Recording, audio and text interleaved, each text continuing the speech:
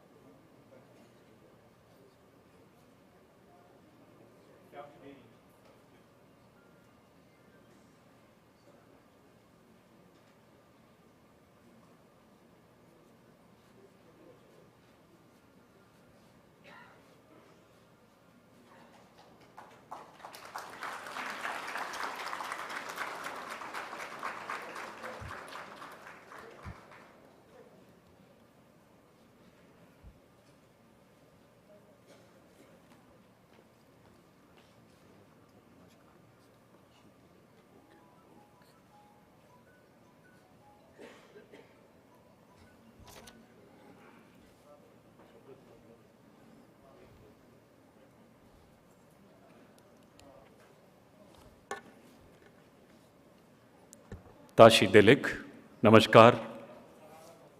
On behalf of Ministry of Culture, Government of India, we welcome His Holiness Tenzin Gyatso, the 14th Dalai Lama, on this glorious occasion of Global Buddhist Summit 2023. It's a great honor to have the august presence of His Holiness, the 14th Dalai Lama, amidst us. It's our huge privilege to welcome illustrious Sangha Rajas and Supreme Patriarchs gracing the dais. On the right side of His Holiness, we have Most Venerable Vaska Dube Mahinda Bansa Mahanayake Thero Mahanayake of Amarpura Mahanikaya, Chief Abbot of Vasukadev Royal Relic Temple, Sri Lanka.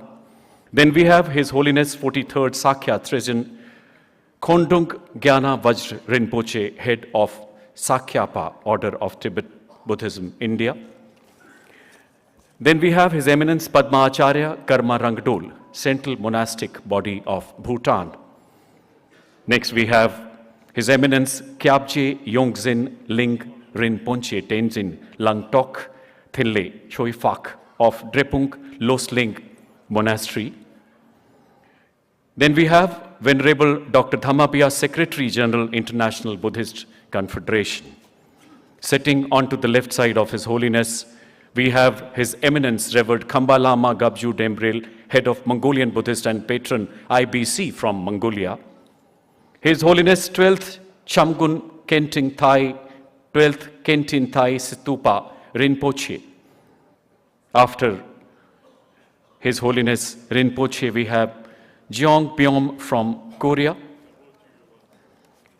Next, we have Venerable Bhikshu Dhamma Shobhan Mahathero, President of All Nepal Bhikshu Association, Nepal. And on to my right, we have Most Venerable Thit Thien Tam, Vice President, Vietnam Buddhist Sangha.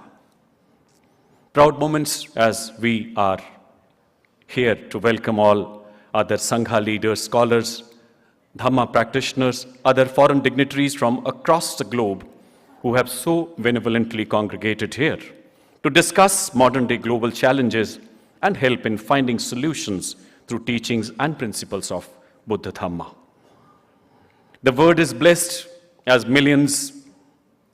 His Holiness has been spreading smiles on the thousands, millions of faces across the globe. International Buddhist Confederation is an apex body under the aegis of Ministry of Culture. It provides a global platform for preserving, propagating, and promoting shared Buddhist values and tradition.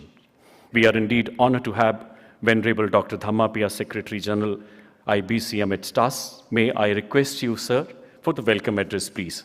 Venerable Dr. Dhamma.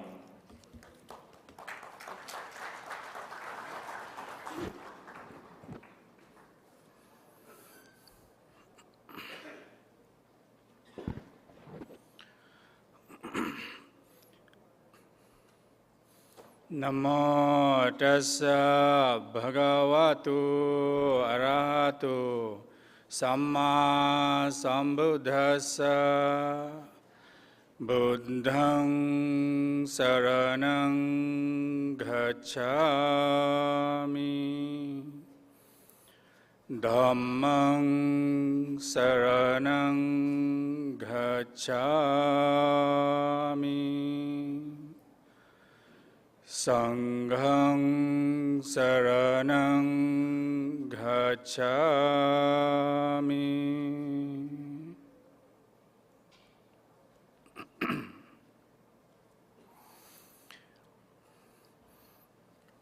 Your Holiness, the 14th Dalai Lama, members of Mahasangha, brothers, sisters, and friends in Dhamma, a very good morning to you all.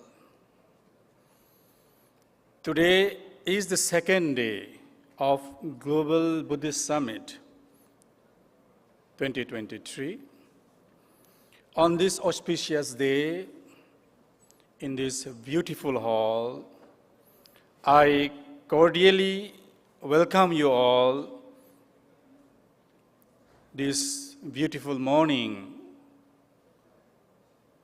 to this esteemed gathering of evolved Dhamma practitioners, academicians, and scholars, you all.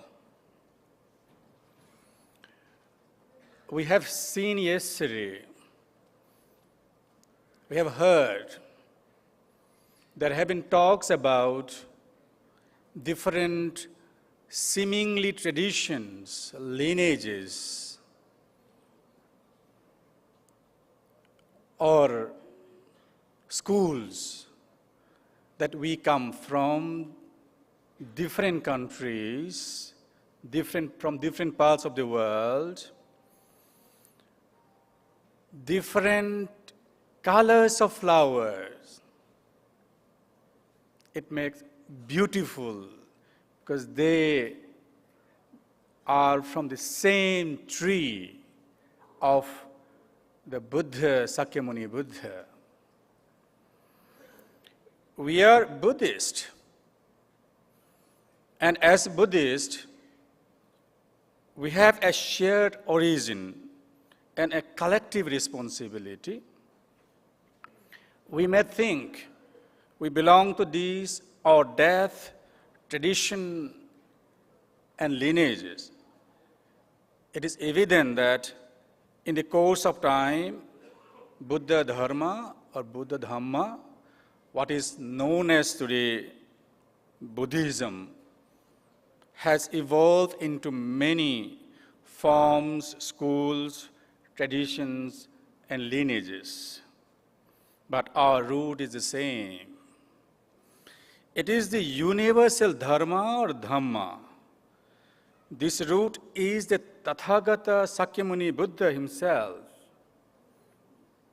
who was born in Lumbini, today's Nepal, and who attained supreme enlightenment at Bodh in Bihar, India.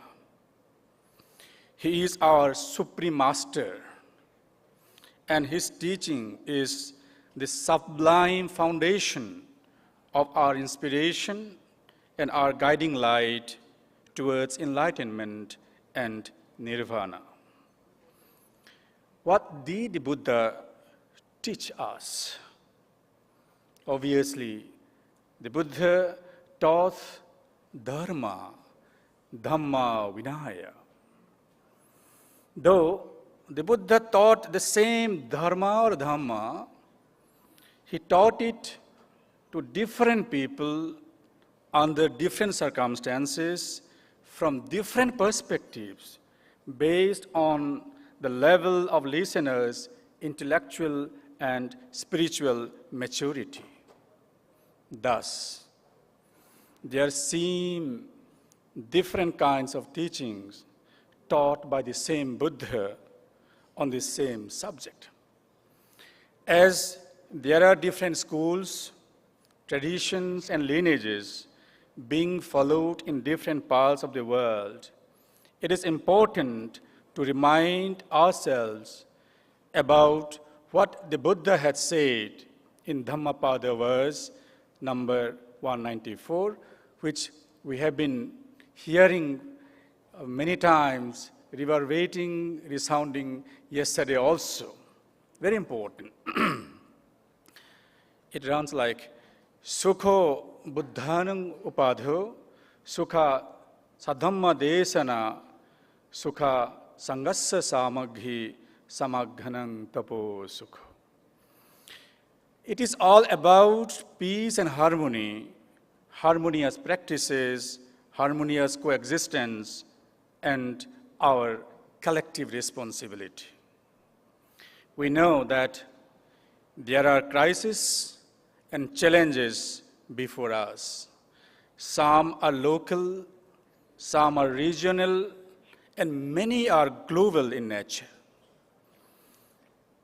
We, as Buddhists, ardent followers of the Buddha, can we do anything collectively to address these challenges and contribute positively to alleviate suffering in this world? This is the first question before all of us today.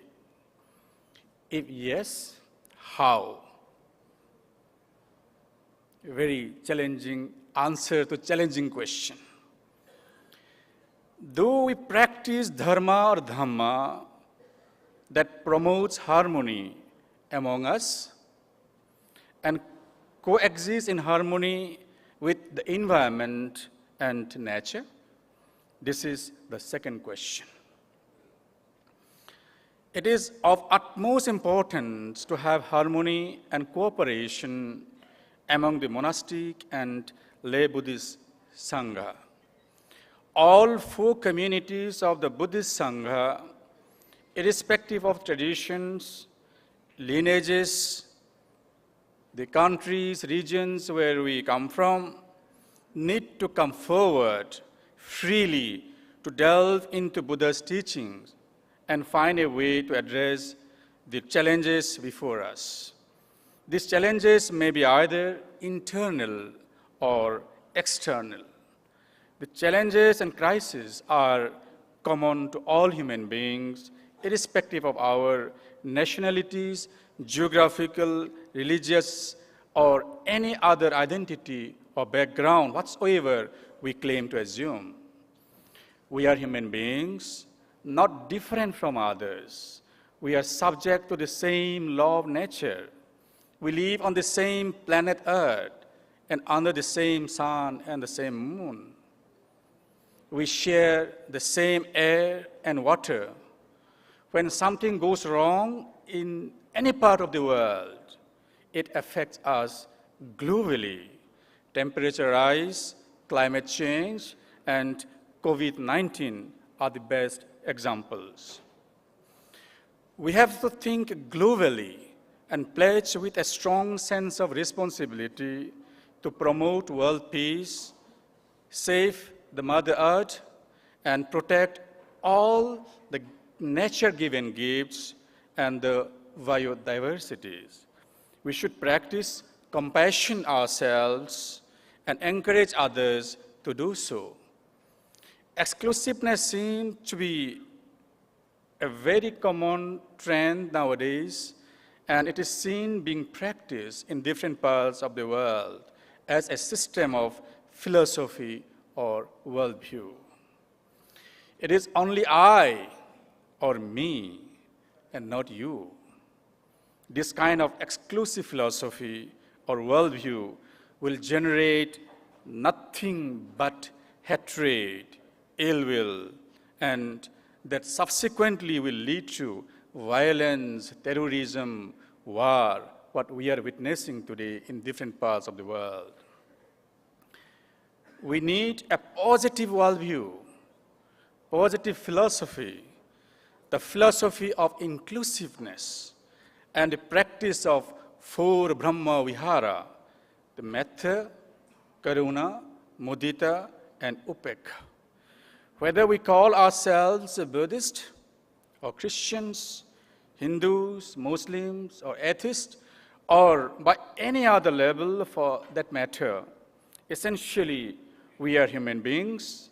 We are born in the same way, and one day we all will die. This is the truth. No power can defy this universal dharma. We are human beings, and we have common problems or dukkha, which are common to all human beings. Thus, the solution has to be designed or carved out by us collectively. That is our collective responsibility. Instead of debating on which religion or race is superior, we need to promote the best practices of human civilization that harmonizes with nature and promote peaceful coexistence. I am hopeful that the 2 days of deliberations by eminent Buddhist scholars and Sangha members will provide a clear direction and sustained impetus for collective action and a united voice. Collectively, we can make a great impact and bring a positive change to this world. What we think, we become. Elevate our thinking, the world will be elevated. How we perceive the world, we feel and act. Act compassionately, the world will be peaceful. Let us raise the Buddhist voice for world peace and social harmony, for the protection and preservation of nature and the environment, for the protection of the voiceless and meek animals. Very important. Let's act collectively to address the challenges, whether they are internal or external, regional, local, or global. Let's practice the Dharma or Dhamma for a balanced and peaceful world order, for harmonious coexistence, for Dhammic sustainable development. Let's put hands together and march as a sustained, strong, positive force to work in unity and harmony for protection, preservation, promotion of Buddha Dharma, the Buddha Sasana, and spread the sublime teachings of the Buddha worldwide for the welfare, benefit, and happiness of all sentient beings. Bhavatu Sabba Mangalang. May all beings be happy and peaceful. Thank you so much, everyone.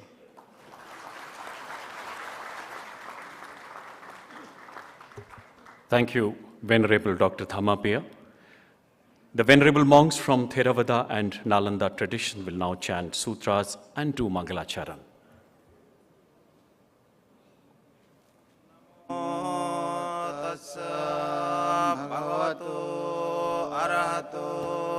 Samma Sambuddhassa Namo Tassa Bhagavato Arahato Samma Sambuddhassa Namo Tassa Bhagavato Arahato Samma Sambuddhassa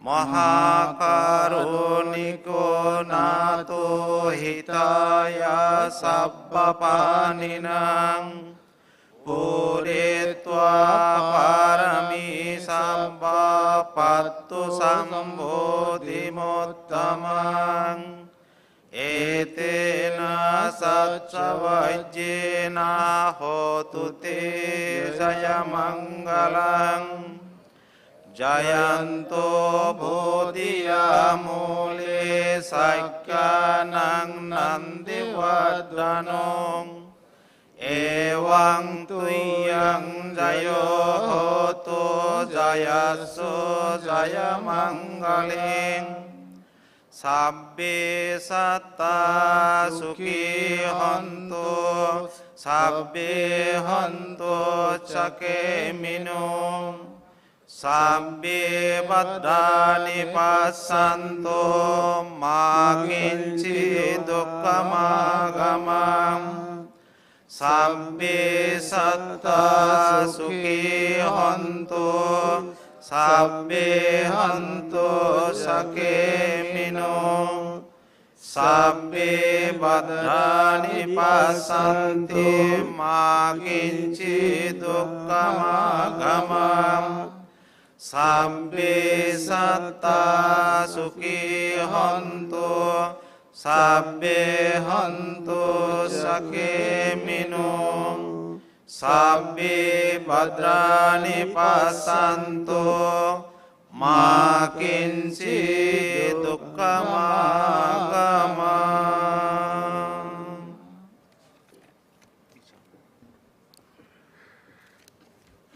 Proud moments as we welcome illustrious Sangha leaders, Dharma practitioners, scholars, ambassadors from across the globe who have so benevolently congregated here to discuss modern-day global challenges and help in finding solutions through the teachings and principles of Buddha Dhamma.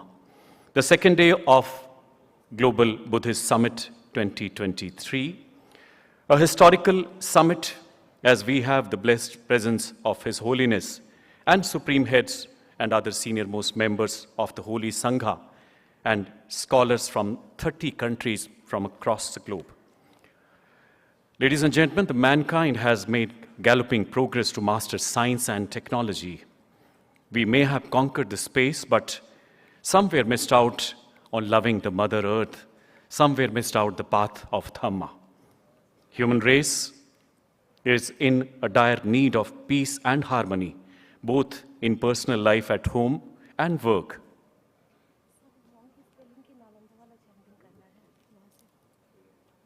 Okay. As well at the global level. We will now have the Nalanda chantings.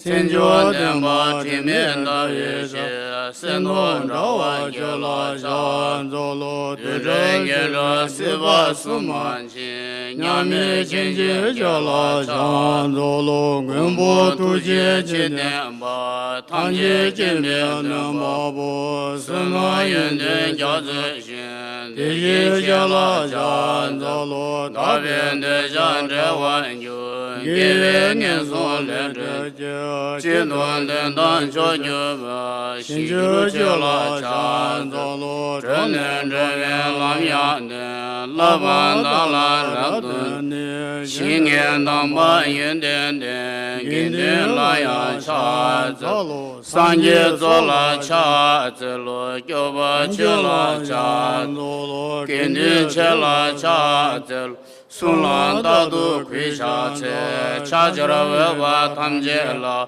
Shindu Kunye Changye Ye Lu Ding Ba Ye Nam Gun Chodu Deve Janze Lo Sundu Jube La Chi Jira Seve Ganju Dendru Chana Bemu Dinzi Yazul So one is so Shindu Lundu Shun Bosun Soba Owa Senyer Wondra Jide Sunan Sumbamba Sanye Pema Dhamma Jere Jengawa Dene Jide Geve Trashi Dhammo Neme Chora Meyawa Jide Sunan Hage Mini Misheba Cheyin Dhamma Yewo Nala Shijeba Dene Jide Geve Trashi Sunima Dhamma Jide Dube Trashi Jo Lada Minda Lama Yinye Chebene Soye Chora Waza Cheda Beye Shi Dene Jide Geve Trashi Sumba Mbo Kuyin Trashi Sho Yin La Chuju Sungye Trashi Sho Taje Dendan Tuye Trashi Sho Jaye Kusun Tuye Trashi Sho.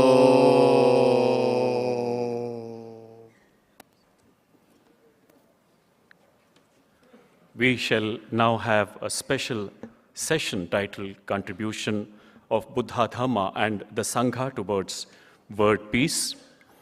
We have both Sangha and academic representation for this session. Most Venerable Sitagu Sayadaw was our esteemed Sangha representative. Due to some reasons, he is not here. Therefore, may I request Venerable Ashin Kumara to please read the message of Most Venerable Sitagu Sayadaw.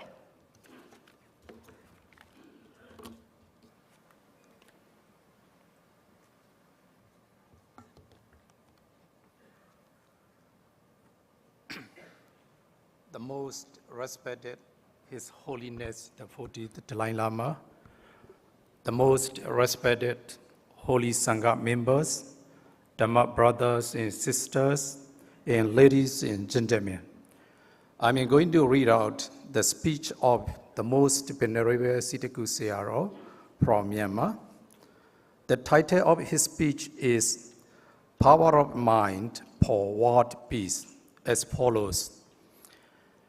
Every religion calls upon their followers to live a moral way of life and to attain mastery over the mind and to cultivate purity of heart.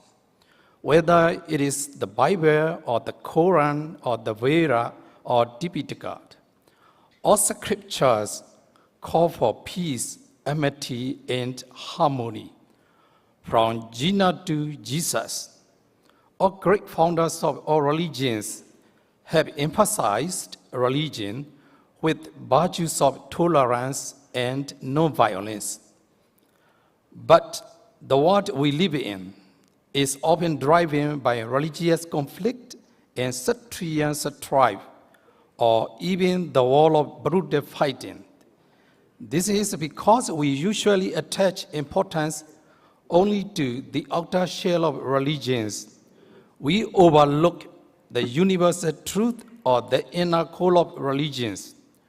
The result is a lack of love, compassion, tolerance, forgiveness, self-understanding in the mind. When there is no peace within an individual, then there cannot be peace in the world. Violence and peace can never coexist.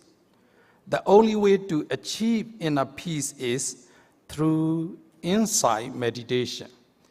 This is a non-sectarianism, scientific, result-oriented technique of self-observation, self-realization of the truth.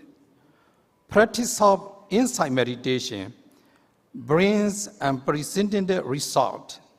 There is experiential understanding of how mind and body are interacting. Whenever negative emotions arise in the human mind, such as craving, jealousy, hatred, anger, ignorance, and so on, these negative spirits trigger unpleasant sensations within the body.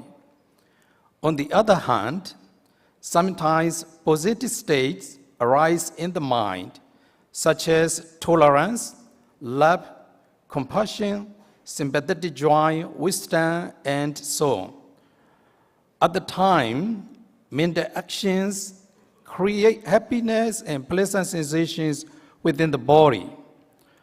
From every moment to moment, the mind generates hatred or love, compassion or cruelty, sympathy or jealousy, positivity or negativity, pleasantness and unpleasantness, selfishness or selflessness. So, the entire mind is flooded with pleasant sensations or unpleasant sensations all the time. Insight meditation reveals that mental action precedes every physical and vocal action, determining whether that action will be wholesome or unwholesome. That is why we must find practical methods to create a pure and peaceful mind. The practice of insight meditation can be used for keeping the mind to be balanced and the mind to be healthy.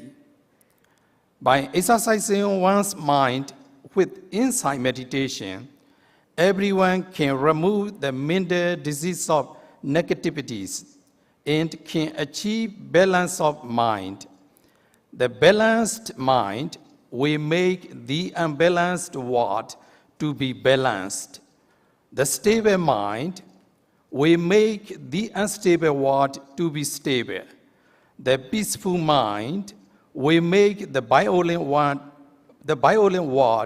to be peaceful. People of any faith can practice such insight meditation without discrimination of caste, color, and greed.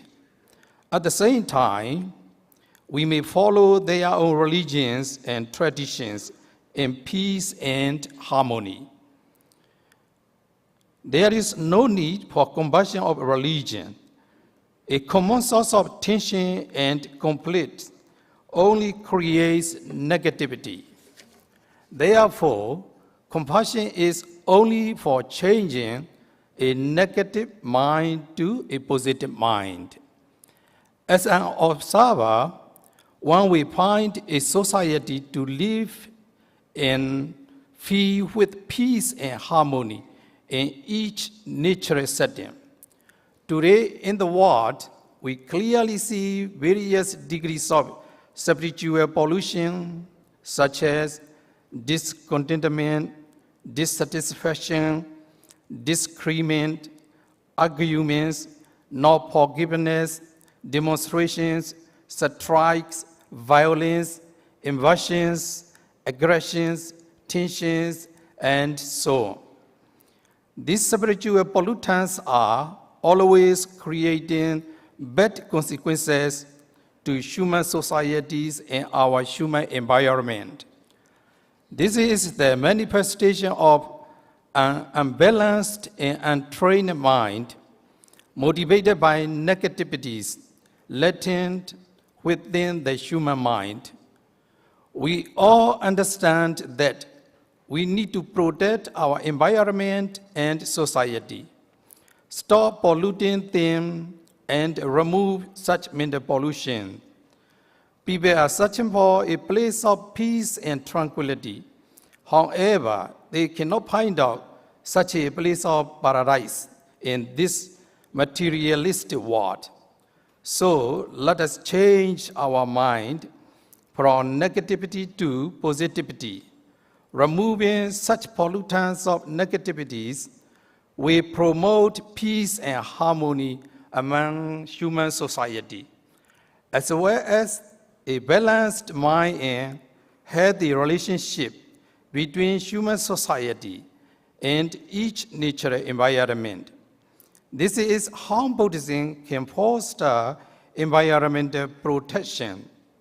Now, we all religious leaders from different faiths in different places coming and gather together here at this religious dialogue organized by the International Buddhist Confederation. So, I am confident that we should join together hand in hand to abstain from conflict and violence, that we strongly condemn any forms of violence and conflict. We also urge all political leaders, national leaders, and spiritual leaders to join in this agreement. We all leaders must make a vow right here and right now. We declare that we unconditionally condemn such brutal fighting, cruel killings, and any and every form of violence. We must seek forbearance, forgiveness, selflessness, and confession for the establishment of peace and harmony, stability, security, and coexistence in this world. Let us try to formulate a definition of religion. We should try to understand the intrinsic meaning of religion. Then there will be no greater misfortune for humanity than failure to define religion as synonymous with peace. I really appreciate and congratulate the organizers of this event for their vision and efforts. I heartily congratulate in word and in deed all the religious leaders, spiritual leaders, national leaders, and scholars who have morality, spirituality, and determination to work together for a wider and deeper understanding of religious teaching respects, and to give people hope that religion will lead to a peaceful future in this world. May all beings be free from aversion. May all beings be happy. May peace and harmony prevail in every corner of the world. Bawadu Saba Mingala. Thank you very much.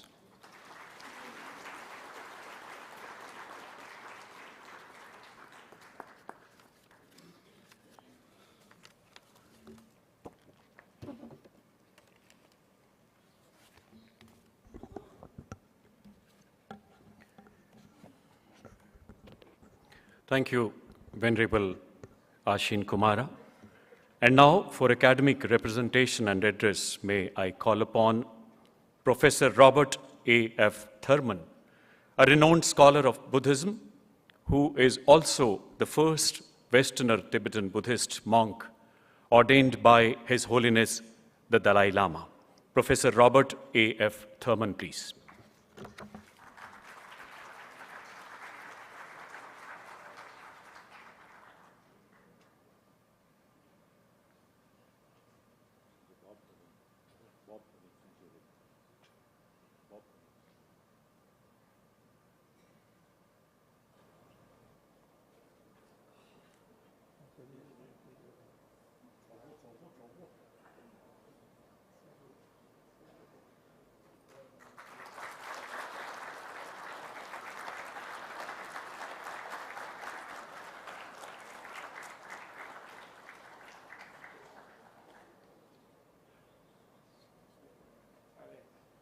Hi, everyone. Hello, everyone. So they asked me to say something. I'm a little bit intimidated to speak in the presence of His Holiness and so many eminent spiritual leaders, but I guess I'm supposed to represent the academics. And since although I'm retired and I redefined academic as meaning yogi or yogini of the intellect, I can perhaps say something. And I do love the Indian idea of the academic as a yogi, and I aspire to that at my elder age. Chanting, first let me just invoke the presence of the Lord Avalokiteshvara, the compassion of all Buddhas. Chanting kolo juvi javotang, chanting kava sampo sanjedang, Gangla Gangdul de la Detamba, Tamba Chenesegla, Chopabu, and Chatsalo both. So world peace, really there's nothing much to say from academic point of view, different from what His Holiness has always been saying for the last 80 years or 70 years, and that is world peace comes through inner peace. And inner peace for the individuals, the masses of the people, it cannot just come from the leaders, it has to come from the masses of the people in all of the countries. And in order for that to happen, education has to be the central occupation of societies, all societies. And actually, in spite of all the horrible things that are going on in the world today, that are disturbing and upsetting all of us, one thing that is unique to today is the universality almost everywhere of education, educated people. Unfortunately, they tend to be educated not for the right thing. They tend to be educated for making money, for being aggressive and dominating their profession and their society, and sort of being number one, so to speak. And they're not educated in the way that the Sita Guru just mentioned, to become in control of themselves and to develop a good character and to develop wisdom about the nature of reality and to develop compassion for other beings and true altruism. And therefore, in that prayer that I recited in Tibetan for Avalokiteshvara, it praised Avalokiteshvara for being able to manifest whatsoever is necessary to educate whomsoever. So, and that means educate literally to tame, Kala gangdul de la detamba. To tame, that is, to tame the egotistical mind through wisdom of knowledge and reality. And then yesterday I wanted to say that I was very delighted to have someone tell me, because my Hindi is not adequate to understand the eloquence of the Prime Minister Modi, but I was delighted that he announced that India, the nation, is a nation devoted to ahimsa, to nonviolence and not to war. And therefore it wishes to attempt, of course, nothing is perfect in this samsaric world, but it wishes to attempt to maintain nonviolence in the midst of the furious fear and violence stimulated by the dictatorships around the world. People who come to dominate a single person, to dominate the will and the destinies of millions of people, which is a tremendous danger, in fact, to everyone. And the person who is in the greatest danger is the dictator in all of these cases, which we look carefully, we can see that very plainly. Actually, we can see it on television. Everyone in the world can see that the powerful dictator gets in the worst trouble by causing the death of so many people, can easily do it. So I was really delighted because India, perhaps uniquely, has this tradition where the goal of being willing to die even, not to take another life, not to kill. Soldiers, we know, are trained and trainable and educatable to die in the process of taking the lives of others. And they will join up in armies and they will be trained to be violent and even give their lives for violence to win their war. But also human beings can also be trained to put their life on the line for nonviolence, not to take another life. And this has happened many times in the world, and they're not often reported in history because the military type of governments tend to control all the governments in the world. And so India has the best chance, I think, to bring the aims of, for example, today, of course, we were in the presence of His Holiness the Dalai Lama, who has always said he has the 4 aims in life. And of these aims, common human kindness is one, and the world religions being cooperative and not having interreligious conflict, especially never using religion in politics or in international warfare, is very important. This is the 2nd aim. His 3rd aim is to help India, the country that has so kindly shown him refuge, to rediscover a full conversation of its inner science, not religious, not necessarily bring Buddhism. Not everybody doesn't have to be Buddhist in His Holiness's view, but everyone has to develop compassion and wisdom and needs to be educated for that purpose and can learn that from all of the world religions if they properly learn them, and not just think that being a member of the religion is enough, or even in some cases they can kill in the name of religion, which is very, very wrong and completely wrong, whether it's a Buddhist or a Christian or a Hindu or any kind of person, a Muslim, whoever it may be, Christian, whoever it may be. And so India has this best chance. And in fact, India did this once before, I would like to say. In the axial age, 2,500 years ago, the Shakyamuni Buddha broke through the self-centered sort of class system and the royal system. He was born to be a general and a warrior. He was a Kshatriya class. And he left that class and renounced that.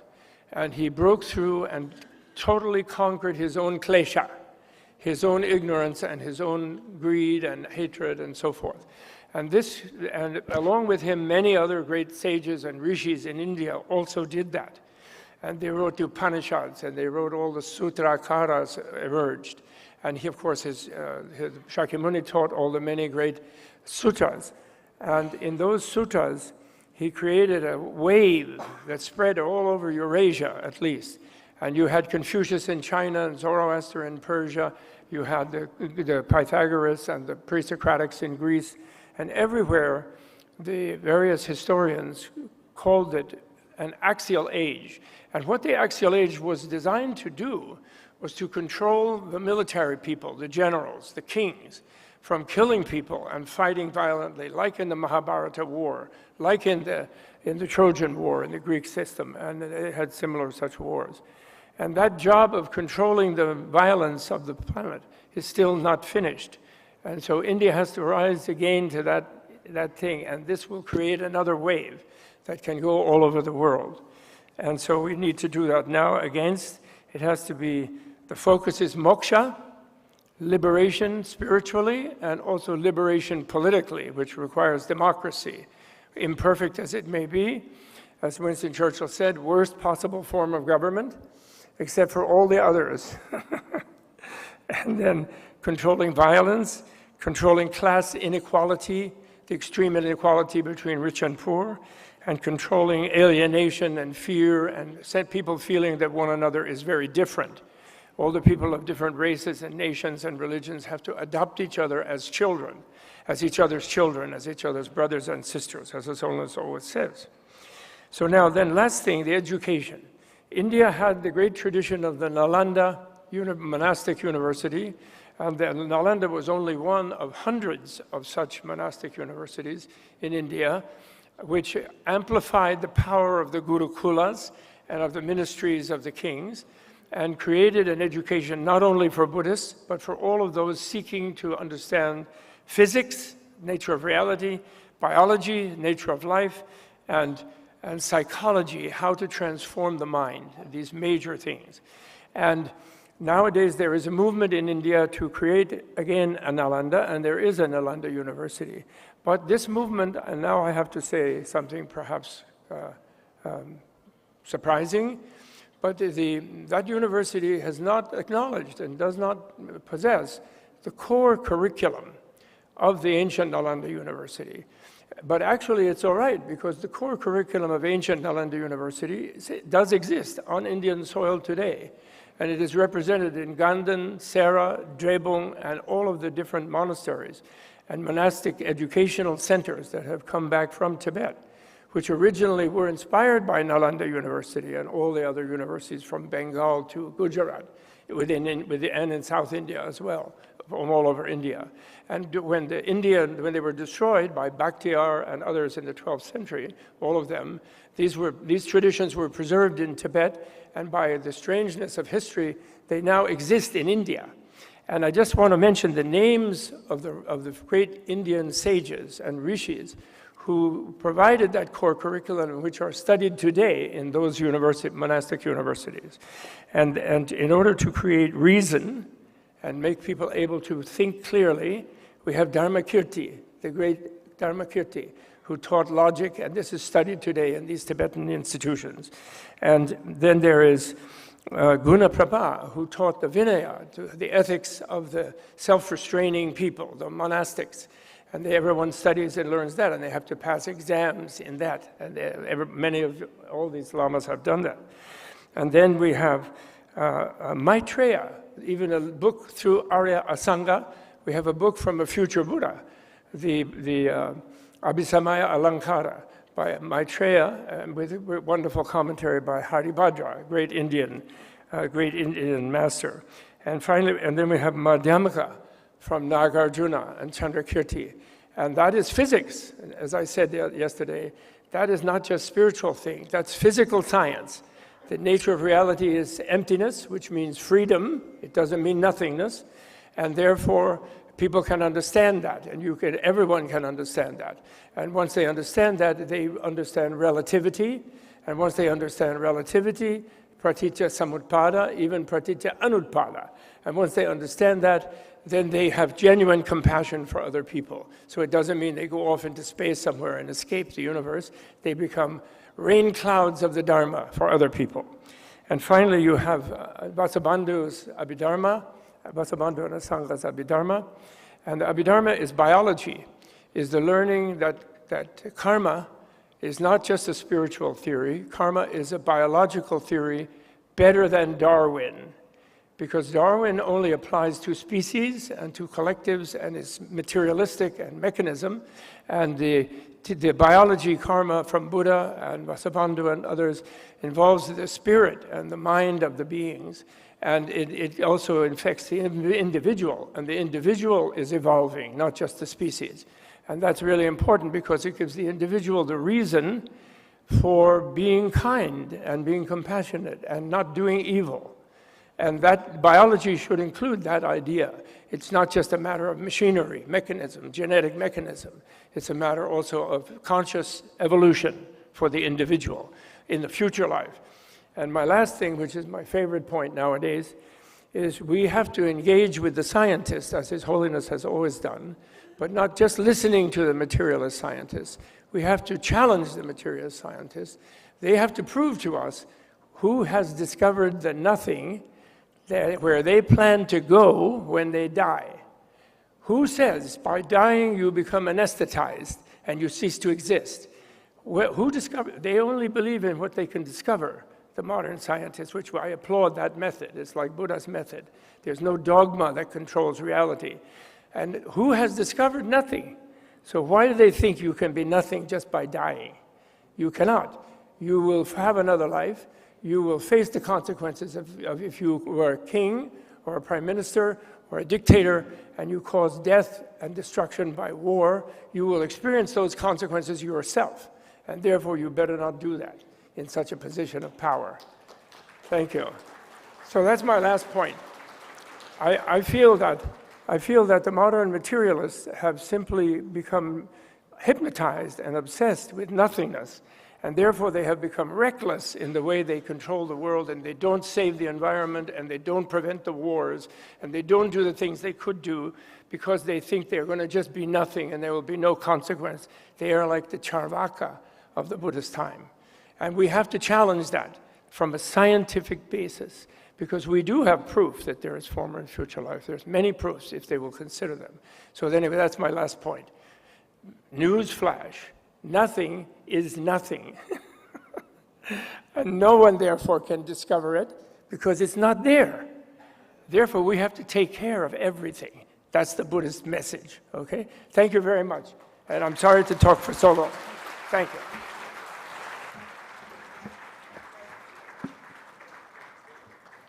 Thank you, Professor Robert Thurman, for addressing this special session on contribution of Buddha, Dhamma, and the Sangha.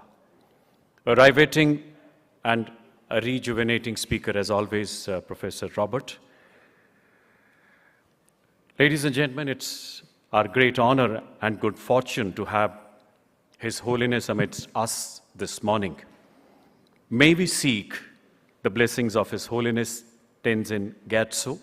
May I request His Holiness the 14th Dalai Lama to address the Global Summit 23 and shower his blessings on us.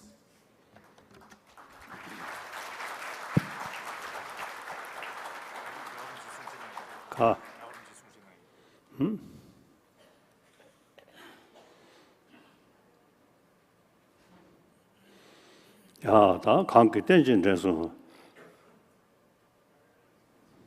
가서 그런 죽임이도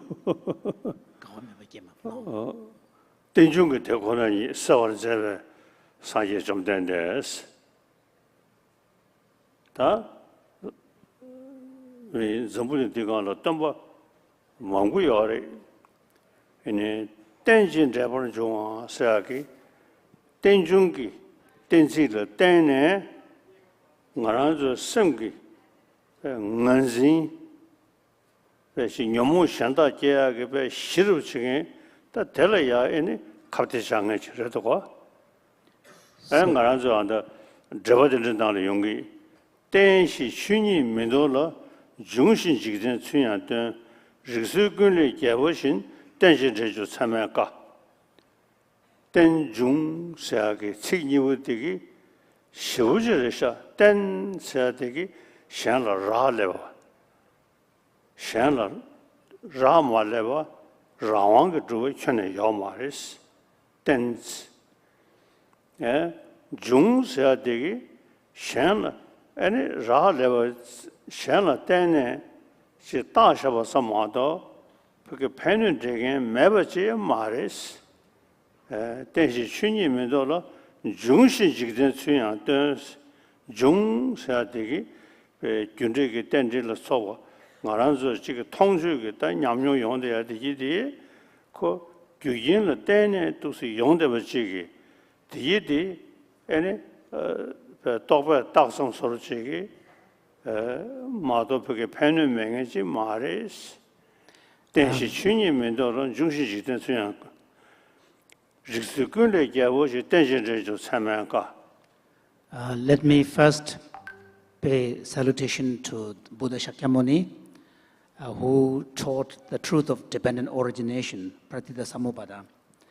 And among all the great spiritual teachers of the world, one thing that really defines the Buddha as a unique teacher from the Buddhist point of view is his teaching on dependent origination. And dependent origination, Pratitha Samubhada, really captures the essence of Buddha's insight and Buddha's teaching. Now, when we look at the term itself, dependent origination, Pratitya Samubhada, and in Tibetan is Tenjung, which is composed of 2 syllables. One is dependent, and second, ten. The second is Jungwa, which is origination. And these 2 syllables really capture a powerful insight into the understanding of the nature of reality. The first, the word dependent, really indicates the basic truth, how everything is dependent upon each other. Nothing is independent. And it is through this dependence, which is the actual fundamental reality of everything. And then the second element, origination, points out how things come into being through this interrelatedness, through this dependence. So, on the one hand, when you think about the concept of teaching on dependence, nothing is left that exists independently. But then we cannot conclude by saying, therefore, nothing exists. That's why the second element is important, because even though there are nothing that is independent, but through dependent relationships, things can come into being. And it is the understanding of that truth of dependent origination that can really help us, dispel, ignorance and misunderstanding about the nature of reality. So, understanding dependent origination as the heart of the Buddha's teaching and the characteristic of Buddha as a teacher of dependent origination is really important. 엔데네 나라서 삼루 조당 그 토네 나 신의 사심부 쇼직 세연데 애네 대단들에 년기 초들라 착심게야 나들라 또서 만지부 용의 이들라 자원 두시 샤네 애네 지기 심내 지기 또서 당심 용야로 차단 이부도 용야데 또 나르즈메 로테기 용되기도가 자상가 안다 나와타고 우먼주고 최적의 나라 근시 생이 계획로도 표준이 사분단에 별로 춘저 유린도 로저나라 매버도 되죠 디지다게 통원 인지 더블기 신이 가다섬 차단 이부되게 녀로 상황 서용의 여인들산에 저 군럽게 팬배상바 군럽 동에다 차나 대화도 되나 삼배 저 로다때 애니 시우지가 사셔물이스 애네 반단 나와타고 우먼주고 삼배 그도래야 최주기 유신 모성와 닝지 속으로 수하디 애니 산제베 최기 통모를 깨워 바로도 깨워 탐모를 깨워 닝지디 시우지 사셔물이도가. So how does this, why is this understanding of dependent origination important? Because if we examine our day-to-day experience of being in the world, each of us will recognize that at the heart of our existence is a strong sense of self, I.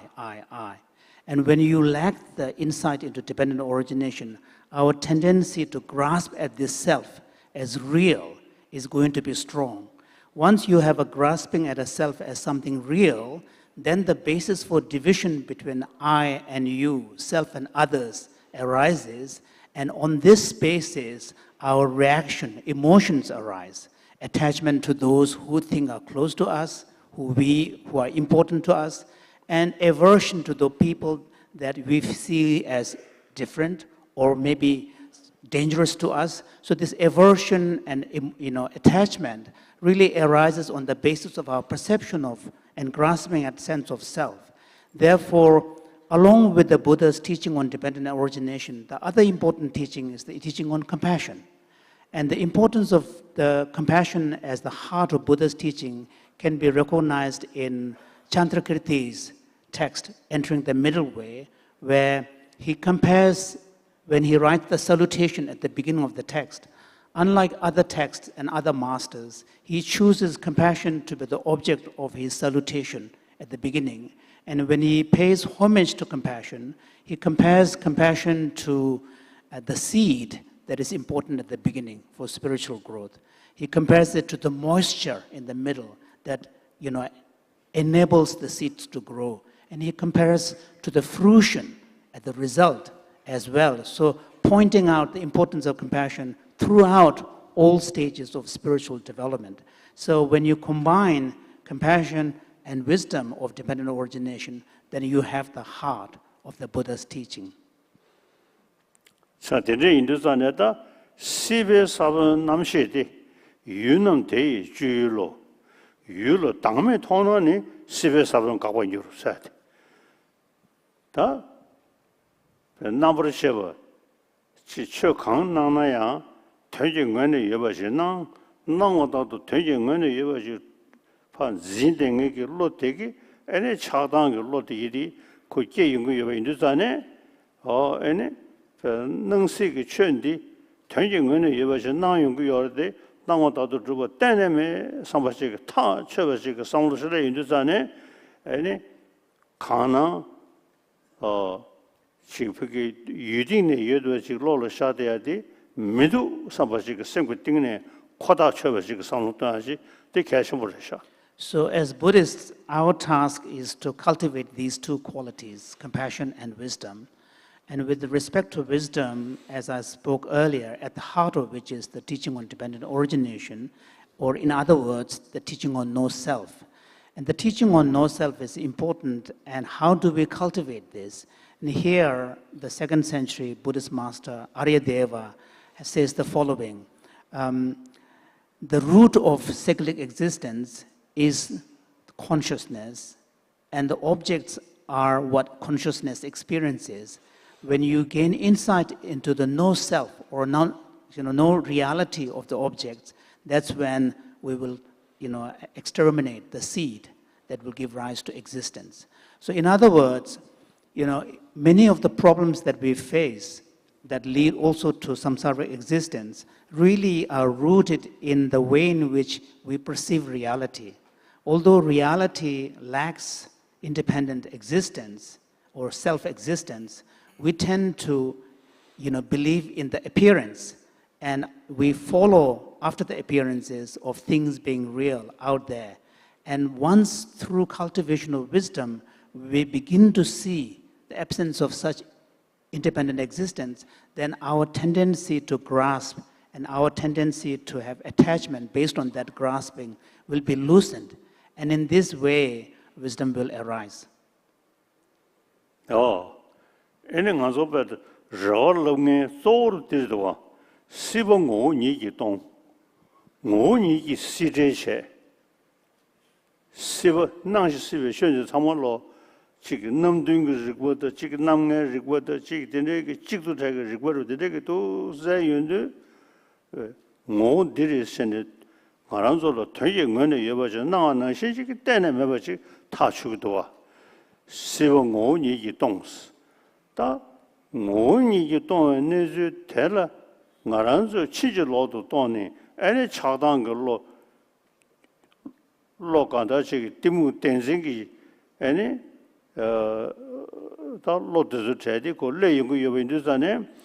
세번 모니기 또한테 야고 저 상로 당도나 애네 딘데기 세번 런신기 또한테 야고 저 상로 강요 왜이나 세원 이기도 오니기 시제체스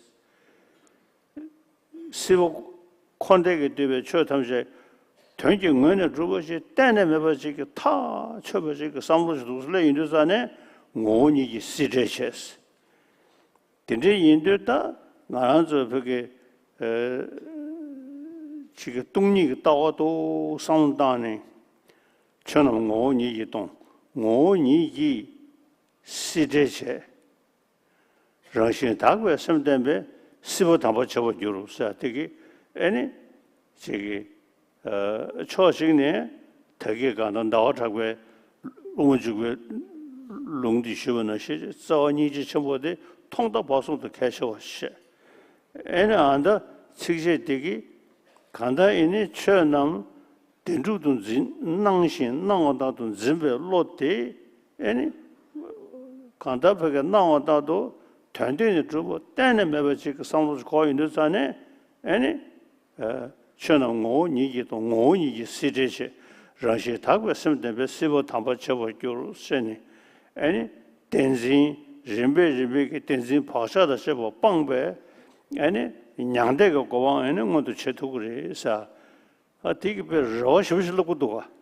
是去，可是东原上路当的，以目的的没把吃。 간다 동에게서 댄지기 지기에 봐도 댄지세야디 신유를 주고 록시인데 다디 지도 나오는 시 대중은 주고 매버지게 코다 전이 윤두산에 애네 전노 대보는 낭시 낭어도 대보는 준비 준비디 애네 갈래 봐 슉슉는 라지게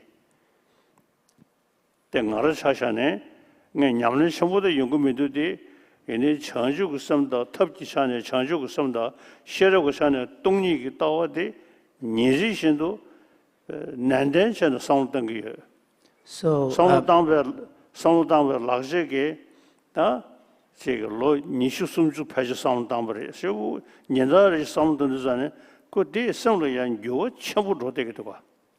So as I said earlier, one of the sources of problem is our tendency to believe in the appearance that we experience, our tendency to project onto reality things which are actually not real, and tendency to project independent existence. So as I said earlier, through cultivation of wisdom, at the heart of which is the teaching on shunyata, emptiness, one will also begin to recognize that our perception does not mirror reality, so that we don't naively believe and run after the projection that we experience through our perception. When we are able to do that, then this will free us from strong craving and grasping, and the craving is removed not simply because you wish it away, but by gaining insight into the nature of reality. So in this way, when you are able to remove craving, then the mind becomes pure. And that purity of the mind, that state, is nirvana. Nirvana is a state of mind. Therefore, earlier I said that what is required on the part of us as Buddhist practitioners is to really, pay attention to these dual processes. One is the process of deconstruction of our tendency to grasp, which is the practice of the wisdom, no self, emptiness, so that we free ourselves from grasping. The other is an active process of cultivation of qualities like compassion, such as I cited from Chandrakirti.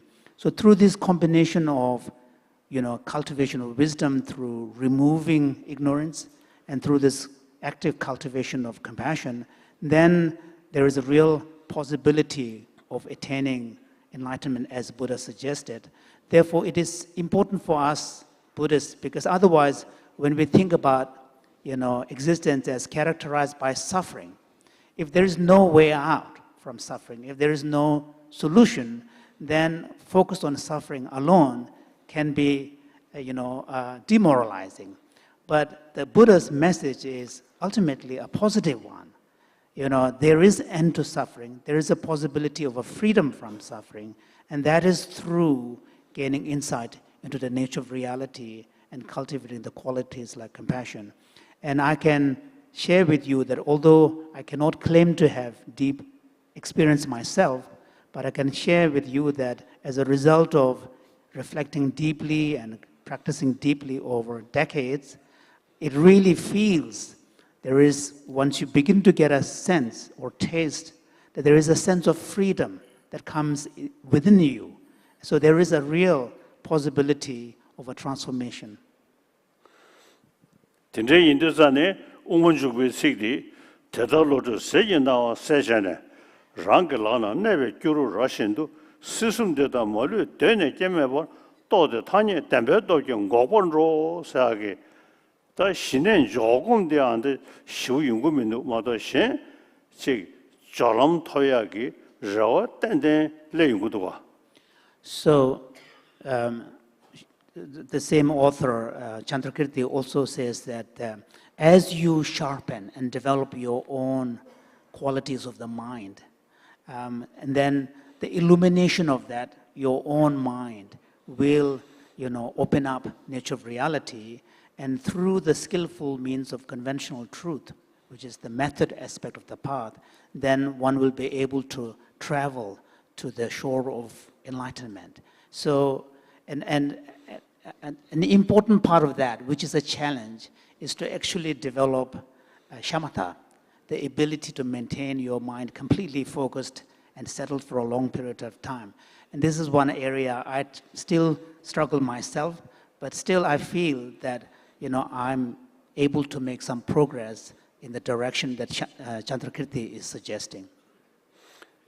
And the issue of the Umunjugwe Siganda showed the Tedalor Sejana session, Rangalana, never cure soon to the Molu, Denny, Toto Tanya, Tempeto, Toto Goportoba, someday image in draw, Commibola, Ninja, and George.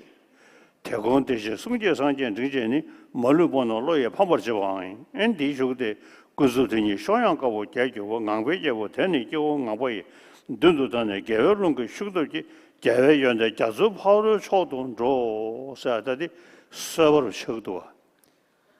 So, Chandrakirti.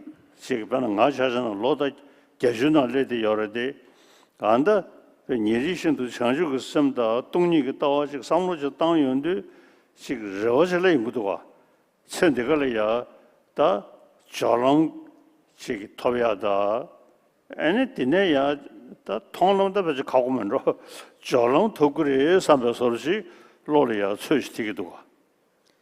So, Chandrakirti also says in that same text, actually in the next verse, he says that how when you are able to gain deep insight into the nature of reality through the wisdom of emptiness, in fact, compassion will naturally arise for the beings who are suffering in the world. So the compassion for suffering beings is a byproduct of wisdom that is cultivated. And when one is able to cultivate this wisdom of emptiness and compassion, then one is equipped with the two wings, like a powerful bird. And then with these two wings of compassion and wisdom, one will be able to cruise the space towards enlightenment. So I truly feel that this kind of teaching and imagery that Chandrakirti is providing gives us kind of an optimism and hope as a practitioner. I'm in my late 80s now, and I still practice. And my hope is to be able to at least reach the second stage of the marga, which is the path of preparation, before the end of my life. 타인의 저 관계 지지도 우차잖아 셰고 차 소시사들 친주간의 공구요래 이래 다디 섬리 영어도 그게 구조 생애데 안데 샤마타보는 신기 동리가 따와다 장주 섬다 디톤에 애니 섬리 영어는 전에게 구조 태행구도가 So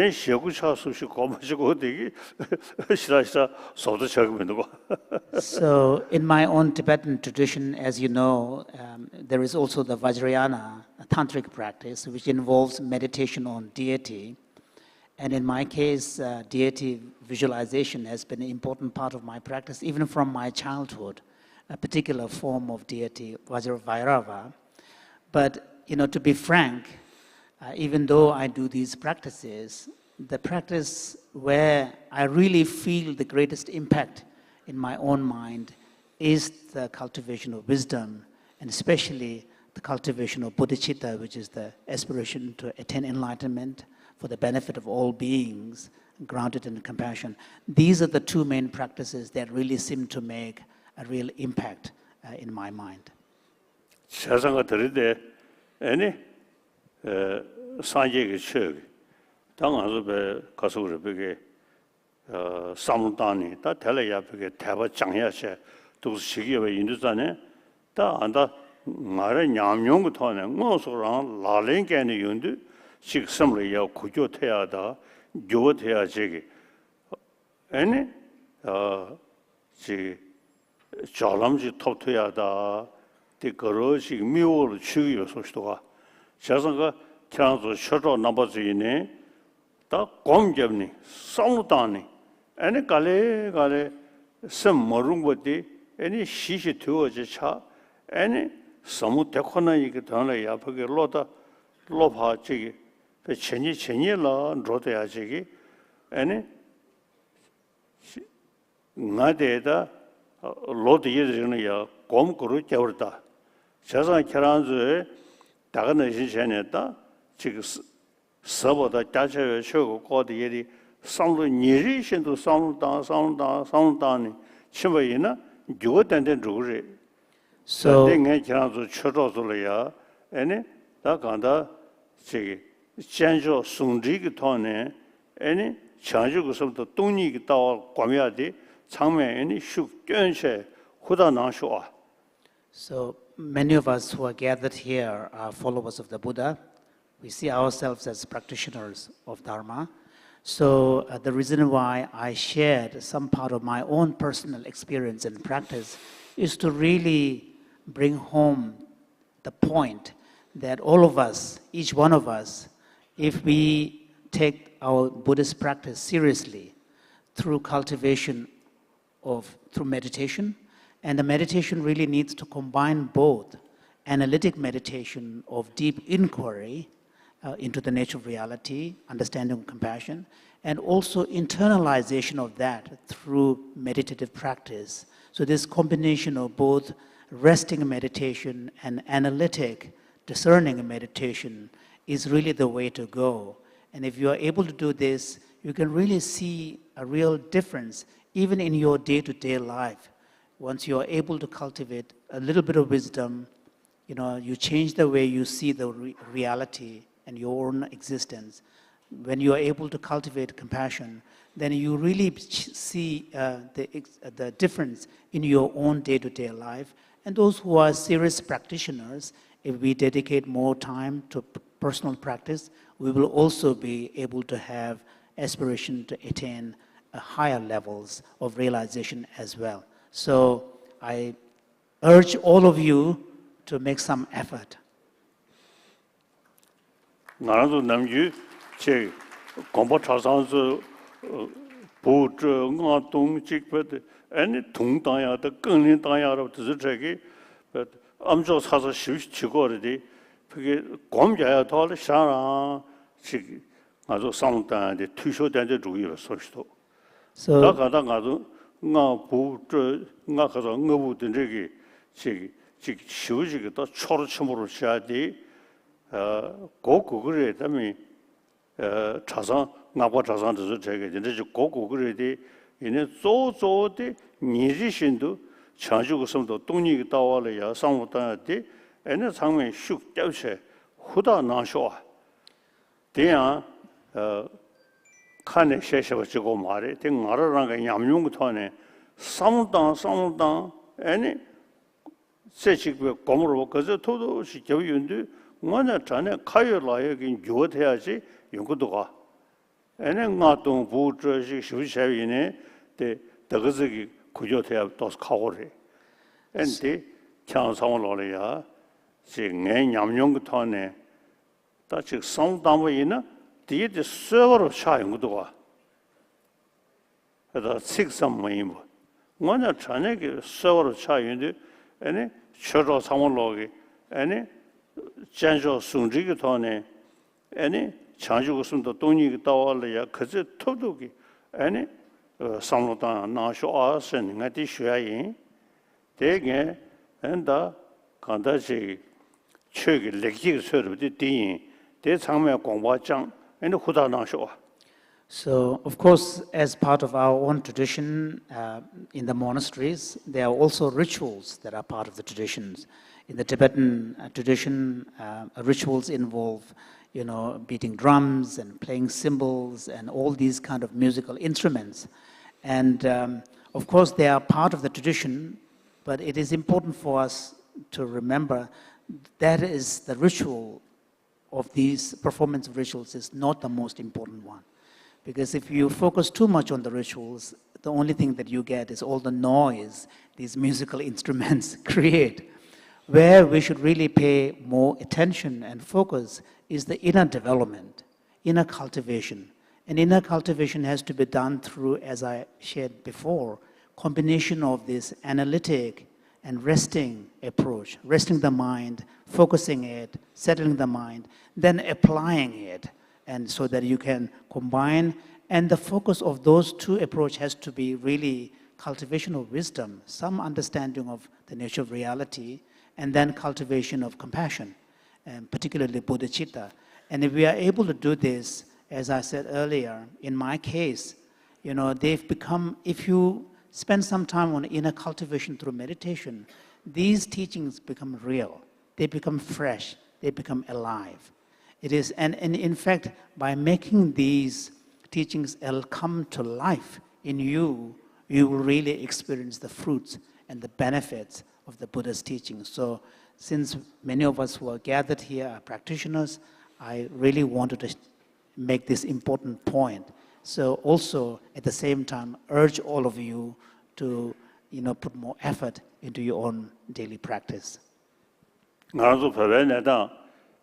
독스탄 때 호브갈 독스 때에나 내가 교부 수시하도 저기 이내 자주고 섬도 동의가 다 상로 도저요 봐 갱의 장주로도 교리셔버 충분히나 지성의 갱의 마음을 중에 저기 지금 섬나로래야 로제 용야다 아니 간다시게 남진 주야기 교리야 지금 신이 줘야 지기 사실은 인도 상매 아니 상로 동다가 더네 아니 가다 장주고 섬도 동의가 따와라 슉 잡아야 돼 백해 shum부리 아니 갱의 장주로도 교리셔버 중나 아니 So I can also share with you that by engaging in this kind of inner development, and particularly focusing on wisdom and compassion, it really can help increase our courage as well. For example, in the case of my dealing with the current struggle and situation of Tibet, if you think just only about it from a narrow angle, you can lose your hope.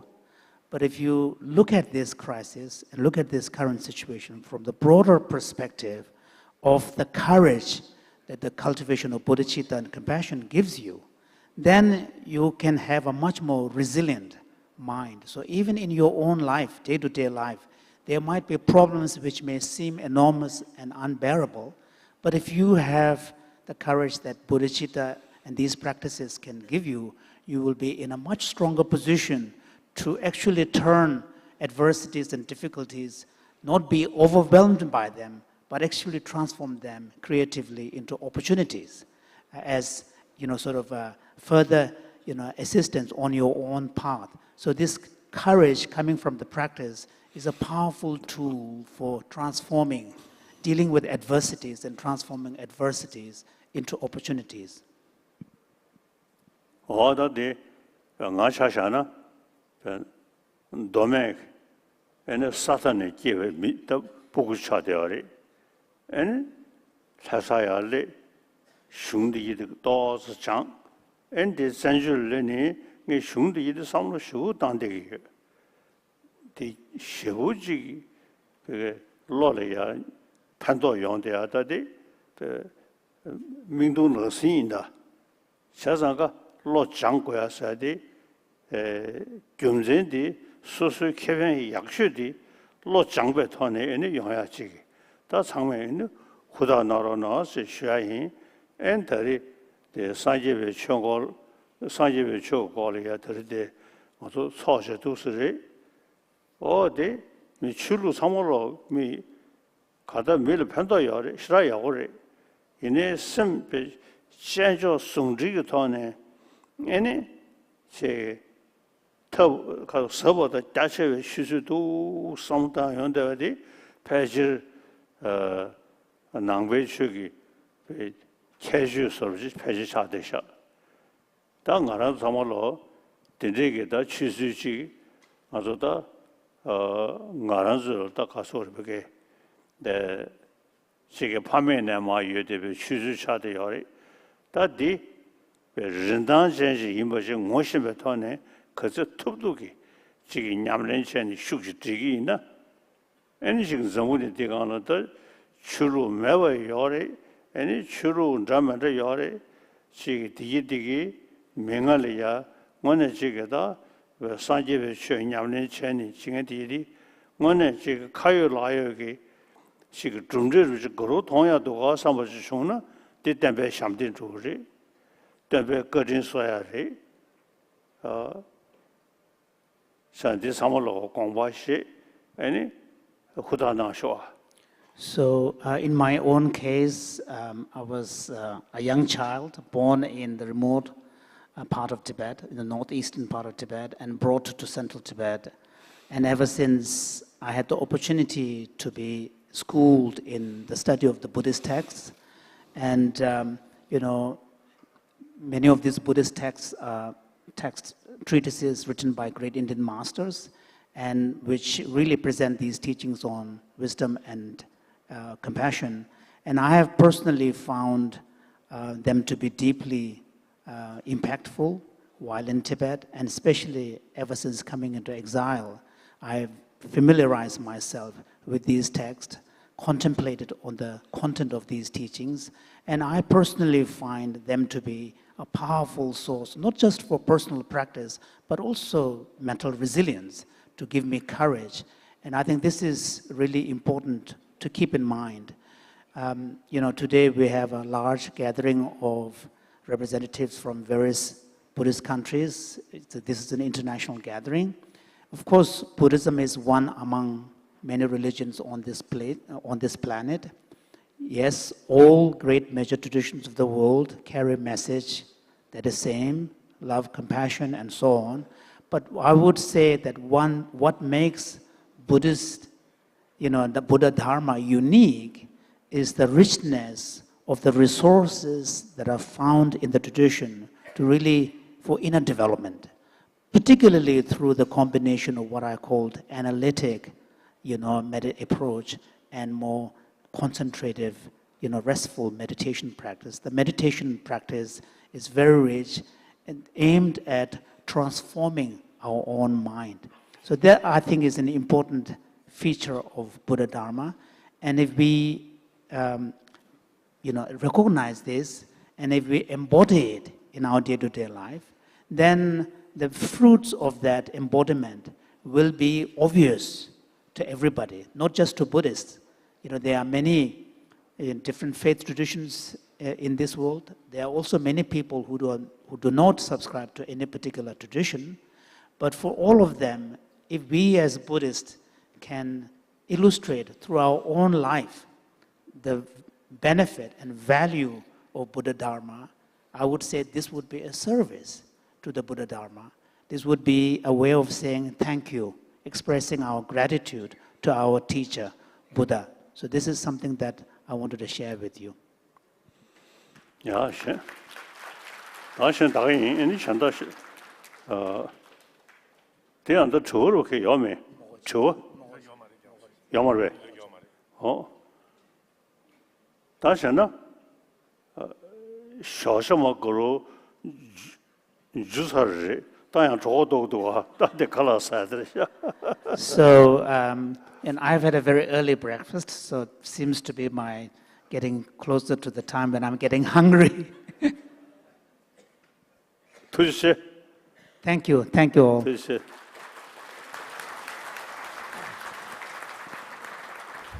Thank you, His Holiness, for the precious pearls from the vast ocean of your wisdom. The gratitude we owe to His Holiness is beyond any description, and cannot be adequately expressed in words. Nevertheless, it's time for customary vote of thanks. May I request Venerable Sharatse Khensur Rinpoche Jangshub Choiden, Deputy Secretary General IBC, for vote of thanks, please.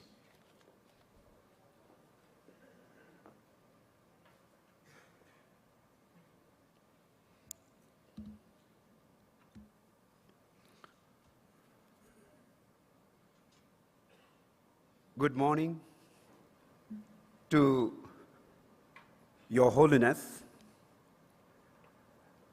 and good morning to all the dignitaries on the dais and dignitaries and brothers and sisters and ladies and gentlemen in front of me. I would like to present the vote of thanks from the organizer's side, the International Buddhist Confederation. First of all, I would like to present my vote of thanks to Your Holiness, the 14th Dalai Lama, most respected Tenzin Gyatso, for your very inspiring and your very eloquent and precious sharing of inner experiences that you have gained throughout your life.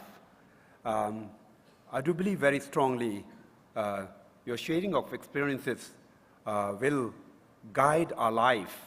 And it is not just for us. You have been a source of inspiration for millions and millions of people on this planet.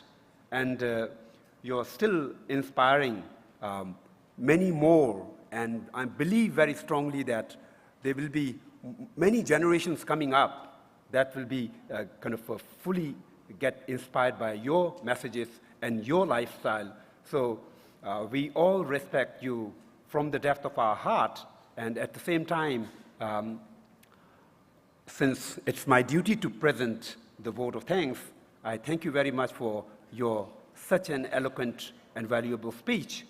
And we need your presence, and we need your guidance continuously for many more decades. So I do request on this stage to please take good care of yourself and live long and keep guiding us.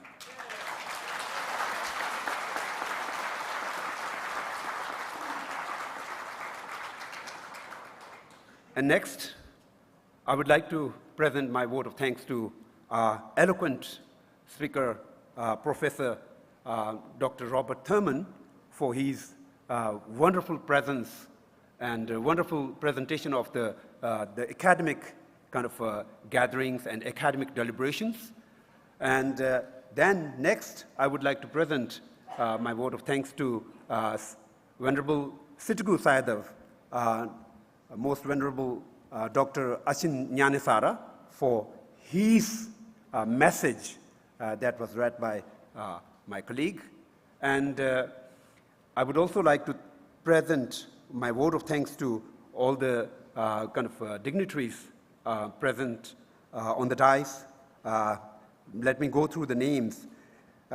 His Eminence Reverend Kembo Lama Gamju Chojams Dembrel, Most Venerable Waskaduwe Mahinda Wansa Mahanaik Thero, His Holiness 43rd Sakyatinzin Kundung Gyana Vajrarinpoche, His Holiness 12th Chamgun Kenting Tai Situpa, His Eminence Padma Acharya Karma Rangdul, Venerable Bhikshu Dhamma Shobhan Mahathero, His Eminence Kyabje Yongzin Ling Rinpoche, Tenzin Lungto Tinle Chopak, Most Venerable Thich Kien Tham, and finally, I would also like to thank the Secretary General of IBC for his wonderful and eloquent welcome speech on this occasion.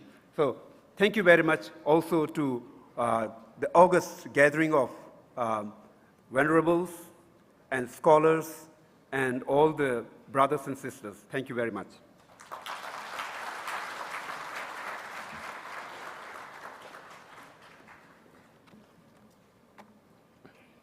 We are also immensely grateful to His Holiness for the blessings, for these wonderful, blissful, inspirational moments of His most gracious presence amidst us.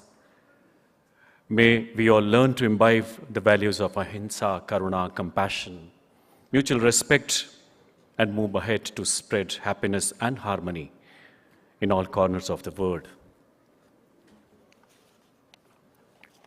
We shall now have a documentary on 19th Kushak Bakula Rinpoche.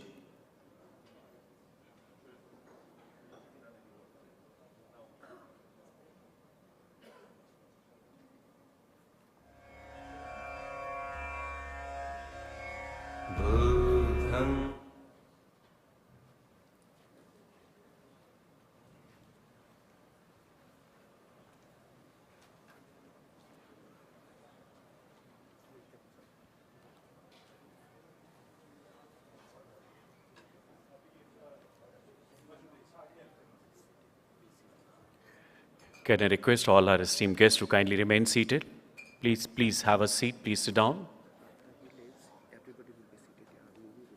Yeah, we shall have screening of a movie. Everybody is requested to settle down, remain seated, and don't move from the hall. Thank you.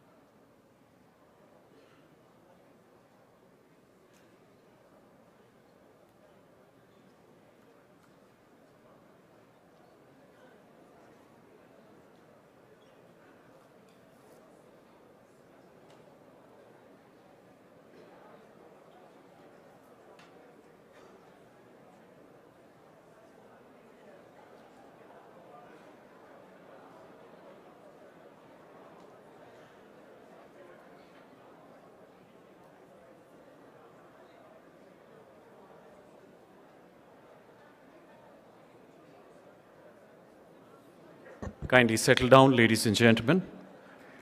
19th Kushak Bakula Rinpoche was an eminent Buddhist Lama who served as India's ambassador to Mongolia.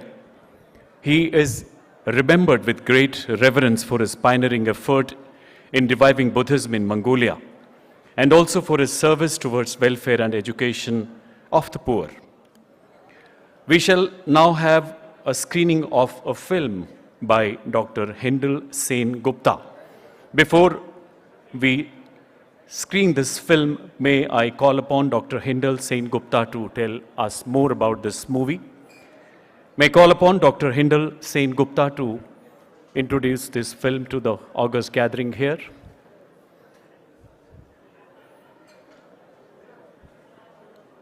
May I once again request all our eminent guests, all the dignitaries to kindly settle down. Yeah. Over to Mr. Gupta, please.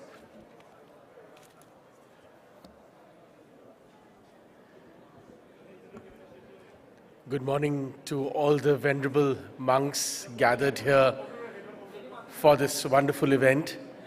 I'm absolutely delighted and grateful to have had the opportunity to showcase a film that really transformed my life in many ways, and the story that transformed my life in many ways, the story of Kushak Bakula Rinpoche.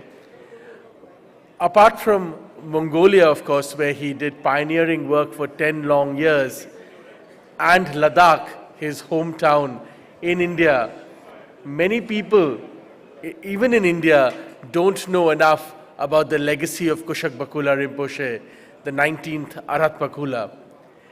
Kushak Bakula Rinpoche was one of those pioneering people who brought about a sense of identity to his home place, Ladakh, in the Indian Himalayas. He was trained in some of the most elite universities and teaching centers in Tibet and returned to lead his people, becoming a political representative also of Ladakh with a long friendship with India's first Prime Minister, Jawaharlal Nehru. It was Kushak Bakula Rinpoche who organized, many people don't remember, when India was first attacked in 1947-48 by invaders from Pakistan. The resistance force in Ladakh was raised by Kushak Bakula Rinpoche, and that resistance force later became an integral part of India's Himalayan Defense Force as part of the Indian Army. Of course, Kushak Bakula Rinpoche's incredible contribution in really building India and Mongolia ties, again, most people don't know about this. I was very, very delighted, and I can see Sonam Wangchuk ji sitting in the audience. Sonam Wangchuk used to be, for his whole lifetime, the private secretary and really the biographer of Kushak Bakula Rinpoche, and without his help, we could have never made this film. I am really very, very grateful to Sonam Wangchuk ji for his help, his guidance, his support, both in Ladakh and in Mongolia, which helped us complete this film. I'm very grateful to have got access to this incredible story of an incredible monk who really not only kept alive Ladakhi identity and Buddhism in Ladakh, but also in Mongolia played a pioneering role in holding up its ancient traditions of Buddhism after the fall of the Iron Curtain. I want to quickly thank a few people before the screening. Koteshwar Rao is here. He's really my friend, my cinematographer, and an incredible source of strength for completing this film on the many locations that we went to around the world to complete it. My team from Global Order, Ayushi Sharma is here. In Ladakh, I want to particularly thank Muhammad Iqbal Bijal and his family who really helped us in Ladakh. Most importantly, I want to thank IBC for the great support, help and cooperation, guidance and advice they gave us in putting together this wonderful film about the story of Kushak Bakula Rinpoche that needs to be known not just in India, not just in Ladakh and Mongolia, but really around the world. Thank you very much. And once again, Sonam Wangchuk ji, thank you very much for your help. Thank you.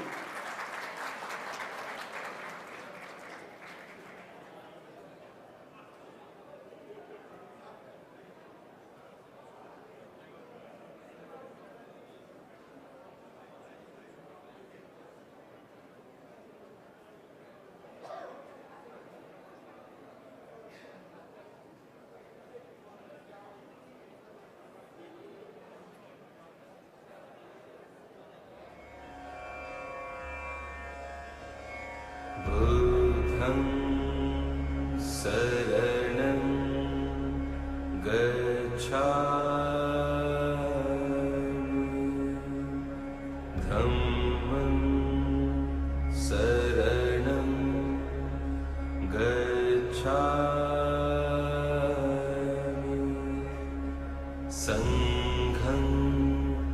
Saranam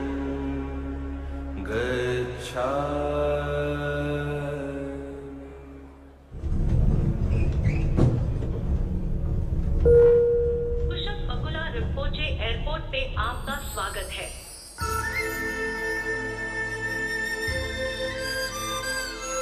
This is the Spituk Monastery in the Himalayan mountains of Ladakh in India.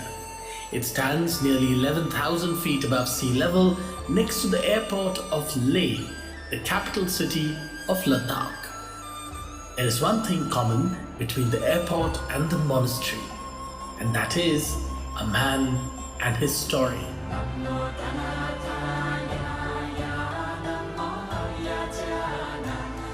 Rinpoche का जिंदगी भर अपने के लिए तो पूरा त्याग दिया है, बिल्कुल लोगों की सेवा में लग गए। He was very futuristic and visionary.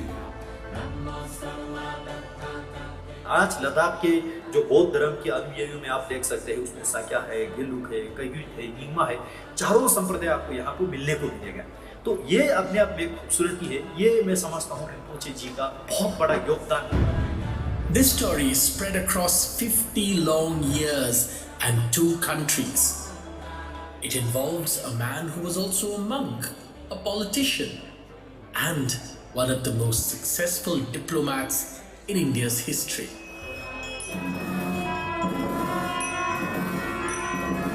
Many of Mongolian people with Bakular Rinpoche now. Bakula Rinpoche has got his own legacy and most respectable person for Mongolians. He built many monasteries and temples across the country. We deeply respect his teachings. When Bakula Rinpoche left his body, I handled his cremation and created a silver stupa for him.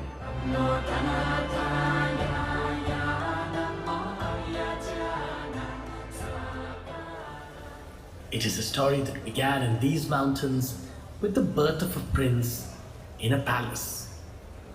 हमारे सामने जो है माथोव गांव जो है Indus के इस तरफ का गांव जो है जहाँ पे 19th कुशोक बकुला रिम्पोचे जी ने जो जन्म लिया वो ये गांव है। और ये पीछे जो है माथोव पैलेस जो महाराजा का घर थे जो वहाँ पे कुशोक बकुला रिम्पोचे जी ने जो जन्म लिया।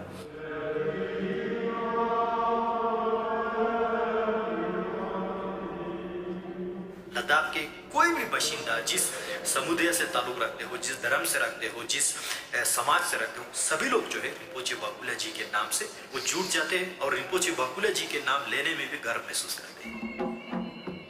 Kushat Bakula Rinpoche was the great-great-great-grandson of the last king of Ladakh. In the traditions of Buddhism, he was recognized as a reincarnation of the 19th Arhat Bakula, one of the 16 original disciples of the Buddha. He was sent to the great Buddhist schools of Tibet, where he was a star pupil. He would have studied and taken some responsibilities, and if he had done that, then he would go in the hierarchy of becoming the Ganden Thipa, which is the supreme head of the Gelugpa tradition of Buddhism, which is a very high position. Not many people in India, outside Ladakh, know Rinpoche as well as they should be, because he was just not simply the leader of Ladakh, but he was also a person of national importance, and his contribution to the nation, in fact to the world, is not highlighted properly. This is Sonam Wangchuk. For 30 years, he was the personal assistant and confidant of Kushat Bakula Rinpoche. Today, he is the caretaker of the legacy of Kushat Bakula and the most important narrator of the Kushat Bakula story. Ladakh is always, he would wherever he go, 2 things: education, Indian first and Indian last. This sense of nationalism which he instilled in the people of Ladakh, I think was his greatest contribution to India. This patriotism was first tested in 1947. That year, soon after the independence of British India and the division of the country into the independent states of India and Pakistan, Pakistan launched an attack on the Indian region of Jammu Kashmir and Ladakh. The war that followed changed the story of Kushak Bakula. He's a monk, but he literally gave a call to the youth of Ladakh to come and fight back these people, and he organized resistance. उस समय हम लोग लद्दाख छोड़ के भागने के लिए तैयारी कर रहे थे। हम लोग सब घर से निकल चुके थे। तो जब जज का आवाज़ आया तो सब लोग दौड़ के एयरपोर्ट चला गया देखने के लिए। तो पहले बार उस समय जज देखा ना डेकोटा या तो ये सारा कुछ बकुले जी नहीं तो किया ना, नहीं तो लद्दाख कहाँ बस इस समय लद्दाख पाकिस्तान में होता है। The resistance units that were first put together by Kushak Bakula were the precursor of the famed Ladakh Scouts, now an integral part of the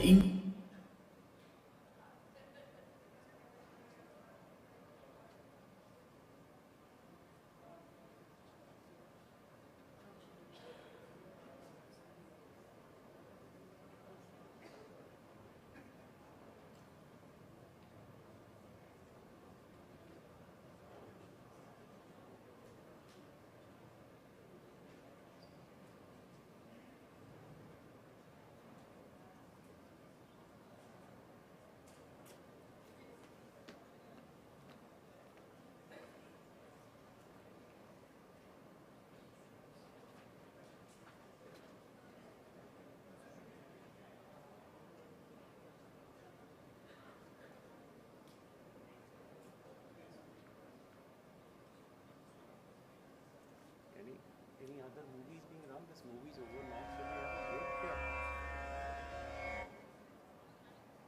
The movie's over. We'll have a break now. Hello.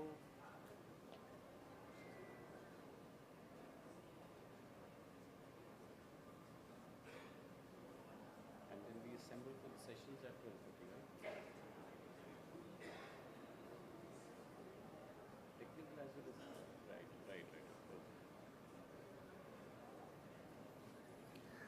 Thank you, ladies and gentlemen, for your patience and participation and cooperation. We shall have a small break.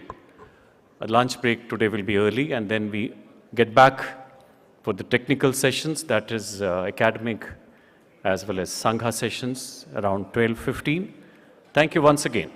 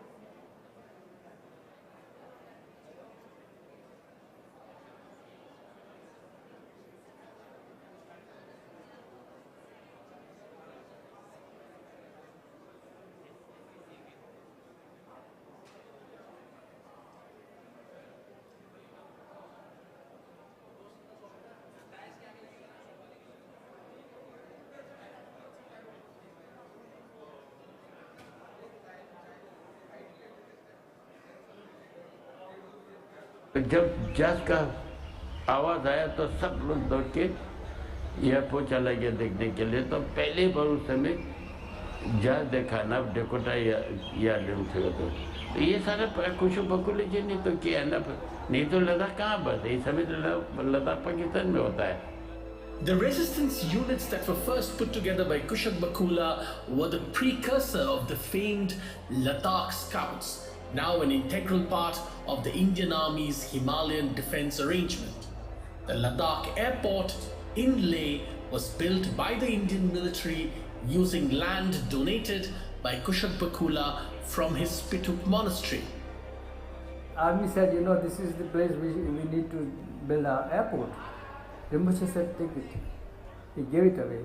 There was, people like resistance in his monastery. You know, Rinpoche, what are you doing, giving away our land to this? And he said, no, nothing doing. It must be given. And so he gave away. Karan Singh and his family were the former princely rulers of Jammu Kashmir and Ladakh. He says the war was a definitive moment which created the need for leadership in Ladakh. And Kushak Bakula emerged to represent the dreams and aspirations of what was, at that time, one of the remotest parts of India. Kushak Sahib was the main leader at that time. He was the one who received us and he was the one who made all this peace. So he had already at that time emerged as the predominant leader in Ladakh.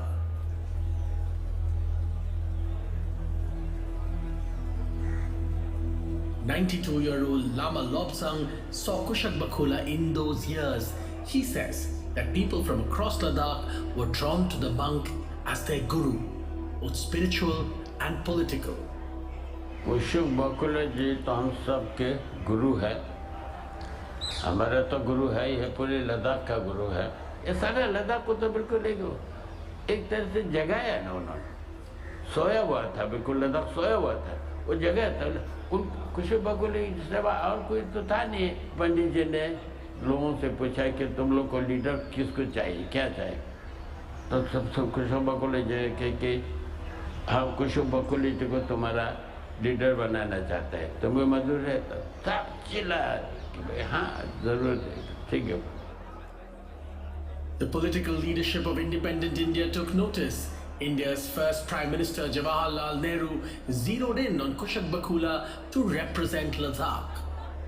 He was never interested, he had no idea of politics, joining politics, but then fate was, just again. He took Leh, Muslims, Kargil all together, and then he was the first MLA, member of, Legislative Assembly of then J&K. The young leader rallied his people, traveling on horseback to the remotest parts of Ladakh, bringing unity to his people and integrating a vast, sparsely populated region through his sheer physical presence.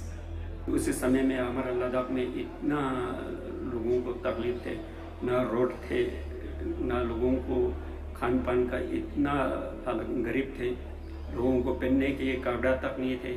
बच्चे दिन रात घोड़े पर चलाते, याक पर चलाते, लोगों को उस सिस्टम पे तो कागज़ भी नहीं थे ना, वो लकड़ी का तख्ता दे के, वो पेंसिल वगैरह दे के बच्चों को सिखाए थे। तो रिम्पोचे की कृपा से अभी तो लद्दाख में आप जानते हैं 100% एजुकेटेड पूरा रिम्पोचे की कृपा से हुआ था। He took a group of students from Ladakh to Delhi to get education, and in these days we are having leaders and educated whatever you may call it, scholars and all. They are the product from that group. Then Kushak Sahib became an important leader. He was the face of Ladakh. He was the one people realized that here was somebody who represented an important part of our country. As a member of the Legislative Assembly of the state of Jammu and Kashmir, which had autonomous status in independent India, Kushak Bakula was the first to understand that Ladakh's identity as a Buddhist province was critical for the security of India. In a note in 1952 to the government of India, Kushak Bakula wrote, "Let India grasp this fact clearly. The existence of the Buddhist community in Ladakh is the only factor which guarantees to it the possession of this important frontier. To save the frontier, India must save the Buddhists of Ladakh. And to save the Buddhists of Ladakh, it must take over administrative control of the district without the loss of a moment. He didn't like Kashmiri domination and therefore wanted autonomy for Ladakh. Actually, they wanted union territory. Long before anyone else, Kushak Bakula Rinpoche demanded the union of Ladakh with the rest of India without any special qualifications, and for the region to be directly governed as a part of India rather than as a part of Jammu and Kashmir. Jammu Kashmir समेत लद्दाख भारत के साथ जब विलय हुआ, तब से जो है लद्दाख वालों के मन में एक शंका ये बैठा, हम खुश थे भारत के साथ विलय हुआ, लेकिन इस बात के डाउट थे कब तक हम कश्मीर के साथ जोड़ के रखेंगे, और कश्मीर के जो डिस्टर्बेंस माहौल से जो निर्णय निकाल के आएगा, वो निर्णय कहीं लद्दाख पे थपकाया तो नहीं जाएगा। फाइनली यही डिमांड किया, लद्दाख को एक केंद्र शासित प्रदेश अलग से बनाया जाए। ये 1950s से डिमांड राइज किया। All his life he has been talking about the security of Ladakh, because that is also security of India. To have a strong presence of Indianness in Ladakh is how you safeguard your borders. You know, army can't do everything. You have to have the presence of the local. No Article 370, no special status. This is his speech in Parliament. Kushak Bakula Rinpoche's dream would take more than 50 years to be fulfilled. मैं मानता हूं कि जम्मू कश्मीर में एक लंबे रक्तपात भरे युग का अंत धारा 370 के समाप्त होने से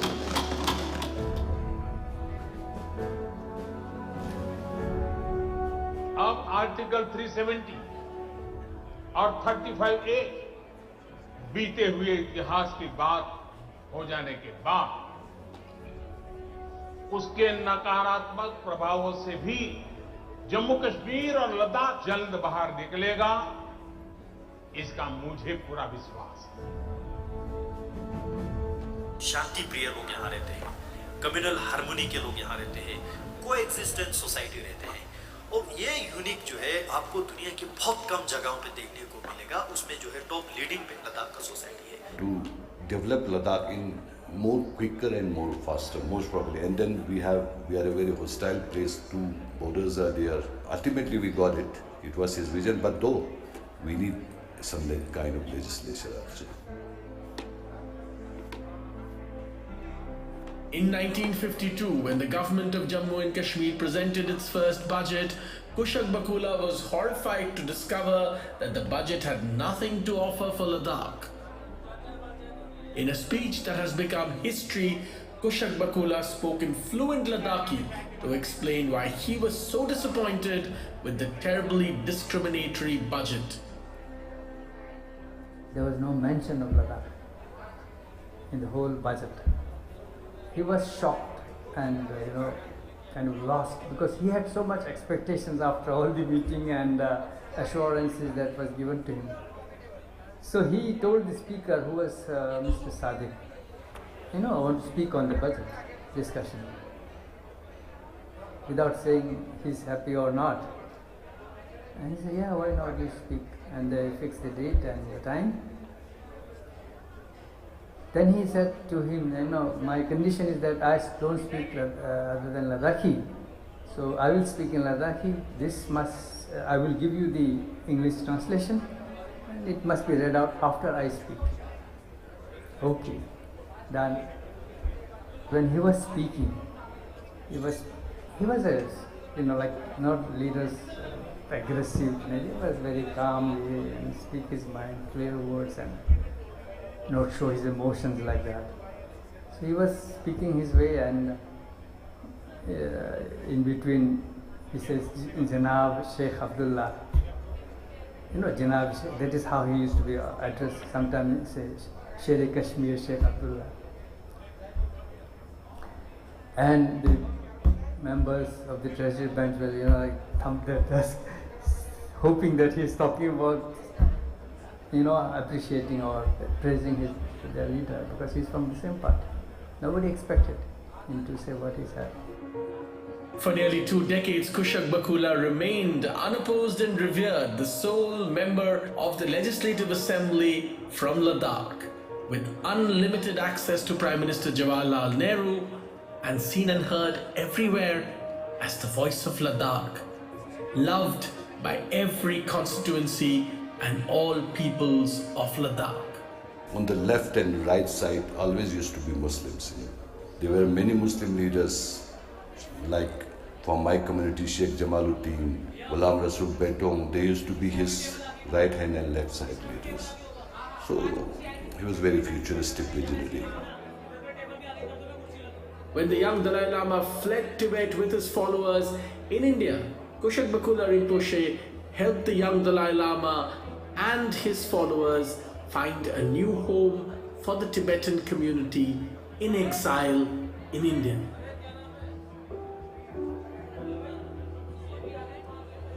Even though he was a monk and remained one throughout his life, Kushak Bakula Rinpoche's sense of the world was acute.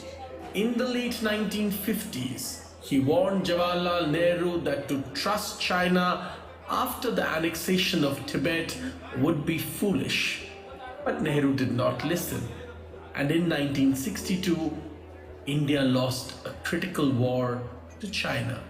Rinpoche told him that it will be the beginning of our trouble, because not only China will occupy Tibet and destroy, and our buffer zone between India and China will be gone.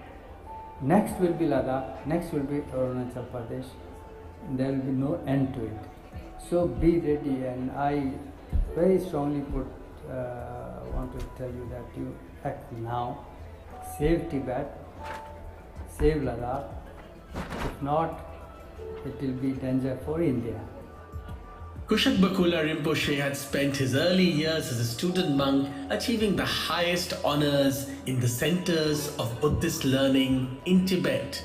He understood what destruction communism brought to traditional societies. So for years, as a Buddhist monk and an Indian politician, he built a network of connections, of worship and reverence inside the Soviet Union and its affiliate countries, including Mongolia.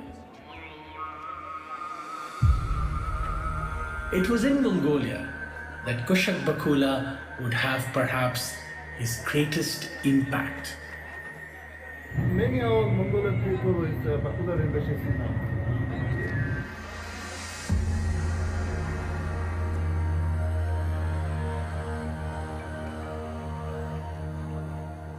Buddhism came from India by Tibet, so we think that India is very close to Mongolia. Geographically, of course, it is very distant, but spiritually and culture-wise, it is very close. So it was very wise decision by the Indian government in late 80s to appoint him as the Indian ambassador to Mongolia.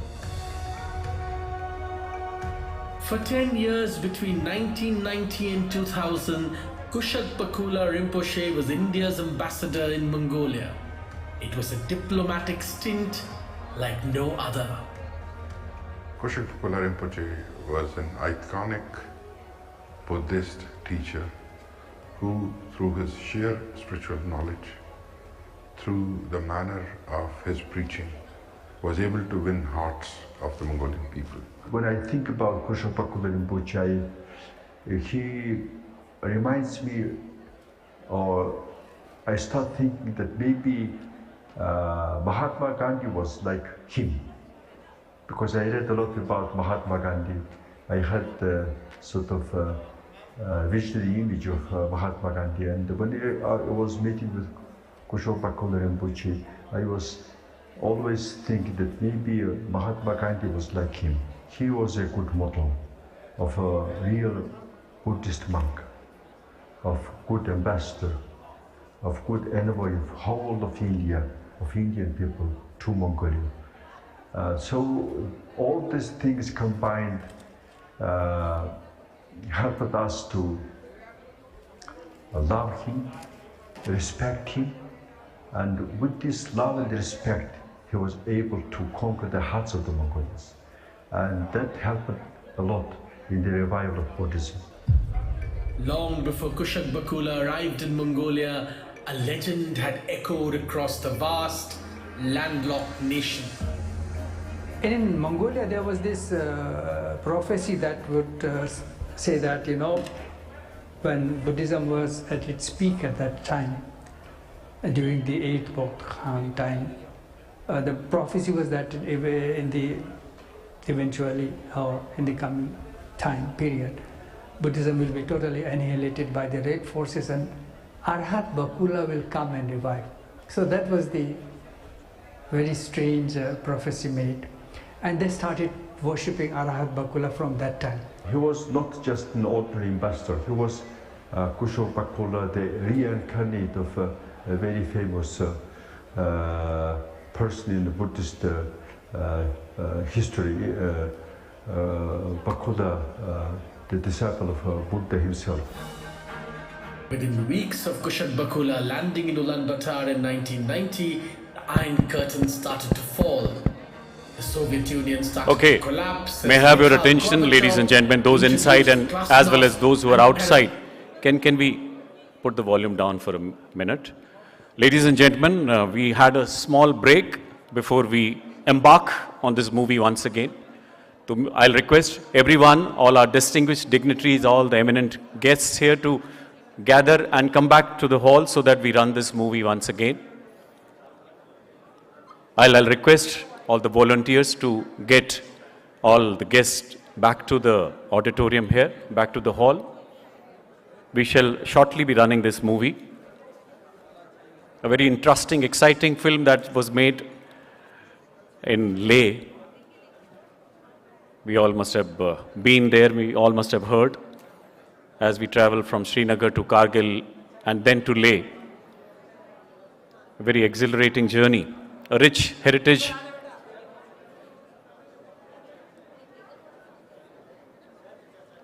Request everyone to come back to the hall.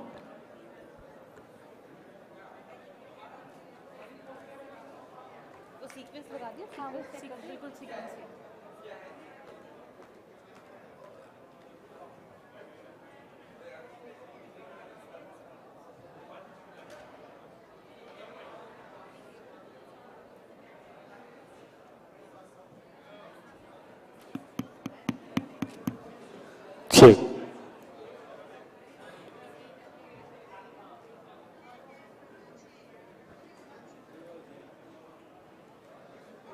Check, check. Hello, check. Check. Hello. Hello, check. क्या हुआ है?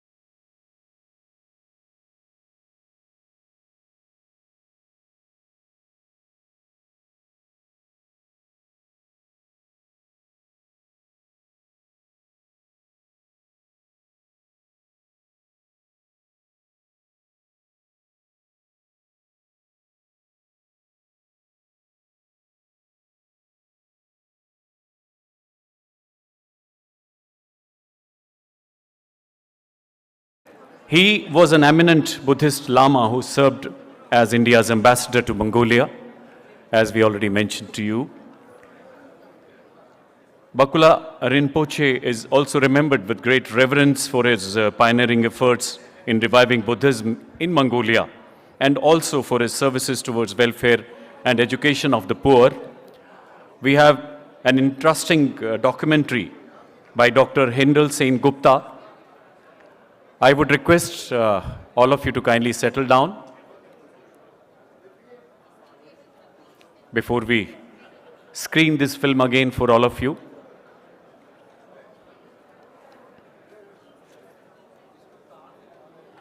I think we can go ahead. People will come once we start.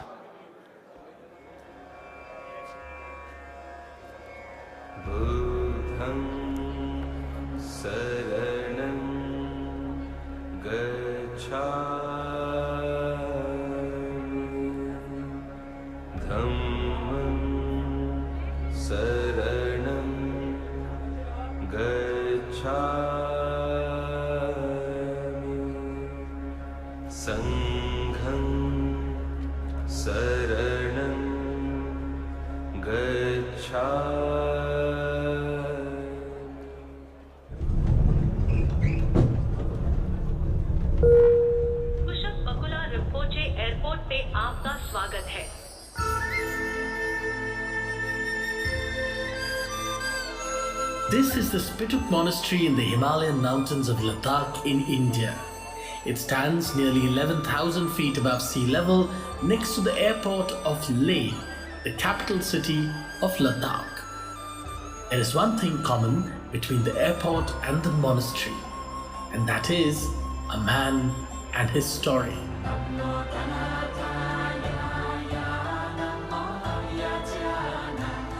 Rinpoche का जिंदगी भर अपने के लिए तो पूरा त्याग दिया है, बिल्कुल लोगों की सेवा में लग गए. He was very futuristic and visionary. आज लद्दाख के जो बौद्ध धर्म के अनुयायियों में आप देख सकते हैं, उसमें साक्या है, गिलुक है, कयुत है, नीमा है, चारों संप्रदाय आपको यहाँ पर मिलने को मिलेगा. तो ये अपने आप में खूबसूरती है. ये मैं समझता हूँ रिम्पोचे जी का बहुत बड़ा योगदान. This story is spread across 50 long years and 2 countries. It involves a man who was also a monk, a politician, and one of the most successful diplomats in India's history.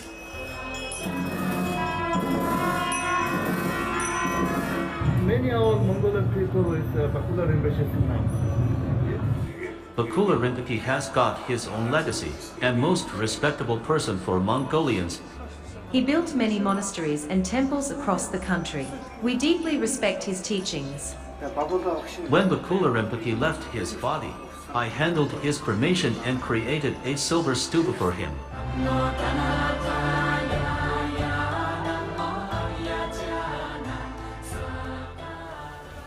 It is a story that began in these mountains with the birth of a prince in a palace. हमारे सामने जो है माथोव गांव जो है Indus के इस तरफ का गांव जो है, जहाँ पे 19th कुशोक बकुला रिम्पोचे जी ने जो जन्म लिया वो ये गांव है. और ये पीछे जो है माथोव पैलेस जो महाराजा का घर थे, जो वहाँ पे कुशोक बकुला रिम्पोचे जी ने जो जन्म लिया.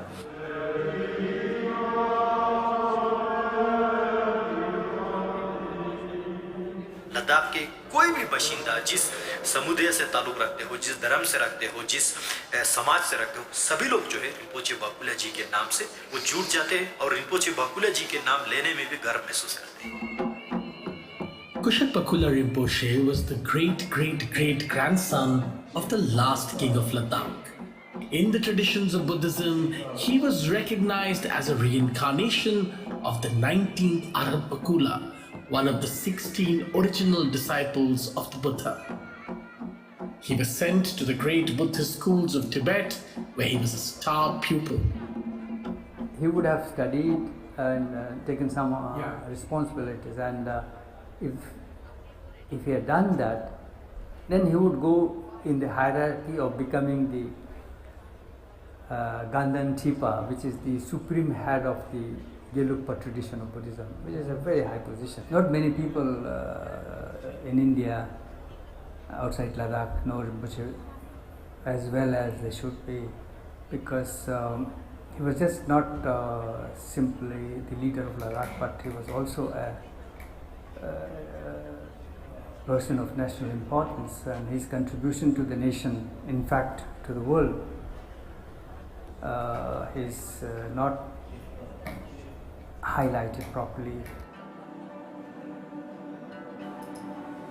This is Sonam Wangchuk. For 30 years, he was the personal assistant and confidant of Kushak Bakula Rinpoche. Today, he is the caretaker of the legacy of Kushak Bakula and the most important narrator of the Kushak Bakula story. Ladakis always, he would, wherever he go, two things: education, Indian first and Indian last. This sense of nationalism which he instilled in the people of Ladakh, I think was his greatest contribution to India. This patriotism was first tested in 1947. That year, soon after the independence of British India and the division of the country into the independent states of India and Pakistan, Pakistan launched an attack on the Indian region of Jammu Kashmir and Ladakh. The war that followed changed the story of Kushak Bakula. He's a monk, but he literally gave a call to the youth of Ladakh to come and fight back these people, and he organized resistance. उस समय हम लोग लद्दाख छोड़ के भागने के लिए तैयारी कर रहे थे। हम लोग सब घर से निकल चुके थे। तो जब जज का आवाज़ आया तो सब लोग दौड़ के एयरपोर्ट चला गया देखने के लिए। तो पहले बार उस समय जज देखा ना डेकोटा या थे तो ये सारा कुशुक बकुले जी ने तो किया ना, नहीं तो लद्दाख कहाँ बस इस समय तो लद्दाख पाकिस्तान में होता है। The resistance units that were first put together by Kushak Bakula were the precursor of the famed Ladakh Scouts, now an integral part of the Indian Army's Himalayan defense arrangement. The Ladakh airport in Leh was built by the Indian military using land donated by Kushak Bakula from his Spituk monastery. Army said, this is the place we need to build our airport. Rinpoche said, take it. He gave it away. There was, people like resistance in his monastery. Rinpoche, what are you doing, giving away our land to this? And he said, no, nothing doing. It must be given. And so he gave away. Karan Singh and his family were the former princely rulers of Jammu Kashmir and Ladakh. He says the war was a definitive moment which created the need for leadership in Ladakh. And Kushak Bakula emerged to represent the dreams and aspirations of what was, at that time, one of the remotest parts of India. Kushak Sahib was the main leader at that time. He was the one who received us, and he was the one who made all the speech. So he had already, at that time, emerged as the predominant leader in Ladakh.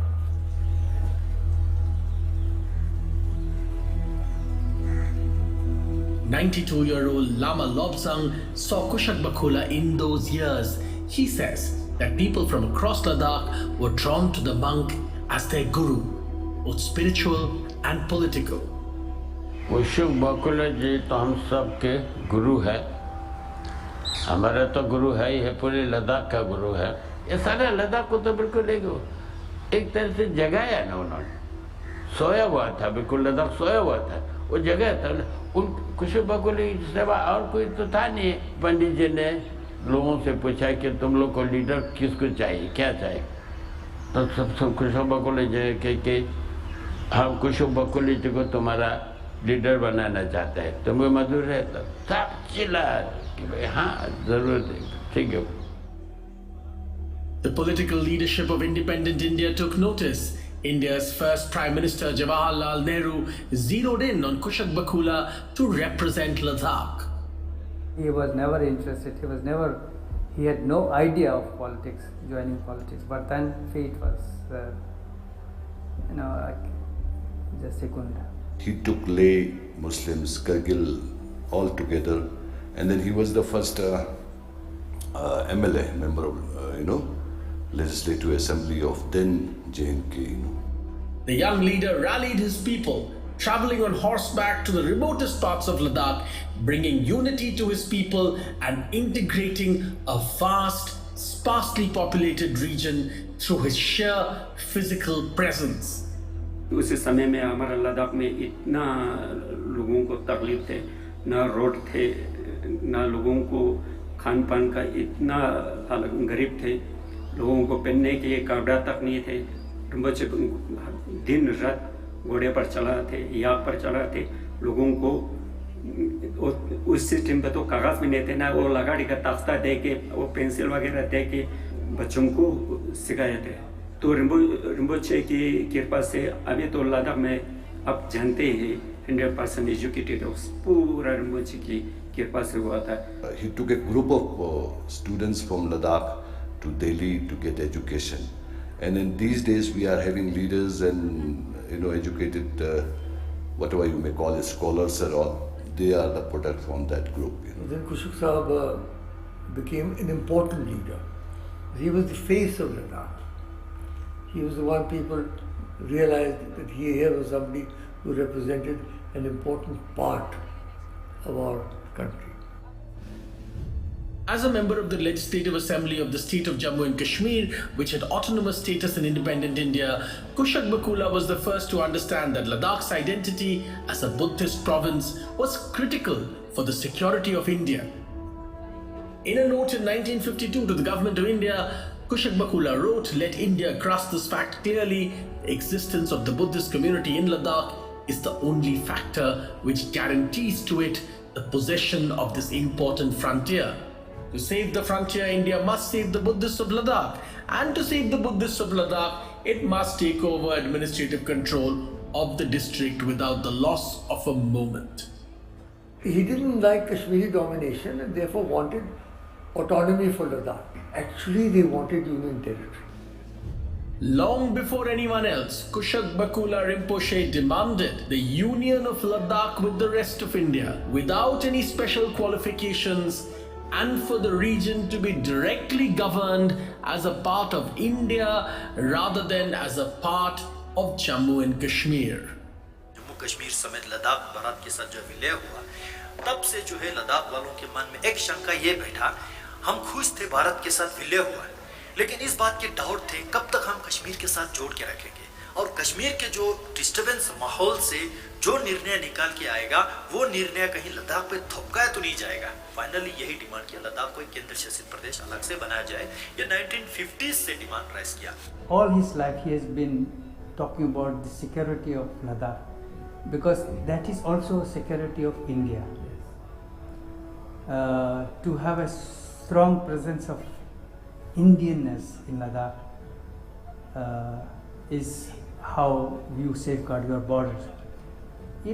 Army can't do everything. You have to have the presence of the local.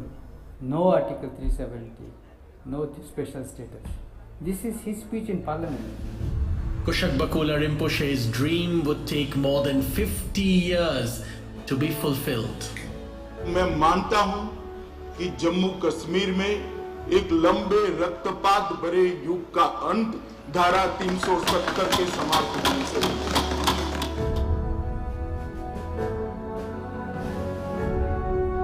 अब article 370 और 35A बीते हुए इतिहास की बात हो जाने के बाद उसके नकारात्मक प्रभावों से भी जम्मू कश्मीर और लद्दाख जल्द बाहर निकलेगा, इसका मुझे पूरा विश्वास है। शांति प्रिय लोग यहाँ रहते हैं, कम्युनल हार्मोनी के लोग यहाँ रहते हैं, कोएग्जिस्टेंस सोसाइटी रहते हैं, और ये यूनिक जो है आपको दुनिया की बहुत कम जगहों पे देखने को मिलेगा। उसमें जो है टॉप लीडिंग पे लद्दाख का सोसाइटी है। To develop Ladakh in more quicker and more faster, most probably, and then we are a very hostile place. 2 borders are there. Ultimately, we got it. It was his vision, but though we need some kind of legislation also. In 1952, when the government of Jammu and Kashmir presented its first budget, Kushak Bakula was horrified to discover that the budget had nothing to offer for Ladakh. In a speech that has become history, Kushak Bakula spoke in fluent Ladakhi to explain why he was so disappointed with the terribly discriminatory budget. There was no mention of Ladakh in the whole budget. He was shocked and kind of lost, because he had so much expectations after all the meeting and assurances that was given to him. So he told the speaker, who was Mr. Sadiq, I want to speak on the budget discussion, without saying he's happy or not. And he said, yeah, why not, you speak. And they fixed the date and the time. Then he said to him, my condition is that I don't speak other than Ladakhi. So I will speak in Ladakhi. I will give you the English translation, and it must be read out after I speak. Okay, done. When he was speaking, he was not leaders aggressive. He was very calmly and speak his mind, clear words, and not show his emotions like that. So he was speaking his way, and in between he says, Janab Sheikh Abdullah.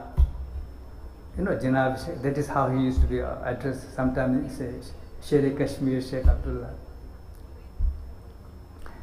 And the members of the treasury bench will, thump their desk, hoping that he is talking about appreciating or praising their leader, because he's from the same party. Nobody expected him to say what he said. For nearly 2 decades, Kushak Bakula remained unopposed and revered, the sole member of the Legislative Assembly from Ladakh, with unlimited access to Prime Minister Jawaharlal Nehru, and seen and heard everywhere as the voice of Ladakh, loved by every constituency and all peoples of Ladakh. On the left and right side always used to be Muslims.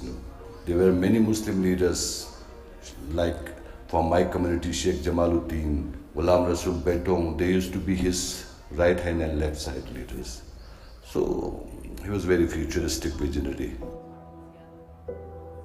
When the young Dalai Lama fled Tibet with his followers in India, Kushak Bakula Rinpoche helped the young Dalai Lama and his followers find a new home for the Tibetan community in exile in India.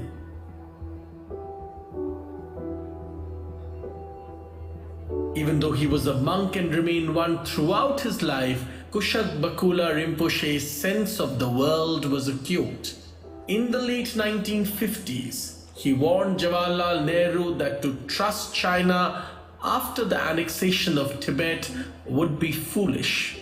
But Nehru did not listen. And in 1962, India lost a critical war to China. Rinpoche told him that it will be the beginning of our trouble, because not only China will occupy Tibet and destroy, and our buffer zone between India and China will be gone. Next will be Ladakh, next will be Arunachal Pradesh. There will be no end to it. So be ready, and I very strongly want to tell you that you act now. Save Tibet, save Ladakh. If not, it will be danger for India. Kushak Bakula Rinpoche had spent his early years as a student monk achieving the highest honors in the centers of Buddhist learning in Tibet.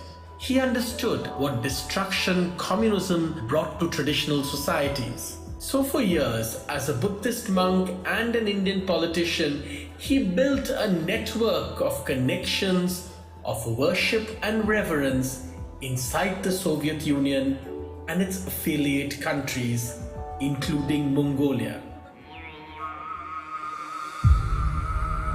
It was in Mongolia that Kushak Bakula would have perhaps his greatest impact.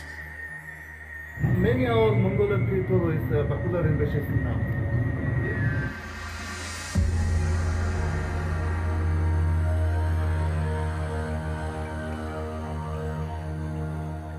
Buddhism came from India by Tibet, so we think that India is very close to Mongolia. Geographically, of course, it is very distant, but spiritually and culture-wise, it is very close.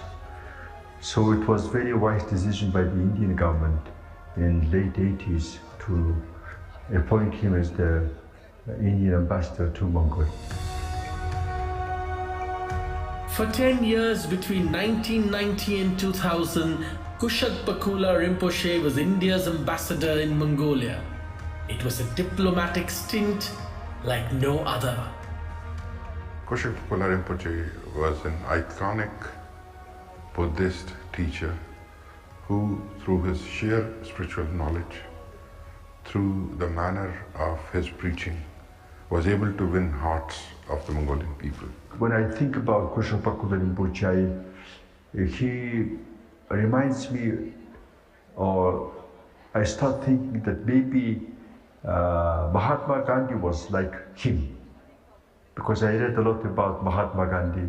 I had the sort of visionary image of Mahatma Gandhi. And when I was meeting with Kushag Bakula Rinpoche, I was always thinking that maybe Mahatma Gandhi was like him. He was a good model of a real Buddhist monk, of good ambassador, of good envoy of whole of India, of Indian people to Mongolia.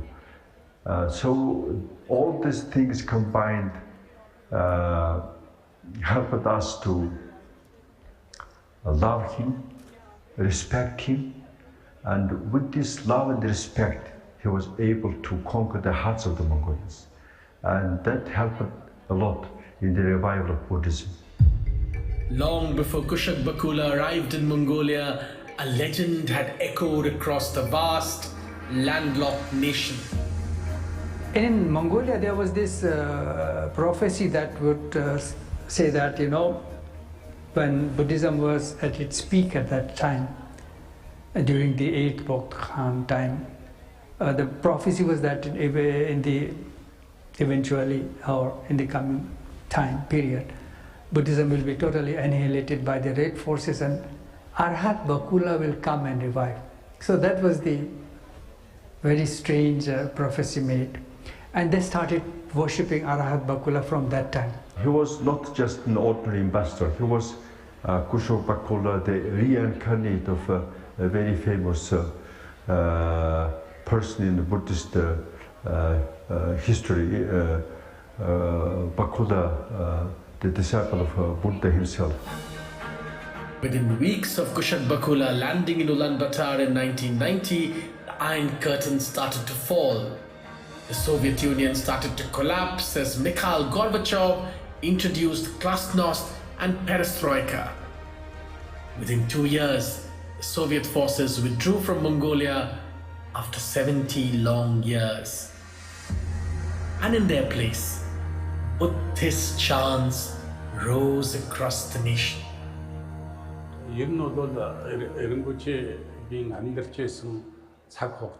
Bakula Rinpoche has got his own legacy, and most respectable person for Mongolians for his great activities surrounding Buddhism. Bakula Rinpoche contributed to bring Buddhism to the Mongolians, who were separated from Buddhism thoughts during the 70 years of communism. He was the Indian ambassador to Mongolia from 1990 to 2000. He contributed to the capacity building for Mongolian youth to learn Buddhism. There are now from 500 to 1600 children in the Buddhist schools in Mongolia. In the 1990s, it was difficult to go to the countryside in Mongolia. Today's communication and transport infrastructure was not present at that time.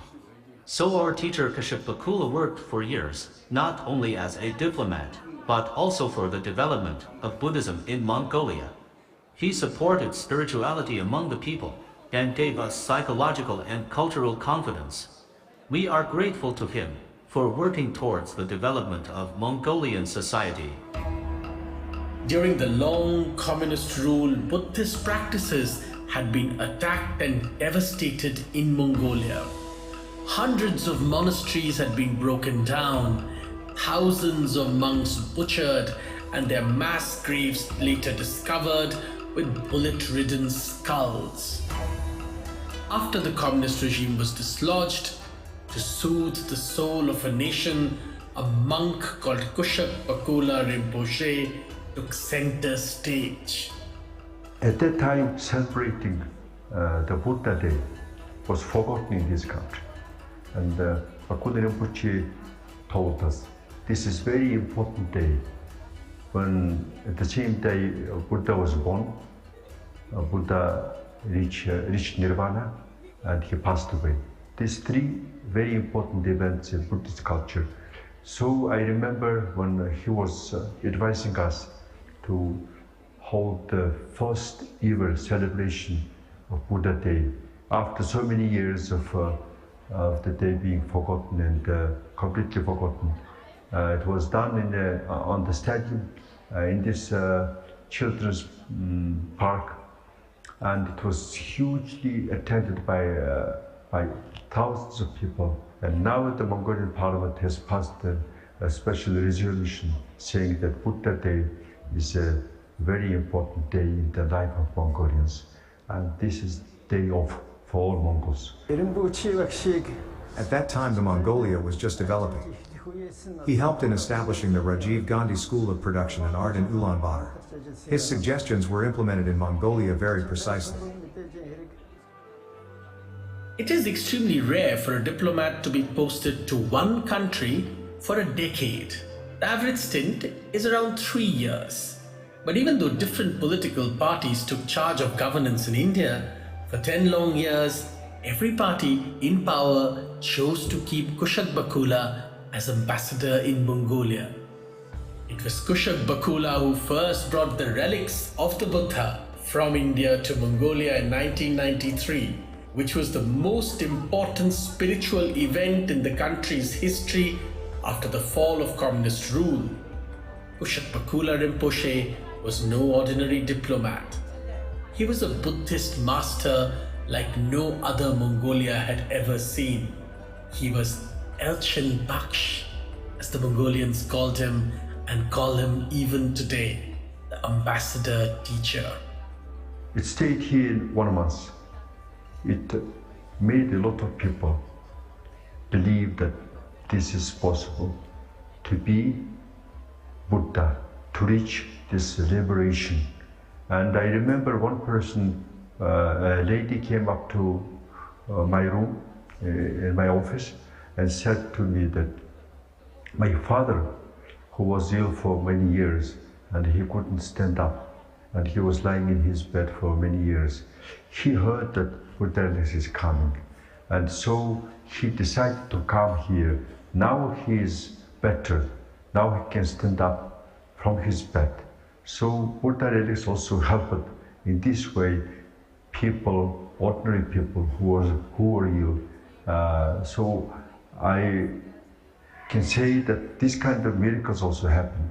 So Bakula Rinpoche was also a part of this miracle. Some contributions could be measured in terms of numbers. It's like an intangible support that he has brought in India-Mongolia relation. And that foundation has now flourished into a much stronger and thriving bilateral economic relationship. So important is the legacy of Kushak Bakula in Mongolia and to the Indian Embassy in Mongolia that Ambassador MP Singh has kept the room used by Kushak Bakula at the embassy untouched since the Rinpoche left. I now have the privilege to bring you to the very room which was used by Kushak Bakula Rinpoche while he was here as ambassador teacher. And I have not used it as an office as a mark of respect to him, but tried to keep it as a prayer room. So this prayer room is a unique prayer room. Of course, it has our own scriptures of Guru Granth Sahib Ji. In addition, I have the Thanka and Dhamma and Quran and Bible. Everything is in this room.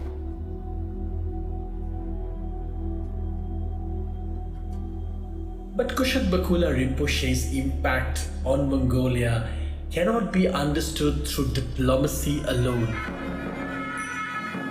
First and foremost, he was a revered Buddhist monk, a spiritual guide who never spoke the Mongolian language but could understand the deepest yearnings of the Mongolian people.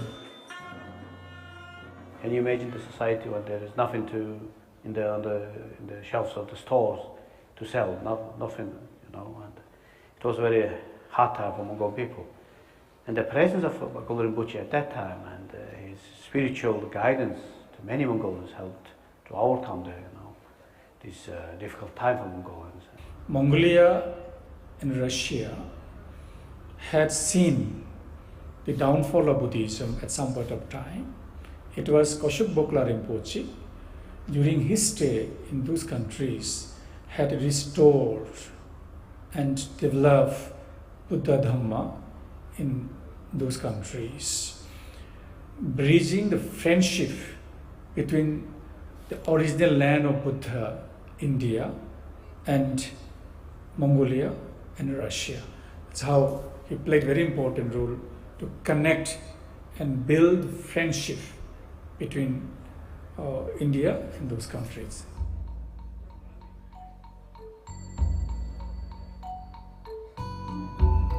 This is the Gandhan Monastery. It is more than 130 years old. It is one of the few Buddhist monasteries that survived communist rule.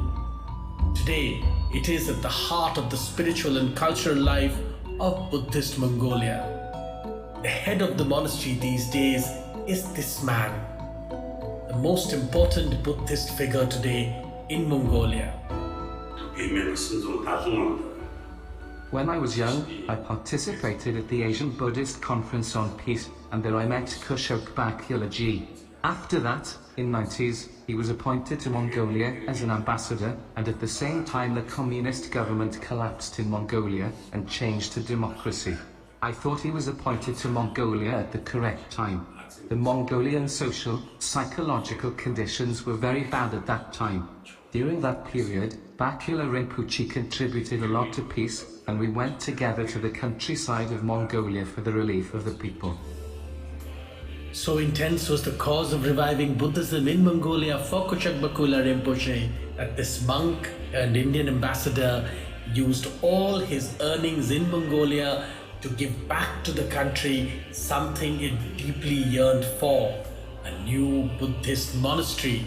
A branch of his beloved Pituk monastery was built at the center of Ulaanbaatar. People would ask and seek his guidance about how to set up a monastery, how to enroll monks and ordain them. So he would explain, but that explanation was not sufficient. And so he decided, maybe one way is to set up a monastery in Ulaanbaatar where people can come and see and then experience. So he took it up with the government of Mongolia, and they happily said, please go ahead and choose any land you want and we give it to you. So he chose this particular spot. Peitup, which means exemplary or a model. This is a name which coincided, it is not that Rinpoche wanted this to be a model as such, but this is also the name of his 800 years old monastery in Ladakh called Peitup. So he just took that name because he wanted the two monasteries to connect with each other, which means in a way connect Mongolia, Buddhism with India and Ladakh. And it was therefore completed in 1999, and he, in a very big ceremony, which was also attended by the then Vice President of India, Mr. Krishan Kant, the doors of the temples were open. And not only that, the building is there, he also had almost 8 years before the construction had started, set up a school where the monks were being prepared. So the monks were ready to come and join. So we have hostel for monks, some 50 monks can stay here. So it was a kind of a rededication of his faith in Buddha Dharma, and to propagate Buddha Dharma in a country which had suffered so much and which was once a very exemplary place for Buddhist learning. So many scholars and high-ranking monks had come from Mongolia.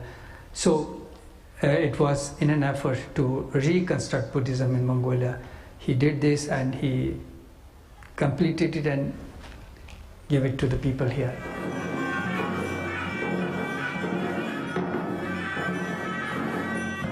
This monastery has become the focal point of Kushak Bakula's legacy in Mongolia, a place for countless Mongolians to remember him and his healing touch.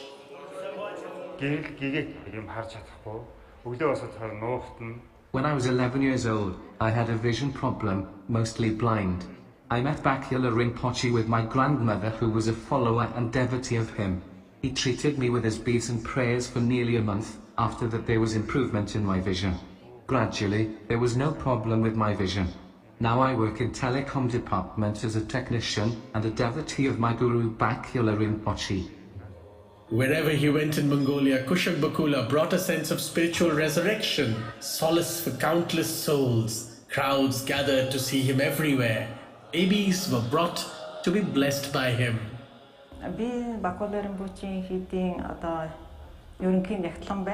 Bakula Rinpoche always supported Mongolian philosophy and spiritual beliefs of the people. During 90s, the territory of Mongolia was divided into 18 provinces. It was an emergency situation. People were very angry with the government leaders and the socialists were protesting in the country. At that time, Rinpoche used to meet those protesters and always preached peace and non-violence. It was a very important point and lead to democracy in Mongolia. I became a nun at this monastery and practicing astrology for the last 10 years. Bakula Rinpoche was the first Buddhist teacher to Mongolian people. He taught Buddhist practices and rituals to young Mongolian monks. He built many monasteries and temples across the country. We deeply respect his teachings.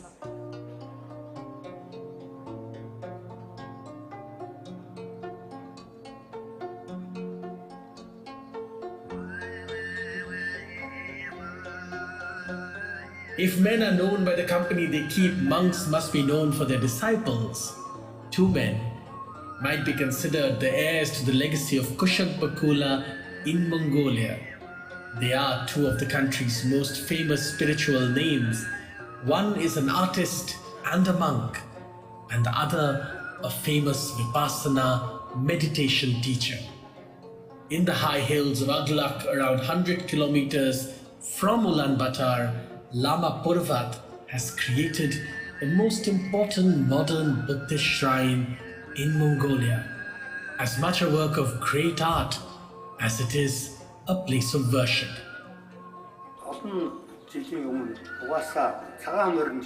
In our ancient book of wisdom it was written many years ago that someone from the south would come for the revival of Mongolian Buddhism. In the 1990s, Bakula Rinpoche came to Mongolia, and we held him in high regard. He played a key role in the revitalization of traditional Mongolian Buddhism, and his activities and accomplishments demonstrated his commitment to its thriving. We are grateful for his work. With support and assistance from Kushak Bakula, in India, the young Lama Purvat learned the delicate art of Thangka painting. Today he is one of Mongolia's greatest artistic treasures. His hilltop shrine, dotted with white Buddhas under majestic trees, a reminder of his guru and the peace he brought to the once troubled land.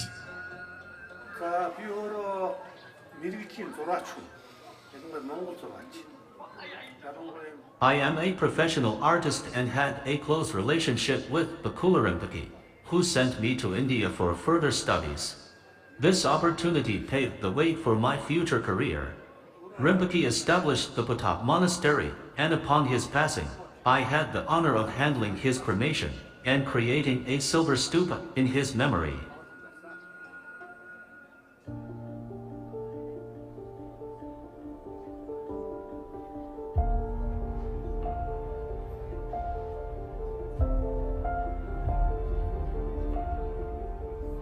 Like Lama Puravat, Shirindev Dorlig was one of the discoveries of Kushak Bakula, a young student who Kushak Bakula helped travel to India more than 2 decades ago. He has become the most influential meditation teacher in Mongolia.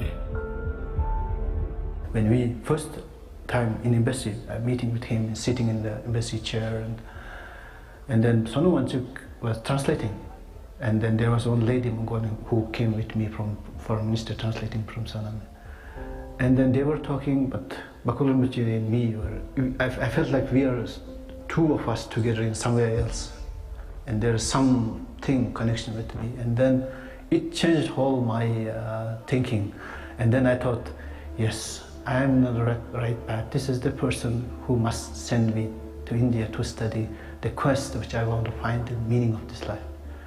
And then after 3 months, the answer came from ICCR so that I could go and study in India. I was the first student from Mongolia to join Indian universities, and then 1 monk from Gandhan we were sent.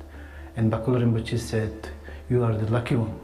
And then studying in the Banaras University, I heard this story about Naidam Bakula, but I want to prove that somewhere in the Gangyur there must be proof about Bakula 1916, about 16 Barkhans story.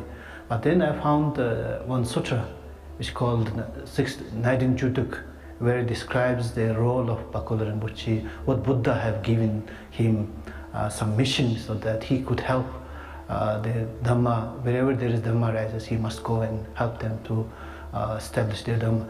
So then I was so happy that I met the right person, the Dhamma person who Buddha sent to Mongolia.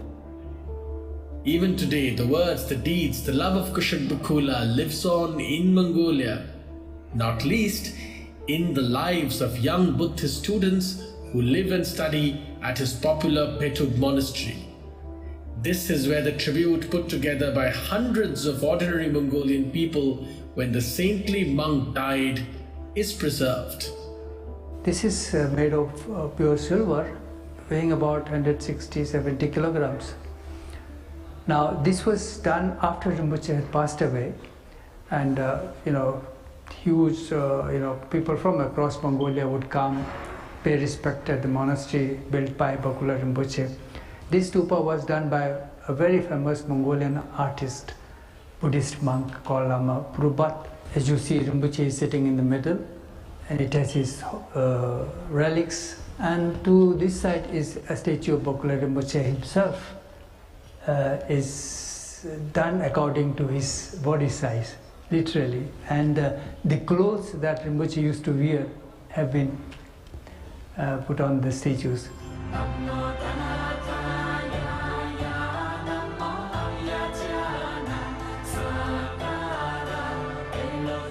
2 decades after Kushak Bakula's death, the Indian government is sending statues of Bakula to Ladakh, Mongolia, and across other parts of Central Asia.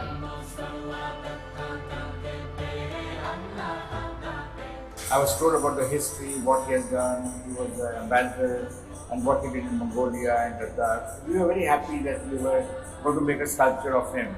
And that too now, we are sending about 8 sitting statues and 2 standing statues to different countries.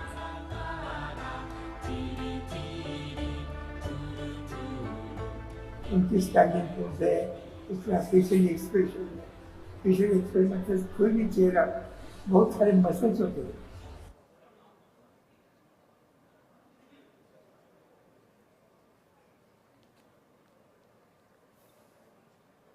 Can we have the lights, please?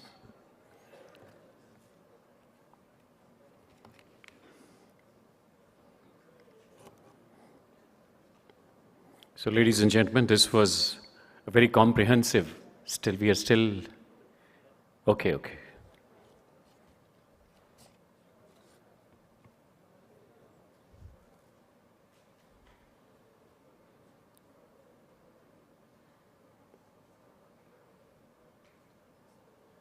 We are still left with some part of it. Kindly bear with us. Just few more moments. Such a comprehensive film on the great son of Ladakh.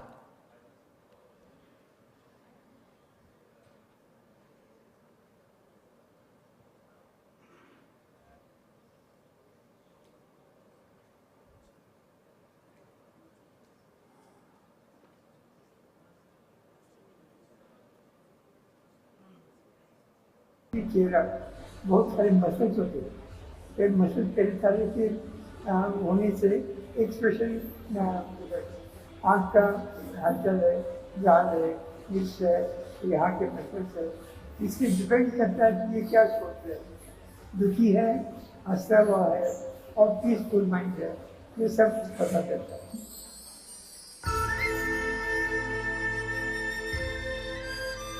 Back in Ladakh, where the first of these statues are to come up, the legacy of Kushak Bakula is being passed on to a new generation. Nazia Iqbal is a young Ladakhi journalist.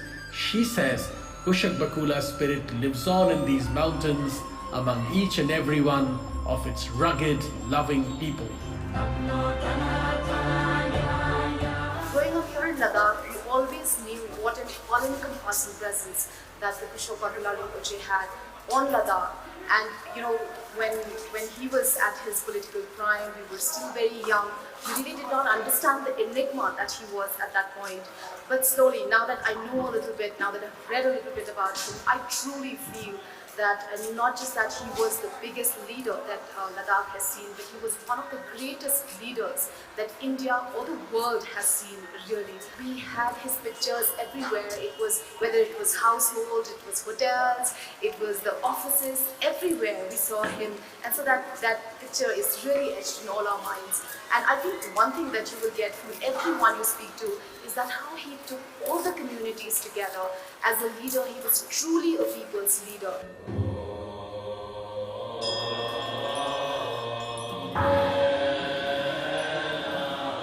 As long as the chants echo in the mountains,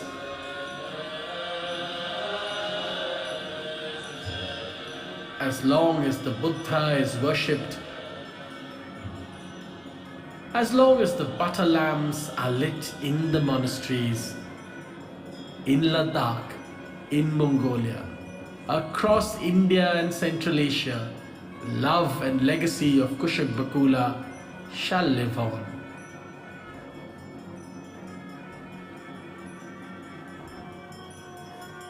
So this was an extraordinary story of an extraordinary monk, so artistically produced by Dr. Hindol Sen Gupta. Can I request you, Dr. Gupta, to Dr. Hindol Sen Gupta to please come on the dais. The legacy of Kushak Bakula lives on to inspire the generations.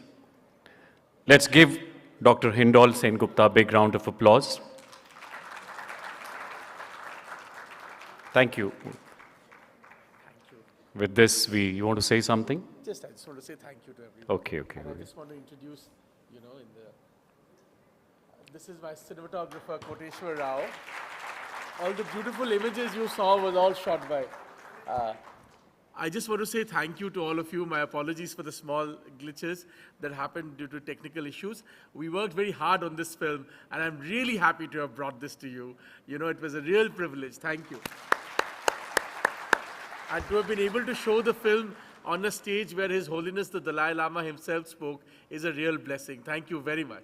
Thank you. Thank you, IBC. Very, very well said, Dr. Hindol. And we all know how difficult it is to go to Ladakh. I'm an army officer. I started my career from that part of India. And we all bow to that land, and as well as we bow to Kushak Bakula. With this, ladies and gentlemen, we come to the end of this inaugural session for day 2. We will have a quick lunch break. Get back for the technical sessions, starting academic as well as Sangha session. Thank you for your time. Thank you for your attention. Thank you for your participation. We'll see you soon.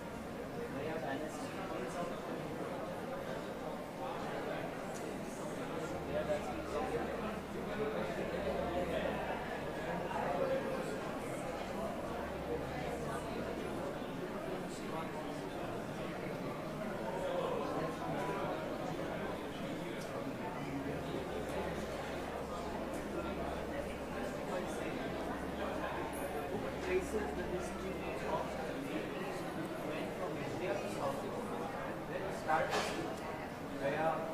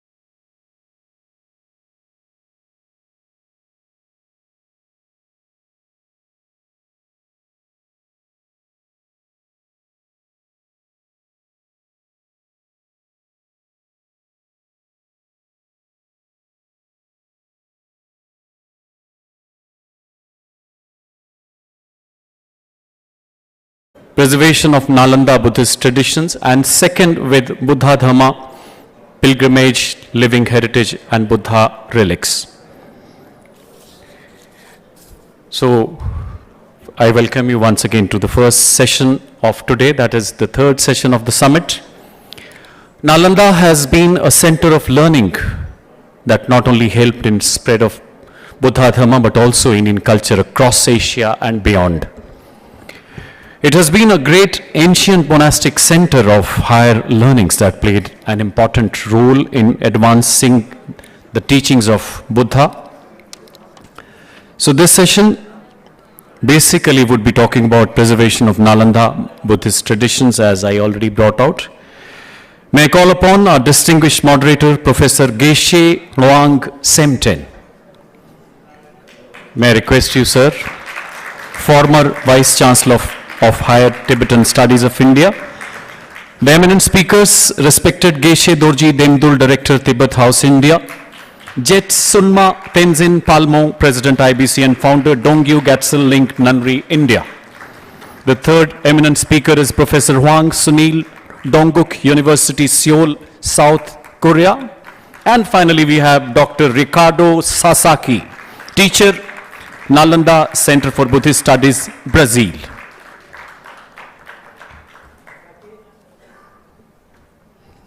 May I request Dr. Ravindra Pant to please felicitate our team of this session, starting with our moderator,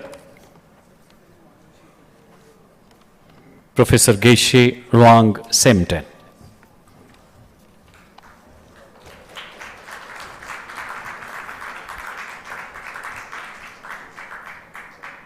The moderator, Professor Geshe Lwang Semten.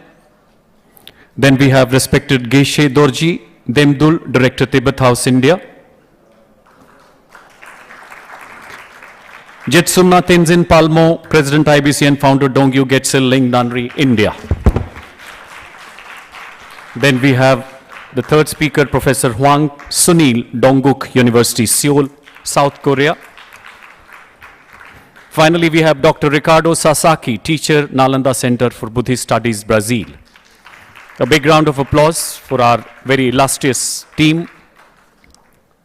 Before we embark on this session, few words about our moderator, Professor Geshe Lwang Semten, former Vice Chancellor, Central Institute of Higher Tibetan Studies, India. He is former Vice Chancellor of Central Institute of Higher Tibetan Studies, Sarnath, Varanasi. He has a rare combination of education on modern lines as well as the Tibetan monastic system. He also served in the editorial board for International Association of Tibetan Studies in Harvard, was awarded Padma Shri by the President of India for the distinguished services in the field of education and literature in 2009. In 2016, he has been awarded Besak Samman by the Government of India in recognition of his outstanding lifelong achievements in the field of preservation, development, and promotion of Indian philosophy, art, and culture within India and outside India. May I request our eminent moderator to please start the process for this session. Thank you very much.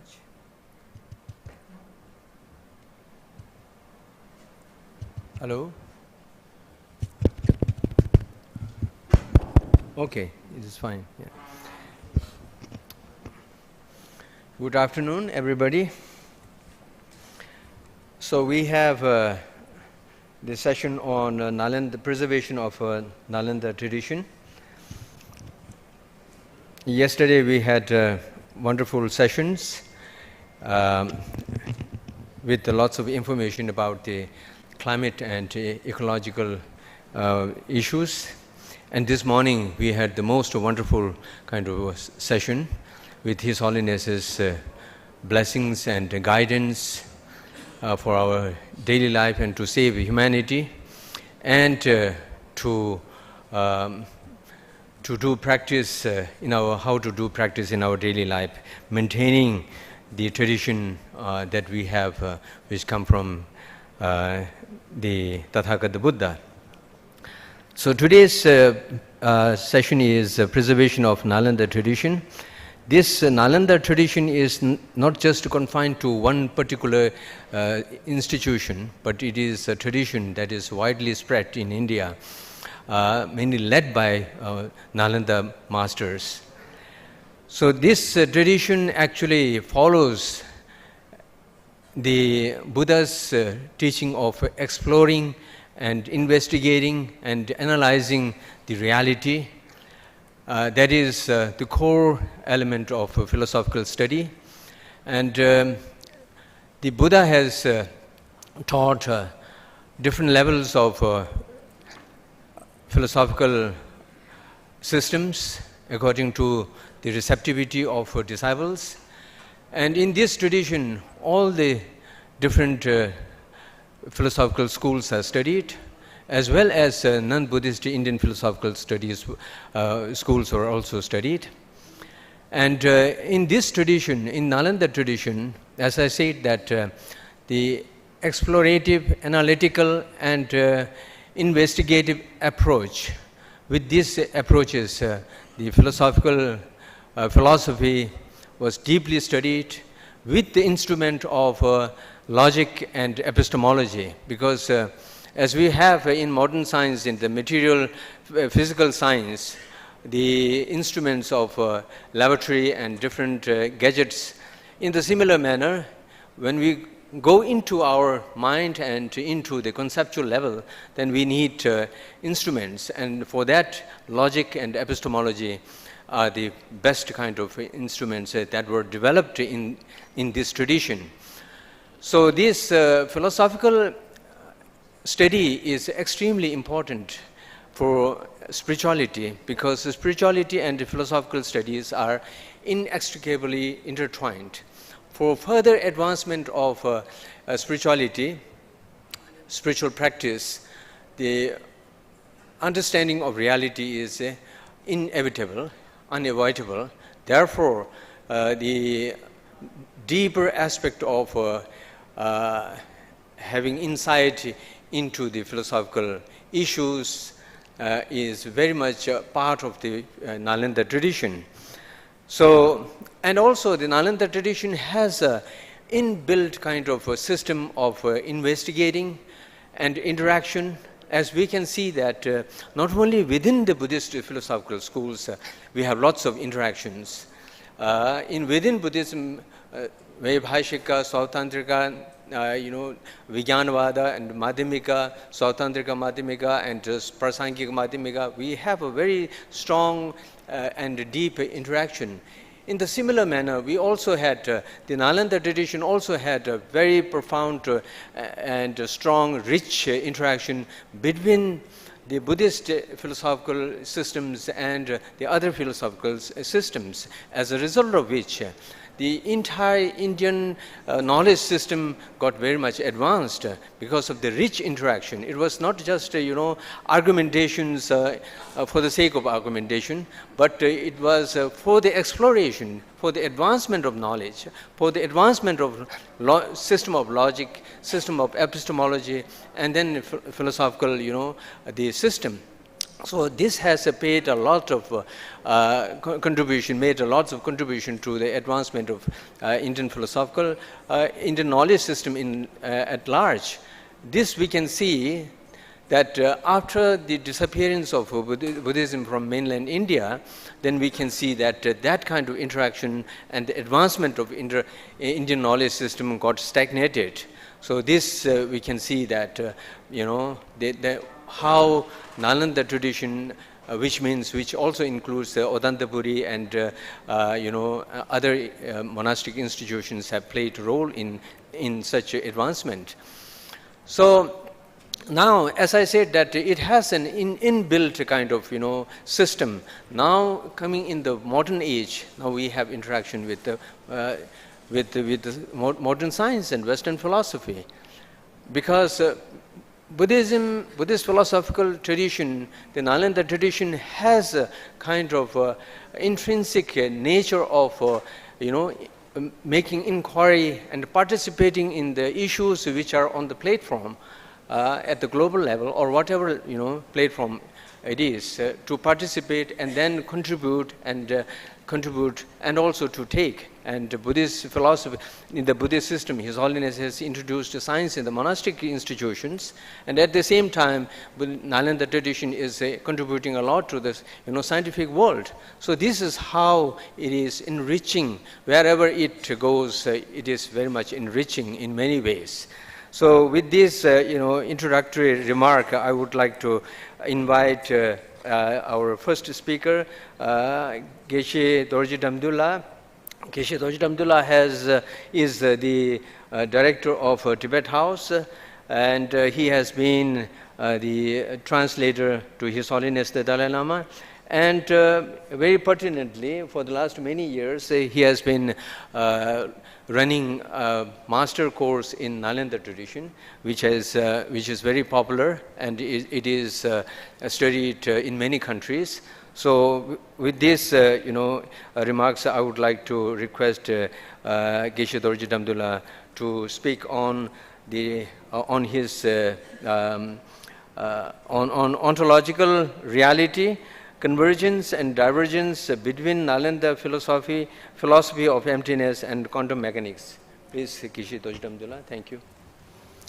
Time you have is 20 minutes. They will keep the time.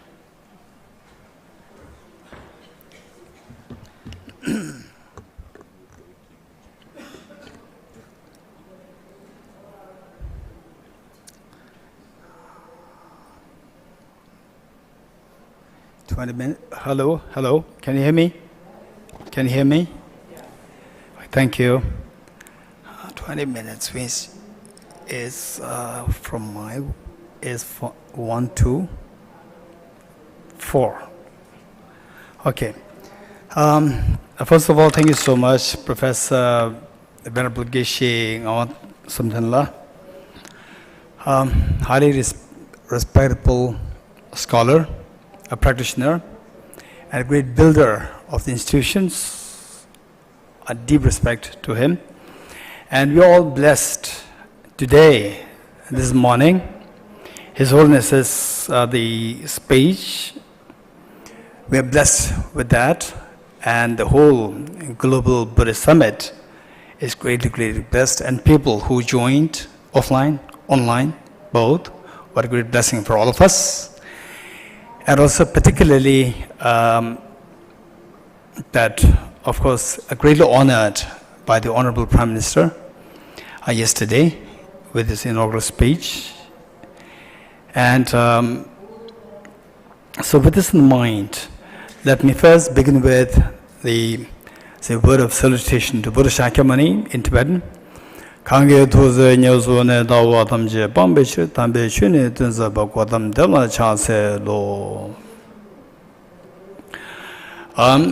that when I was in school, when I was, I think, class 7, 8, 9, we were introduced to what is known as the telegraph writing. And if you know what telegraph writing is, which means that you are most likely my age. And if you don't know that, you are younger than me. Because telegraph writing has become obsolete now. Why? Although it's a piece of knowledge, it's totally irrelevant today. Therefore, it is gotten rid of from the curriculum, the subjects. Likewise, all the knowledge, system of knowledge that we have should have some relevance to our well-being. Modern science, quantum mechanics, which I'm briefly going to touch on, it's the comparative exchanges with Buddhist philosophy of emptiness by Nagarjuna. If it doesn't really have relevance to our well-being, then it becomes obsolete. Whereas the word of salutation, which I just said right now, enthused by great compassion, you taught the Immaculate Dharma to dispel the perverted views. To you, the Buddha Gautama, I pay homage. So when I said this, this praise to the Buddha is for him having taught this wisdom, the light of the wisdom. Meanwhile, with the relevance of the well-being of the humanity, And through the great compassion, you taught immaculate Dharma to dispel all perverted views. Wrong views are responsible for all our problems. So, getting rid of the wrong views by showing the right path, that is what helps us, what saves the humanity, what saves all the sentient beings. So, having said this, we see that, broadly speaking, given that I've only 20 minutes, finally the point is that, as His Holiness rightly indicated this morning, that finally, whether you're happy or not happy, whether you're miserable or not miserable, they're all determined by your way of thinking. And this thinking determines the plight of your mind. Stressful, or say the anxietic, or happy, and so forth. So with this, the question is, what is the mechanism? And Professor Gishing Awasamdala here just now, and also Professor Thurman this morning, very clearly indicated that the psychology is required to know the mechanism of your mind.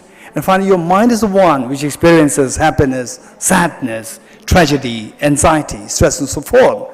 So how does this mind behave in this particular way? So for this, we see that there are three things. One is primarily what is known as a single-pointed meditation, to calm your mind by habituating, training your mind to remain fixed on a particular object, not be wavered easily. Thereby, you can maintain your calmness. This is number one, which comes under the practice of shamatha. And then the other one is cognitive transformation. The means to bring about cognitive transformation, that is that your mind, the outlook of the reality, you change it, and your, say, the thinking pattern of your mind changes, and that your mental state changes. For example, say, while I'm talking, if somebody who I don't like passes by, while the person doesn't do anything to me, I will feel the disturbance here. Whereas if somebody who I really cares for, or who I love so much, if that person passes by, instantly I could feel the calmness. So this is known as the cognitive transformation leading to your, say, the well-being. So for that, the more profound the ontological reality you discover, more profound that cognitive transformation is. More profound cognitive transformation, more calm is your mind. So this can potentially take us to the understanding that with this knowledge, that cognitively you know the reality as it is, then this will take us to the absolute freedom from all the miseries, or in other words, total fearlessness and infinite happiness. So it's just a state of the mind, just how to manage this mind. And ordinary people, they look for outside factors, expecting, say, peace of mind within you.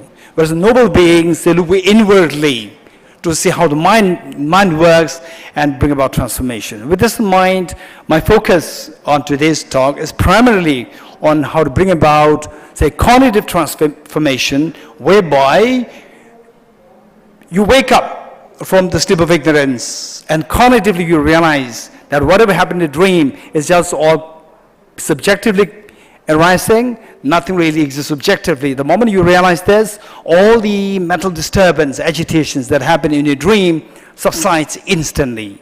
So this is the greatest healing. This gives rise to you what is known as the total fearlessness pertaining to the events in the dream. Likewise, the dream of samsara. If you get extremely, precise understanding that even this, what we see as the reality, outside the dream or the waking state, when you realize that they are all like dream, then just as you wake up from the dream and your agitation subside, likewise, waking up from the dream of samsara, all your samsaric agitations will subside. So this is where the Buddhist teachings play a very important role to identify the ontological reality, to bring about cognitive transformation within you, and thereby bringing about the ease of your mind to let go of all the fears, anxiety, stress, and so forth. So with this in mind, effects of insight in Heart Sutra and quantum mechanics say, What if you come to discover the reality? If you come to discover the ontological reality, what is the impact? So, what quantum mechanics has to say and what a Buddhist philosophy has to say. Quantum mechanics, Niels Bohr, Professor Niels Bohr, what is that? Is that if you study quantum mechanics, yet if you are not really shocked by it, you have not understood quantum mechanics yet. Which means that the first glimpse of the understanding of quantum mechanics is that you will feel a shock.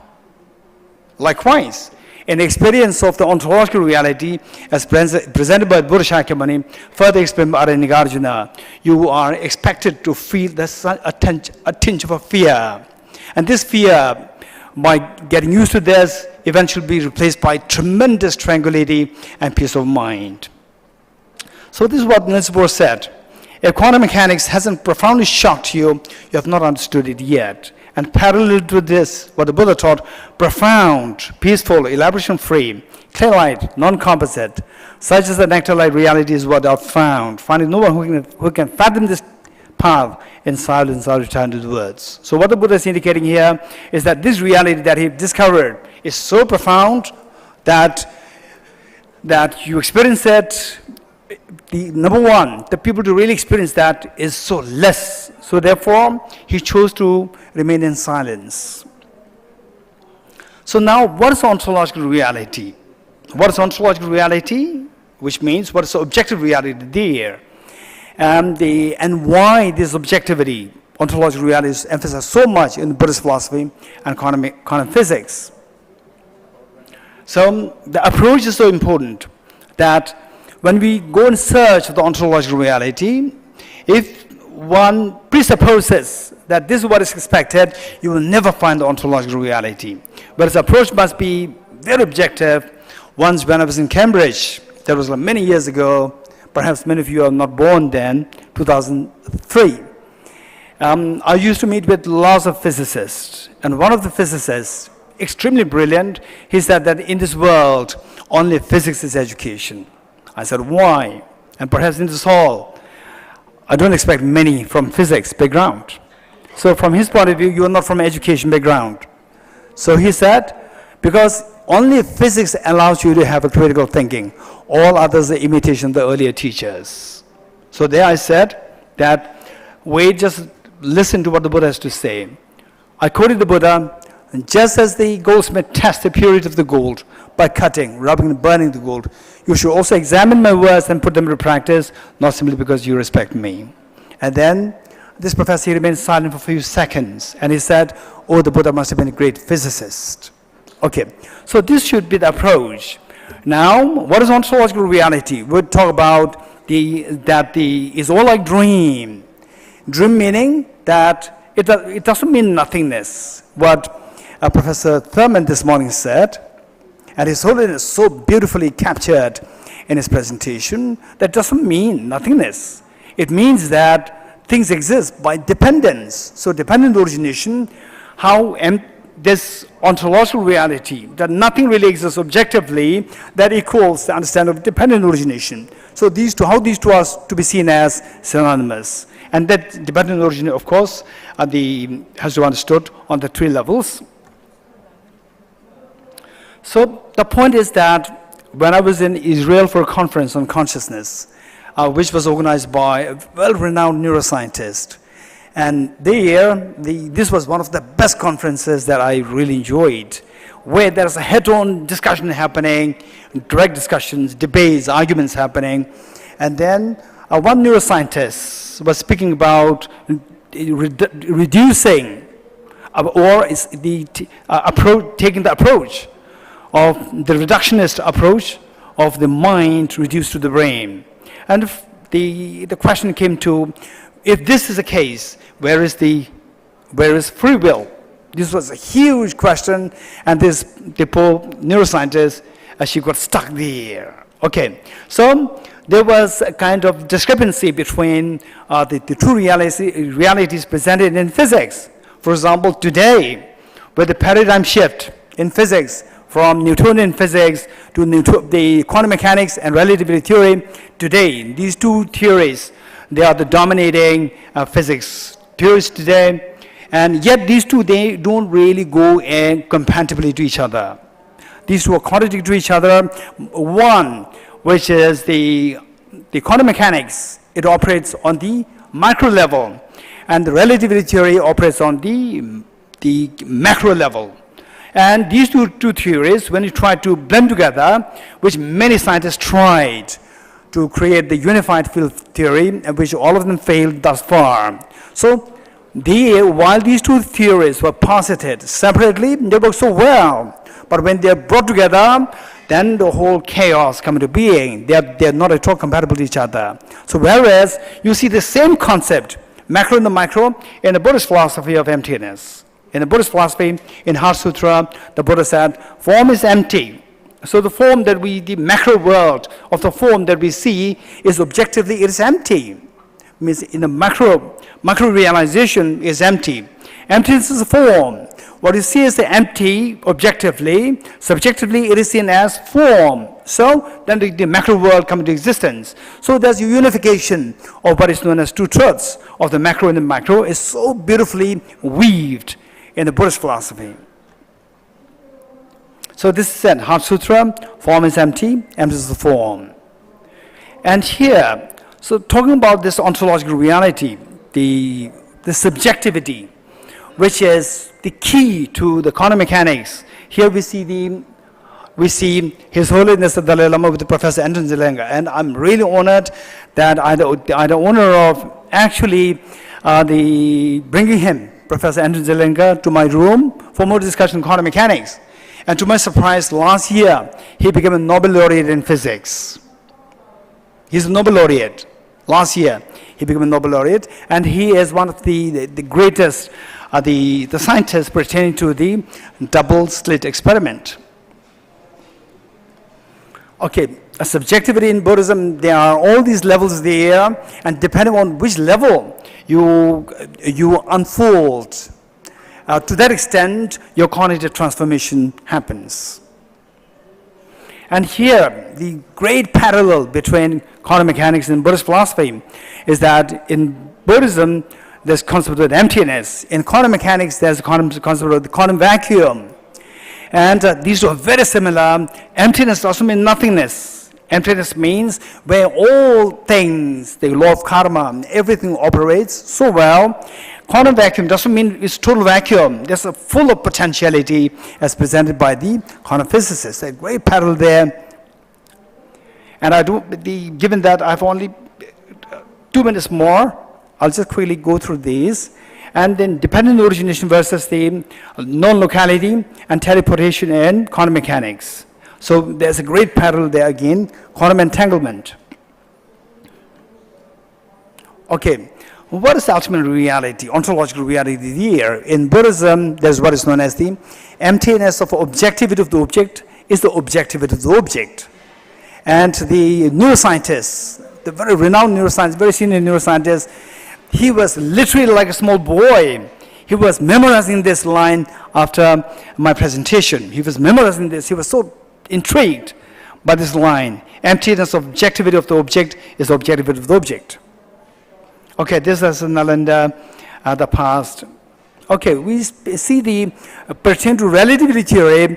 There's the concept of relativity taught in space by Newtonian physics, and Einstein came up and said that it is not only space, also time. The relativity is there. In Buddhism, relativity, time, space, and mind, all three. And then on this basis, His Holiness the Dalai Lama encourages all of us to focus on these treasures, these knowledge of modern science, Buddhist philosophy, and see how we can utilize them for the well-being of the humanity. So this is what is called as the universal ethics beyond all borders of differences. So this is the picture. Okay. I like this. So what the Buddha taught, which is so beautifully encapsulated by what Albert Einstein said. A human being, this is what Einstein, I'm quoting Einstein. A human being is a part of the whole called by us universe, a part limited in time and space. He experiences himself, his thoughts and feelings as something separated from the rest. feeling that you are so special, you are somebody, and they, you create a division. In the process, you suffer. So criticize others, bully others, accuse others, all these things happen, and meanwhile is saying that I'm clean, I'm pure, I'm good, I'm the best. So this discrepancy is the one resulting in all the miseries of samsara. This is what Einstein said it. Human being is part of the whole called by us universe, a part limited in time and space. He experiences himself, he or she experiences himself or herself. Their thoughts and feelings are something separated from the rest, a kind of optical delusion of their consciousness. This delusion is a kind of prison for us, restricting us to our personal desires and affection to a few persons nearest to us. When you create this barrier, the people you love, people who love you, become so small in number. Finally, we have to live in the spirit of love and affection, survive by the love and affection. So you suffer. This is what he said. Our task must be to free ourselves from this prison by widening our circle of compassion.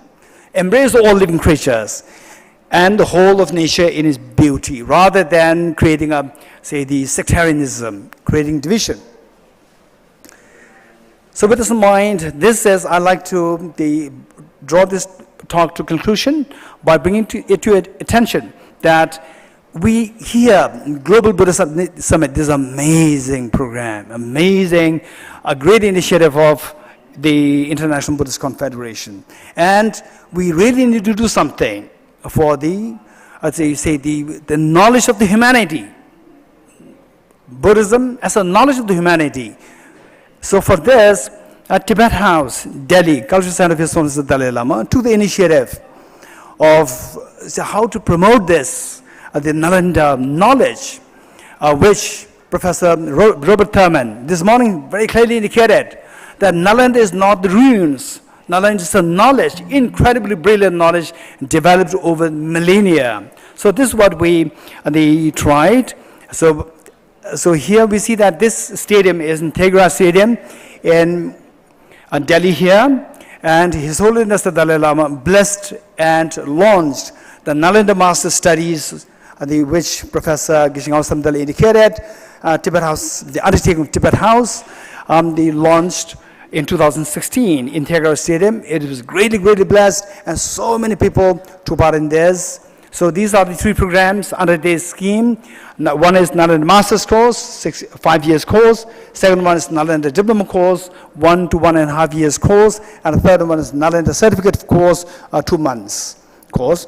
And then in terms of just within this short span of time, there were about 4,000 students who took part in this program. 4,000 students, just within the span of 6 years. So the first batch, Nalanda Master's course, the first batch is graduated with 464 students, online and offline both. Second batch of students, 949 students currently are studying. And Nalanda Diploma course, the first batch, 576, and every year is increasing in number.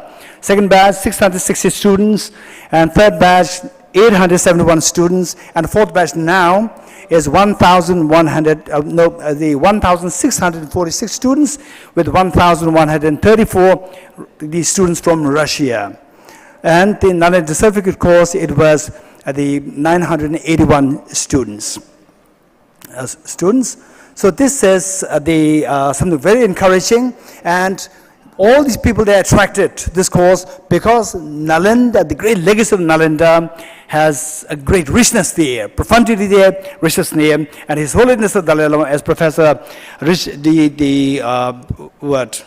Professor Robert Thurman this morning clearly indicated, the real embodiment of Nalanda is still alive. His Holiness the Dalai Lama. We are breathing the same air as him. We are treading on the same land as him. We are living in this land of the Arya Bhumi, land of the superior beings. So we are so fortunate. Why not? If we are to revive this tradition as a great pride of India, why not to make the maximum, to really do something concrete to bring about this academic richness of Nalanda to come out in the world.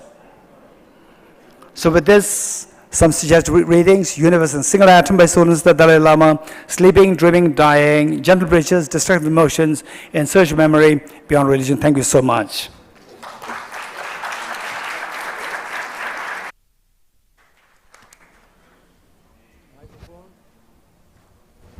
Yes, thank you.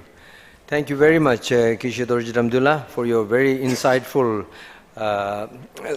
talk, juxtaposing the modern physics and the more than 2,500 years old Buddhist philosophy of emptiness.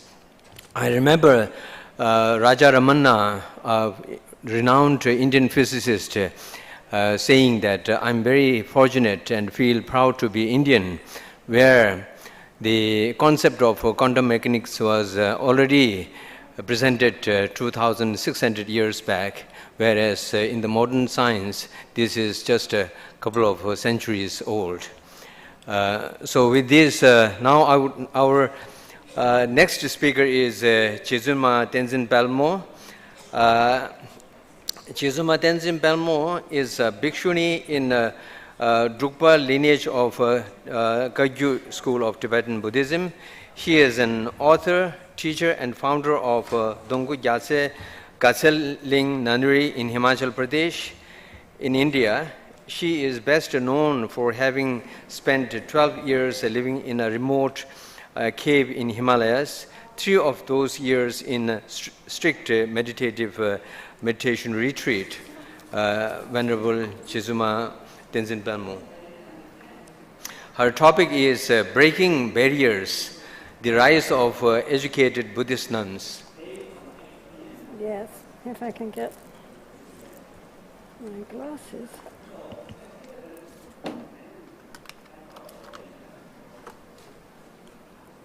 So good afternoon, everybody. Very lovely to see you all. I thought with Mingyur Rinpoche giving a talk next door, this room would be empty. So thank you for coming.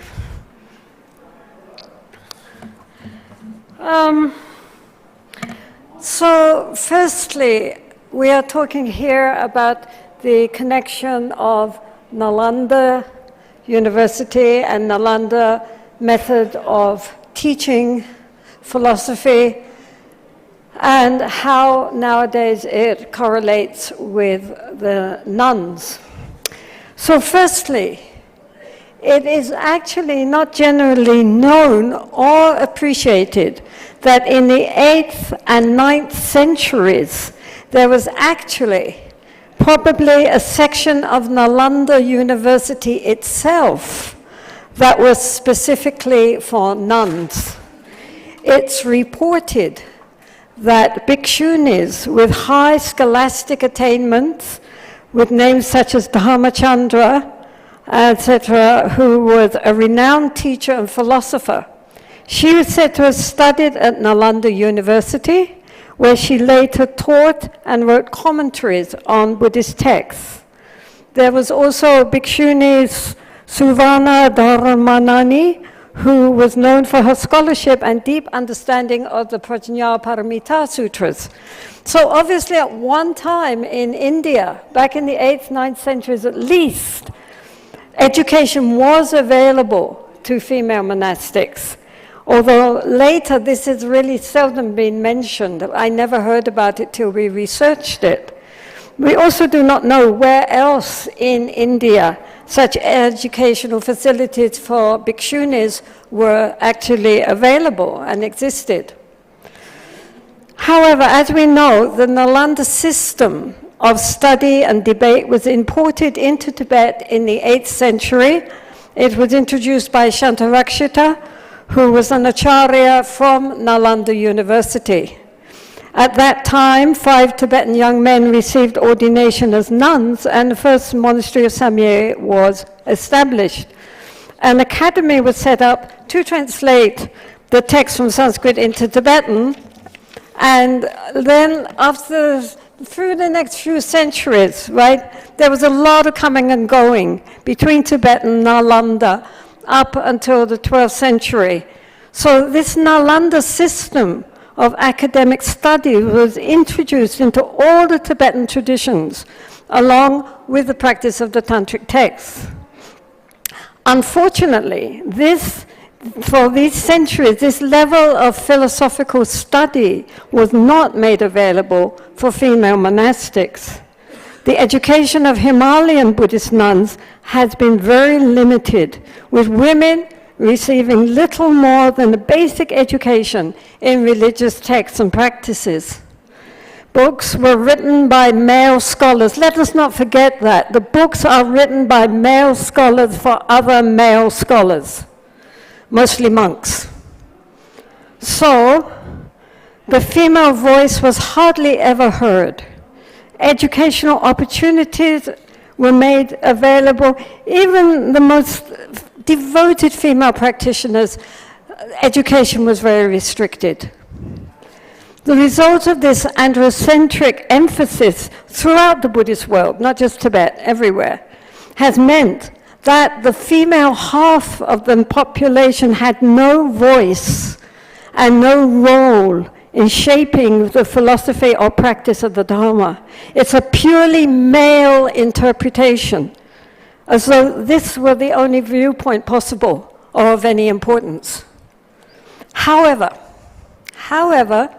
in recent years, there has been a growing movement to provide these nuns and other women with a more comprehensive education that includes the study of philosophy in accordance with the established Nalanda tradition.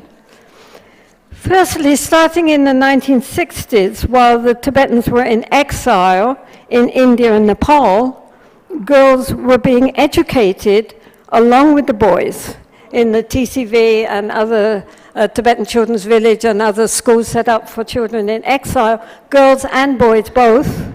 And many girls went on to attend university, so obviously women were quite intelligent actually.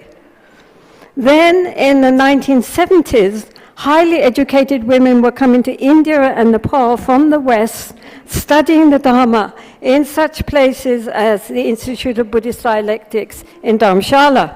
They engaged in studies and debating, which previously had been considered off limits and unsuitable for women. The Tibetan nuns were inspired by the example of their Western sisters and began to question the old assumptions that women were not intelligent enough to study philosophy, even though in the Buddhist Mahayana, wisdom is considered female. Prajna Paramita is the mother of all the Buddhas, since Buddhas are born of wisdom. Anyway, in 1985, the American nun Bhikshuni Kamalekshi Somo started Jamyang Choling for Himalayan nuns, where they could receive full education in philosophy in accordance with the Nalanda system taught by the learned Geshes, as well as other subjects. And in 1987, in Bodh Gaya, Bhikshuni Lekshi Somo also helped to co-found the Sakyadhita International Association of Buddhist Women. And that next conference will be held this year in Korea. So any ladies who want to be inspired by what is happening in the Buddhist world for women should come along to Seoul, to Korea in June. And men are also very welcome. In 1987, the Tibetan Nuns Project was founded by Rinchen Khandro, who at that time was the president of the Tibetan Women's Association. And this provides a long course in philosophy for nuns following the monks' traditional agenda taught by eminent geshes or monk professors. In 1995, the first inter-nunnery debate session was held at Dolmaling Nunnery below Dharamshala in the presence of His Holiness the Dalai Lama. Then in 2016, for the first time in Tibetan history, the Geshe Ma degree was bestowed by His Holiness the Dalai Lama on nuns who had qualified after at least 17 years of study and 4 years of annual exams. There are now 54 Geshe-mas, and every year more. It is also good news, yes, really, Yawadan nuns. It's also good news that in Nyingmapa Nunnery, called Sogyao Shedok Ling in Karnataka, has recently bestowed the Kenmo title on qualified graduate nuns. Kenmo is the highest scholastic title in non-Gelugpa schools. In the Gelugpa, they're called Geshes. In non-Gelugpa schools, they're called Khenpos or female Kenmos. So my own nunnery of Donjugatsuling in Himachal will also soon be enthroning some of our nuns as Kenmos. We are indeed very grateful, I have to say from my heart, we are very grateful to those Geshes and Khenpos who with their knowledge had devoted themselves to the education and training of nuns, bringing great enthusiasm and dedication to the task. They've been wonderful. Without their help, none of this would have been possible. They have really dedicated themselves now for many, many years, 20 years or more, to educating and training nuns. And really, our gratitude is unlimited. Nowadays, most nunneries include a vigorous study program following the orthodox Nalanda system of Madhyamaka, Prajna, Paramita, logic, Abhidharma, and so on, relying on the texts of Nagarjuna, Aryadeva, Chandrakirti, Shantideva, and other ancient scholars. The nuns absorb themselves in studying these traditional texts and commentaries, and they become masters in the art of analytical thinking and critical reasoning. Much of these texts is memorized to be used in the formal debate refutations, which are a lively interaction between opponents for the purpose of establishing clear view and the correct understanding. These debates help clarify any misunderstandings and are a direct transmission from Nalanda University method of training, which was only extant in Tibet nowadays. So it's amazing that the Tibetans carried on this tradition from the 8th century. Of course, for now, the nuns are obliged to follow the same curriculum as it's been traditionally taught for monks. It's necessary for nuns to prove themselves as just as intelligent as the monks by following the same academic program. Any alteration in the syllabus, even an improvement, would be seen as a deterioration in the standards. But perhaps in time, as nuns grow in confidence, they may incorporate a more feminine insight and intuitive approach along with the rational and logical aspects of Dhamma philosophy. Also, the introduction of more modern methods of instruction and more knowledge of neuroscience and quantum physics may bring about further insightful exploration and the blending of both the ancient and the modern understanding of mind and matter. As His Holiness and as Geshe-la has been just saying, this is a very important step now for the Dhamma and a big challenge. After all, impermanence and change are fundamental doctrines of the Dhamma. So why is the Buddhist establishment so resistant to any change, even for the better? However, for now, nuns are happy to follow the well-worn path trodden by the monks of old. Nowadays, Himalayan nuns have become masters in the art of debate. Recently, 100 monks from our affiliated monastic college of Kampagar in Himachal Pradesh came to our nunnery to debate with our nuns. They were lively sessions from which the nuns considered themselves to have emerged the winners. Likewise, in Tibet, so well done nuns. We have 20 of them sitting right here now, so I had to mention that. Likewise, in Tibet itself, there are large nunneries, some with several thousand nuns or more, who study these standard philosophical texts, and many nuns have become Khenmos and teach others. Just as in our nunnery now, many of the teachers are graduated nuns themselves. These nuns are also writing books and are even claiming to give the female point of view. This is an important development, as philosophy is not just a subject of academic study, but is also an integral part of the spiritual practice of Buddhism. The study of philosophy allows these nuns to deepen their understanding of the teachings of the Buddha and to apply these teachings to their daily lives and meditation practice in a more meaningful way. Women are empowered by knowledge.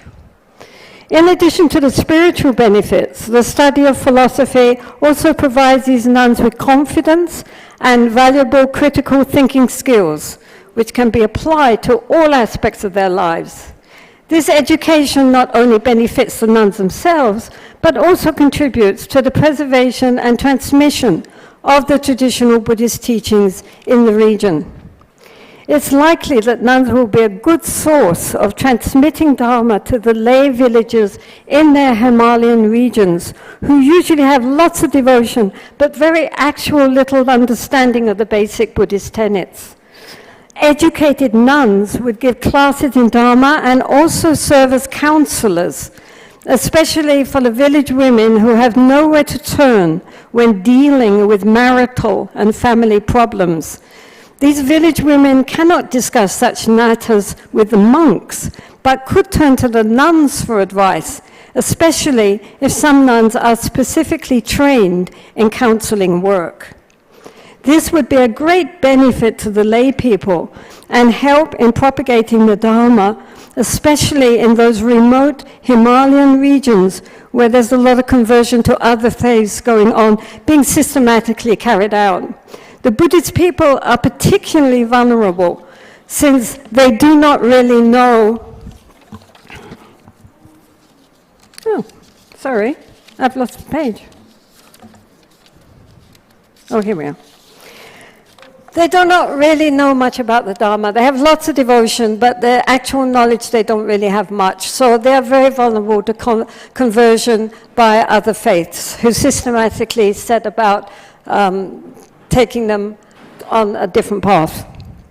Anyway, it's mostly women who have an interest in spiritual matters and would appreciate guidance from female monastics. So only 30 years ago, Himalayan nuns were uneducated, ill-housed, generally neglected and overlooked. Since that time, they have risen to become respected scholars and teachers, keeping pure ethics and living in well-run, disciplined nunneries. They are exemplary monastics. So what do they lack that separates them from those nun scholars in Nalanda 1,000 years ago? The answer is full bhikshuni ordination. So now is the time for the Bodhisattva monastic lamas to appreciate the achievements of their Dharma sisters and grant them their rights as full members of the Sangha.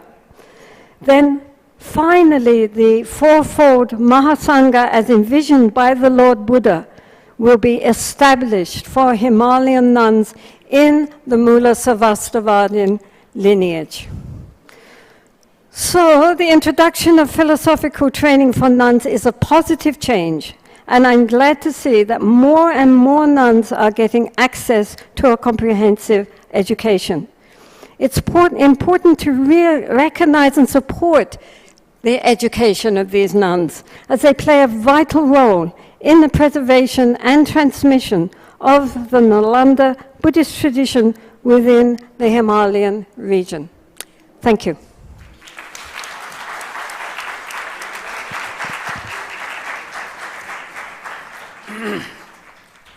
Thank you very much, Chizuma Tenzin Planmo, for your wonderful and informative presentation, projecting the development of education in nunneries. Of course, female constitute 50% of our human society, and education in nunneries is extremely important.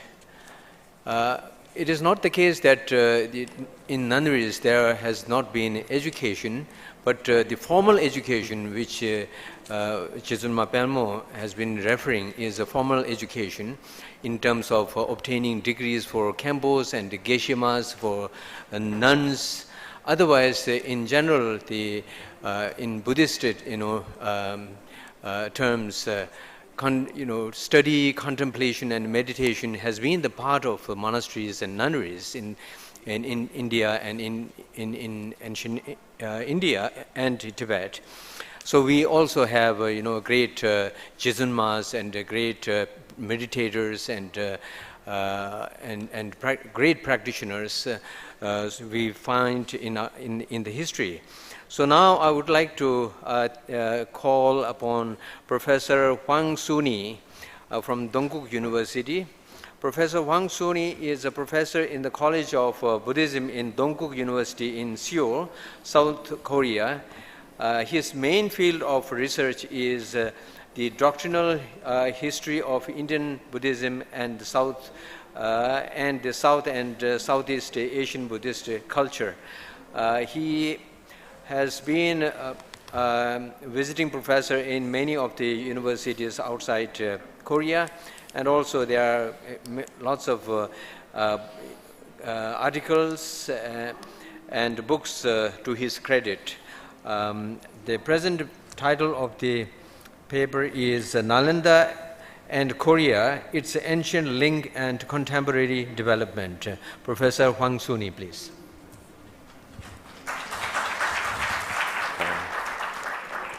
Venerable members of Sangha, distinguished guests and ladies and gentlemen, my name is Sunil Hwang and I'm from Dongguk University, Seoul, South Korea. And it is my great honor to be able to give a presentation here in this auspicious conference. And this morning I was so touched with seeing, His Highness Dalai Lama talking, and I'm very happy. So today I'd like to talk about Nalanda and Korea, its ancient link and the contemporary development. I made it in a 7th part. I try to complete within 20 minutes. The relationship between India and Korea, particularly in the context of Buddhism, has a long history. Nalanda, a renowned Buddhist monastery and the center of learning in ancient India, played a significant role in this relationship. Nalanda was a hub of intellectual and spiritual exchange, attracting scholars and students from various parts of Asia, including Korea. Korean monks from ancient kingdom of Silla traveled to Nalanda to study Buddhist precept, doctrine, and philosophy. They then brought back Buddhist sculptures and other important artifacts to China and Korea, greatly influencing development of Buddhism in East Asia. Today, Nalanda continues to hold an important place in the heart of many East Asian Buddhists as a symbol of their shared Buddhist heritage with India. The relationship between India and Korea, forged through the exchange of knowledge and ideas, at a place like Nalanda remains important, especially as this year marks the 50-year anniversary of diplomatic tie between Korea and India.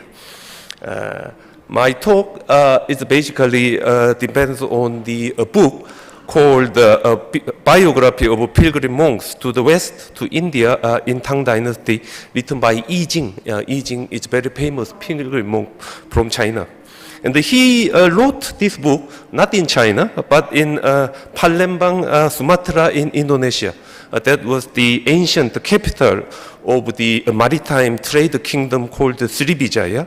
So you can see it's very far down there, even lower than Singapore. You can see the red dot there. So Yi Jing was already very international figure during that time. And fortunately in South Korea, we had the wood block preserved in Woljeongsa Temple in Ode Mountain.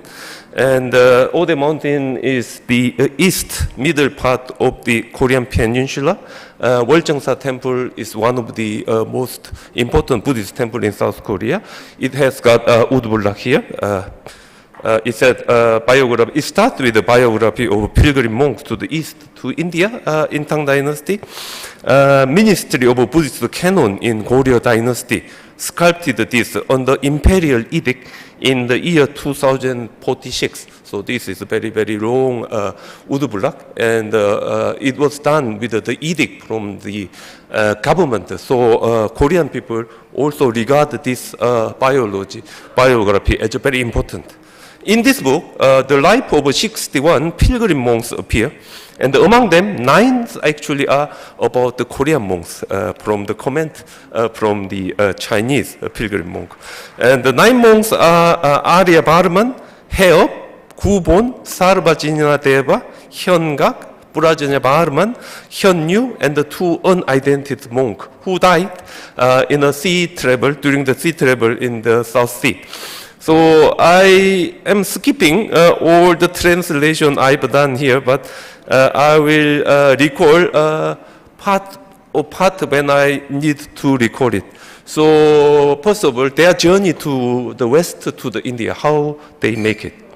So when we see those 8 monks made their journey to India, some of them took land route through Tibet to India, and some of them through the sea route, through Srivijaya, which means Palembang in Indonesia, and then to India.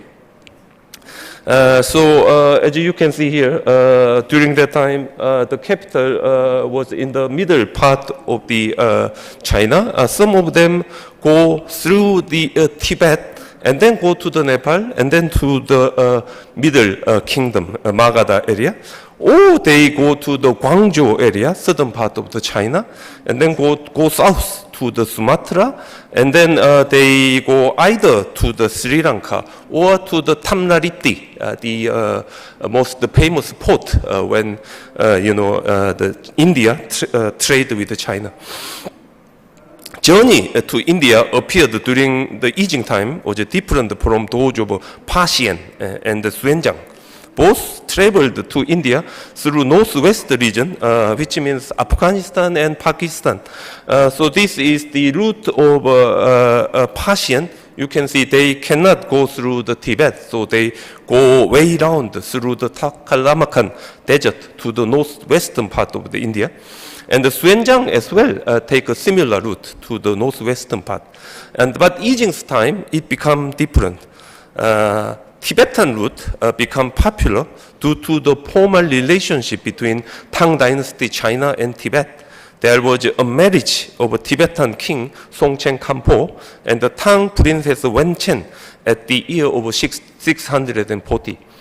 You can see in the middle is King Songchen Kampo, and to the right, Chinese princess Wenchen, and to the left, Newa princess. So somehow during that time, Tibet become a kind of intermediate place where it can actually link China through to India. From India through to China, it's become a central hub to link between the two.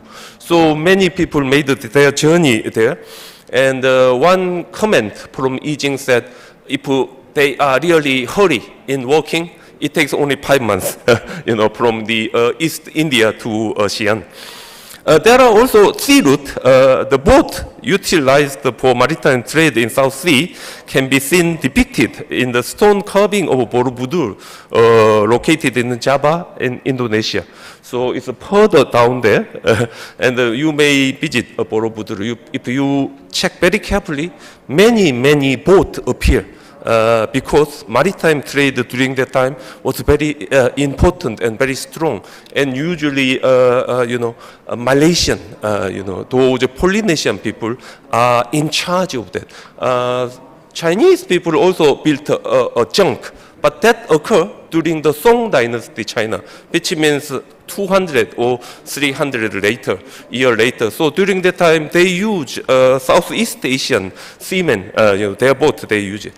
Both at South Sea during that time were moving through monsoon seasonal wind, through deep sea travel.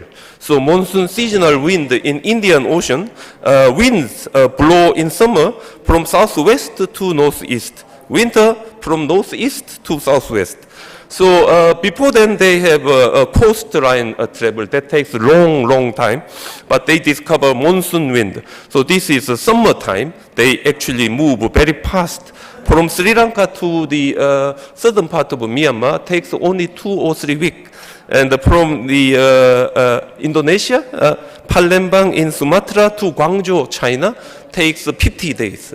They talk about 50. So it's very quick when they discover.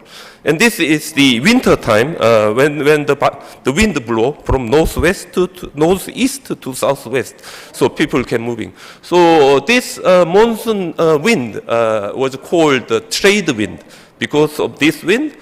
You know, the very remote region can have a trade together. So I always believe the best product India export to the Southeast Asia and East Asia must be the Buddhism, because Buddhism dominated, you know, Southeast Asia as well as China and Korea and Japan. Through this trade route, make it possible. So one of the very interesting remark about the I Ching's mention about Korean monk was Burajanya Bhadman Haryun, and he initially took a sea route from the Shilla to Fudan area in China. That's just next to Taiwan. And then from there, from Fudan to Xi'an, the capital of Tang Dynasty, China, on foot. And then he become joining the member of Hyunjo, one of the very famous Chinese pilgrim to India, and that they walk through Nepal and then Nepal to East India. As little as just 5 months. So this is the route actually Hyunjo took it. If he were in a really hurry, that journey may take, I think, about 10 months. 10 months he can make it. How about the notion of Korean people during that time among the Indian people? I Ching mentioned very interesting thing in his book.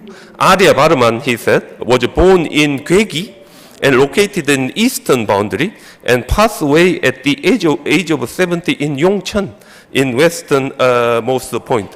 So Gwegi is the Korean peninsula, and Yongcheon is a Nalanda area in India. He further commented, Gwegi corresponds to Kukuteswara in Sanskrit, and the Kukuta means chicken, Yesla means precious. That is the kingdom of Goryeo. According to the legend in this country, feather of a chicken wing were plucked and used to adorn to venerate the chicken god. In India, Kukuteswara is referring to kingdom of Goryeo. So Kukuteswara means Kukuta Iswara, which means the country where its lord is chicken. And mural painting of Goryeo people with the feather of a chicken wing were plucked appear at Samarkand in Uzbekistan during that time. This is one of the mural painting there in Samarkand. You can see Goryeo people adorn the chicken wings over there. Even in the Joseon dynasty, when we are checking the mural painting of the Buddha's lifetime, you can see many Korean people still using a chicken feather or bird feather, adorning their head there. So that's the notion of Korean people during that time among Indians. And I Ching said not Nalanda Vihara, he said Sri Nalanda Mahavihara, and that's his translation over there. And the Nalanda, according to Xuanzang, and from the modern etymological point of view, can be analyzed as a na alamda, which means not enough giving. So endless giving, they can do it. But according to I Ching, he mentioned something different. Interestingly, there is a pond named Yongcheon in Nalanda temple that relates to this legend. Nalanda is the name of the dragon. Since there was a dragon named Nagalanda in Bin City, it was named after it. So maybe the name of a dragon is Nalanda or Nagalanda, we are not sure, but there are some differences. And according to I Ching, there are 8 rectangular buildings with a 3-story rectangular building. This is the map of Nalanda during the 1860, when Alexander Cunningham drew the drawing. And this is the current day Nalanda, which has got 1, 2, 3, 4, 5, 6, 8 buildings, rectangular buildings there. From the aerial view, you can see this kind of shape of Nalanda, you can actually see. And also, according to the Taranatha, the main stupa south of the Nalanda site was Sariputra stupa. Now, if you go to Nalanda currently, they said it's Sariputra stupa. But according to I Ching, it is Mulla Ganda, disappear. Mulla Ganda Kuti, where the Buddha stays there for 3 months during the retreat.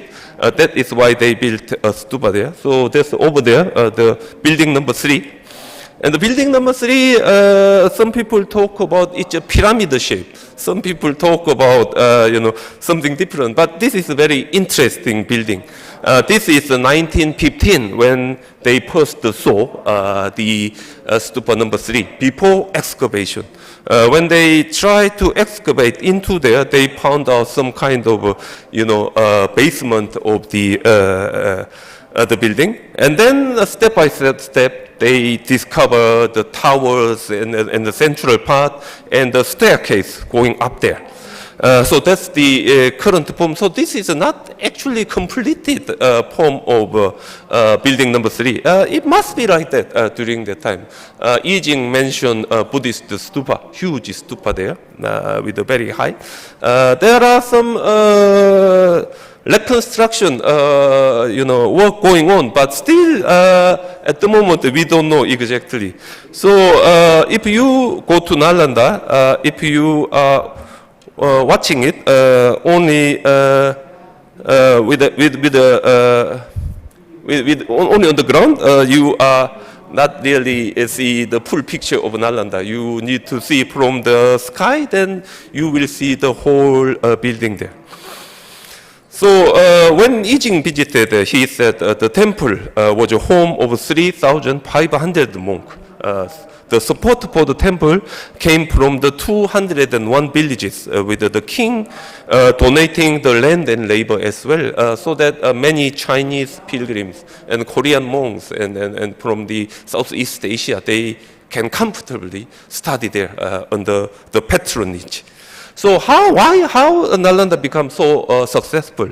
One thing I'd like to talk about the library of Sri Nalanda Mahavihara. I Ching mentioned about the Silla monk Heop. He said, while reading Tang Buddhist text called the Yang Run, the Chinese translation of Mahayana Sangra Sutra by Asanga at Nalanda Temple, I Ching stumbled upon a note stating that the text was copied and written by Heop, a Silla monk under the Bodhi tree near the Mullaganda Kuti.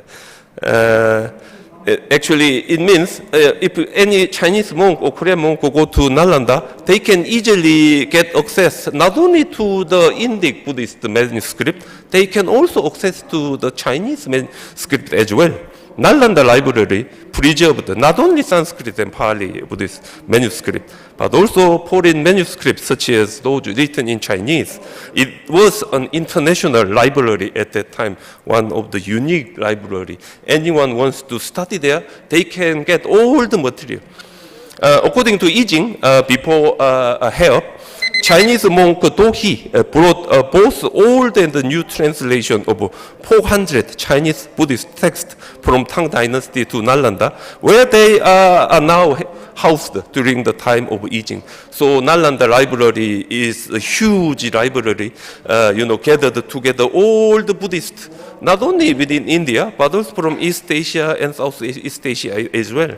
So copying Buddhist manuscript was like an ongoing task for the monk, much like the work of a Silla monk Heop. So many, monks there from East Asia, they copy, Chinese text there. So they do their own contribution there. So then, and second point, how Nalanda become very important, is mainly because this is the center of Buddhist tradition and new ideas. I Ching, the one who wrote this text, looking for the Vinayas, he is looking for the genuine Buddhist precept. And he found out Mulla Sarvastivada Vinaya might be the excellent. He actually brought it back to China and translated. Suen Zhang, before then, went there looking for the Yogacara philosophy. And he wrote Vijñapti Matrata Siddhi Shastra. And it became main text for Paxiang school in China. This is Vasubandhu lineage, which is different from Silla Mongko Heop. Silla Mongko Heop also looking for Yogacara philosophy, but he is more interested in Mahayana Sangraha Shastra, which was done by Asanga. So maybe there are some difference between Korean monk and Chinese monk during that time. During the 7th century, Vijñapti Matrata, or mind only, was the leading doctrine as well as a philosophical idea throughout East Asia.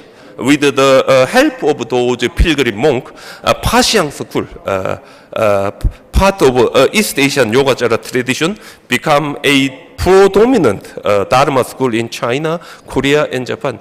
Even before Joseon Dynasty in Korea, during the maybe 1400 Common Era, Paxiang school become most strongest Dharma school in Korea before the Zen, Zen meditation dominate Korean area.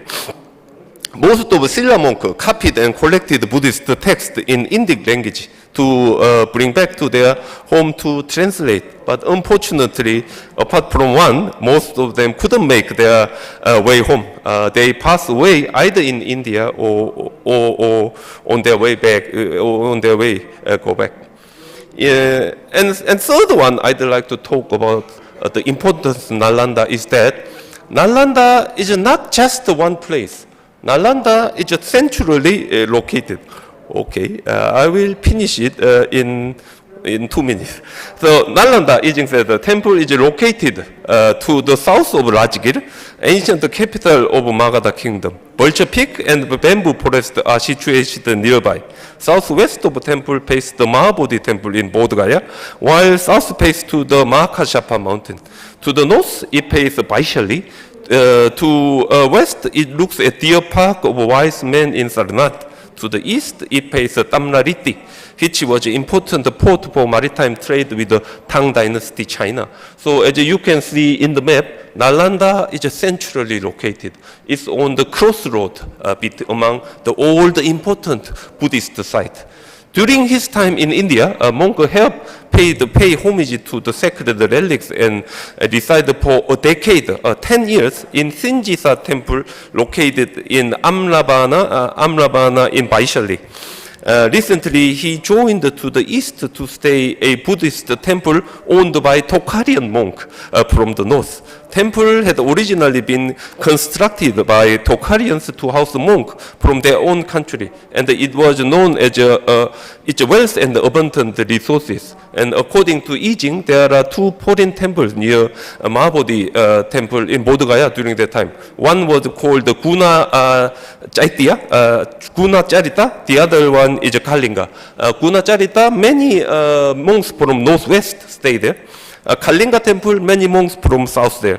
And according to Yijing, there was Jina China temple near Deer Park of Wise Men in Sarnath, but not anymore when he was there. So, kind of a network was already built during the time when Nalanda became center of intellectual learning. And the monk can, exchange the information and join there together. So, Dongguk University, where I belong, founded in 1906 in Korean Buddhist Joge order.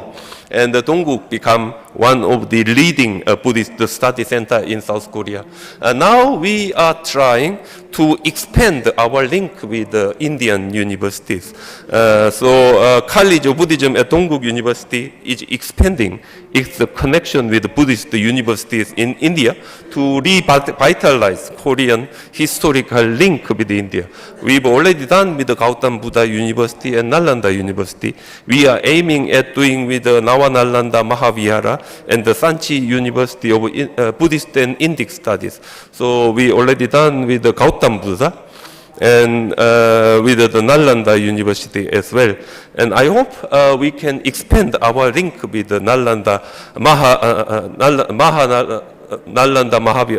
Mahavihara, and also the newly built Sanchi University and Buddhist and Indic studies. If we completed it, I think we can revitalize the ancient link on the study of Buddhist ideas and Buddhist precepts, together with India and Korea, and together with the countries in East Asia and Southeast Asia as well.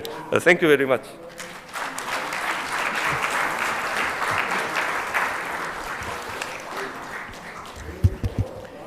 Thank you very much, Professor Hiwang Sunil, for your very clear presentation with respect to the relation between Korea and India, particularly in the context of Nalanda tradition.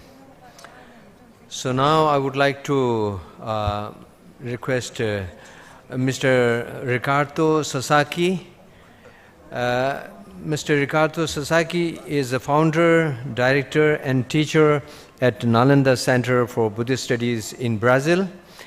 And he has been trained for the last 41 years under many teachers of various Buddhist traditions. And he is very actively involved in disseminating and preserving Nalanda tradition in Brazil. The title of his paper is Bridging the Gap, Maintaining Nalanda Buddhist Tradition in the Modern World. Thank you, Mr. Sasaki. Thank you. Hello, everyone.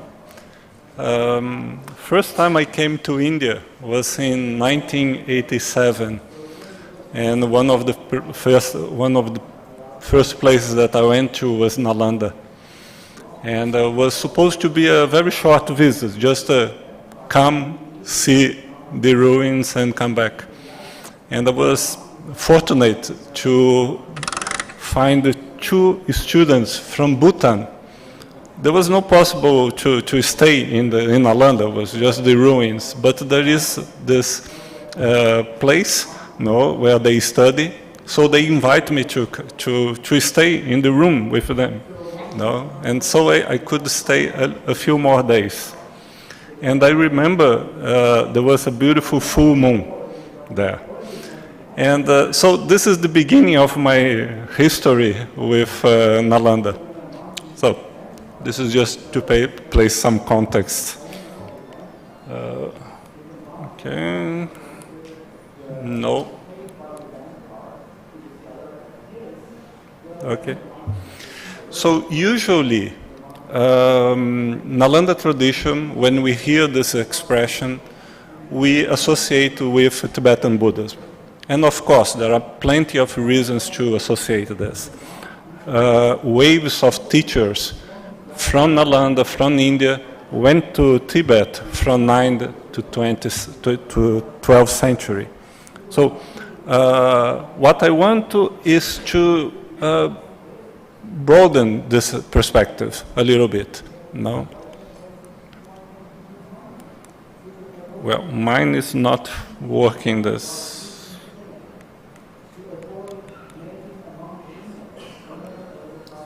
Yeah, okay. Okay. Can I move from here? Okay, great. Okay. Okay. So, Nalanda, however, is not limited to Tibetan Buddhism, and it has a significance much broader than this, because it had a significant influence on all the branches of Mahayana Buddhism, and also is connected to the older schools of early Buddhism. So, what I call the first phase is Nalanda before it became a university. It was a city, and you have plenty of reference to Nalanda. Buddha visited many times, and it was mentioned that it was prosperous, influential, and populated in the time of the Buddha. So, and he gave many sermons there. One thing that people also don't know much, the Buddhist people, is the relationship of Nalanda with Jainism. Mahavira is mentioned several times staying in Nalanda. Nalanda became a center of Jain activity, and he is believed to have attained moksha in Pavapuri, that is in Nalanda. So let me tell about Shariputra. Everybody knows about Shariputra, and and he has a special significance for the early Buddhas, especially in Theravada. So Shariputra was one of the main disciples of the Buddha. He is considered a champion of the Abhidharma style of Dhamma teaching. And the Theravada tradition considers Shariputra as the greatest Arahat. So the legacy of Shariputra, you can extend to the appreciation of logic and analysis in Dhamma teaching. So why to talk about Shariputra when we talk about Nalanda? Of course, Shariputra is closely associated with Nalanda. A major stupa in the ancient Nalanda University is known as Shariputra stupa. And though the birthplace of Shariputra is still controversial, many people believe that it is around Nalanda. King Ashok built a stupa in Nalanda in homage to Shariputra. So that was the first phase. And then from 450 Common Era on, then it became a university. University was raised there under the patronage of the Gupta. And as a university, it has a lot of influence in the Chinese and all the Eastern Buddhism.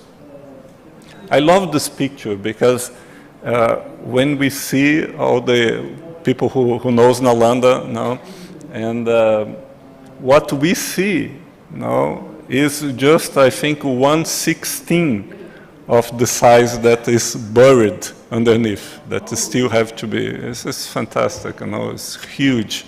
When you go there, you don't really see. So Nalanda influence on Eastern Buddhism. Here we can see representation of Xuanzang, the Tang dynasty, and Nalanda distributed knowledge to many parts of India and beyond, attracting students and scholars from Korea, Japan, China, Tibet, Indonesia, even Persian, even Turkey. So you have some personal accounts, Faxiang, Xuanzang, Yijing.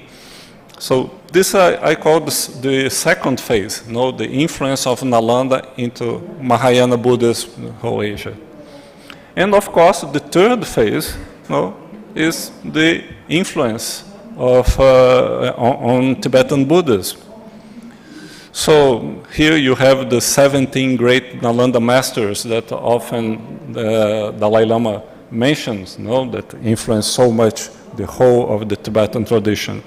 I remember a long time ago there was a conference at Nalanda, and Dalai Lama was there. And something that I still remember till today is that he said that every day in the morning he bowed to Nalanda. No matter where he was, he bowed to Nalanda because Tibetan Buddhism would not exist without Nalanda. So it was really beautiful. Okay, so this is the three phases of the Nalanda influence on Buddhism. And now let's go to the influence of Nalanda in the West. And particularly, I'm going to talk about the influence in Brazil. I chose this picture. This is in front of our center, our forest center in Brazil. And I chose this picture because you can see Venerable Dhammadipa, who is a meditator, meditation teacher, very knowledgeable in Yogacara and Abhidharma. And I met him in Nalanda, together with Dr. Pant. So two big influences in my life. So let me tell about Buddhism in Brazil. Though Chinese are reported landing in Brazil as far as 1810, but the official coming of Buddhism, really Buddhism, was through Japanese immigrants. The first ship was Kasatomaru, 1908, and then also came some Chinese and Korean immigrants. And my own father came in one of those first ships to Brazil. The growth of Japanese Buddhists was slow, and it brought the Pure Land and Zen and Nichiren, the well-known Buddhist schools of Japan. There was a Chinese temple that was founded in 1962, and there was a Theravada temple that was established in 1967. It was a small temple for the from the Sri Lanka Theravada community. The first decades of Buddhism in Brazil was mainly practiced in ethnic communities, mainly Chinese and the Japanese. People don't know, but Brazil has the largest Japanese population after Japan in the world. So we have a lot of Japanese there. But the temples were mainly just ethnic. People just talk Japanese, So if you don't know Japanese, And we don't have, like Europe or United States, we don't have Laos or Cambodians or Thai people, or Burmese people or Sinhalese. Only Japanese, Chinese, few Koreans. So to establish a Buddhist center there is very difficult now. So in 1989, I established the Nalanda Buddhist Center for Buddhist Studies. The name Nalanda pays tribute to the famous Buddhist university, birthplace of Sariputta and a center for dedicated study and practice. Our center was inspired and encouraged by great teachers whom I have studied and met personally, like Somdet Mahagosananda. I studied with Achan Buddhatasa and Agamaha Pandita Rewata Dhamma Sayadaw. So through this inspiration, we try to give to the Brazilian people through Buddhist tradition, and is spoken in Portuguese and adapted to the Brazilian culture. Okay, we have a very practical approach. We give regular classes since that time, so it's over 30 years of classes, many classes every week, and retreats every month, and also in many different places of Brazil. Brazil is very large, it's bigger than India in terms of extension. And people like the whole West, people like meditation, so they want this practical approach, and not so much ritualistic or devotion-oriented like ethnic temples. Also, we actively participate in, give courses, participate in conference, and have regular practice. In the beginning, of course, it was more presential, and then as soon internet started, we also started online courses. So this is some examples of people that great teachers that we invite to Brazil. These are really in the beginning, so like Rewata Dhamma Sayadaw and Bhante Gunaratana, that both were there many times in Brazil to conduct longer retreats. So we do these longer retreats since 1994, No, we were the first place in Brazil, I think in South America, that to start to give longer retreats in the forest tradition of in the early teachings and Theravada. Here you can see Santikaro, who is the main translator from Achambuddhadasa. And you can see many of the teachers that we have invited. Mostly are from Theravada tradition. We are quite connected with early teachings, but we also invited, we had Zen teachers, Japanese, Korean. I myself trained in Korean tradition for a few years, and Tibetans. So we keep the spirit of Nalanda.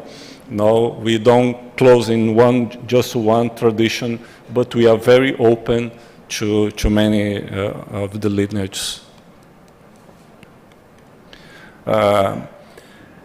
The invitation of these teachers demonstrates Nalanda's commitment to providing high-quality teaching and leadership to the Brazilian Buddhist community.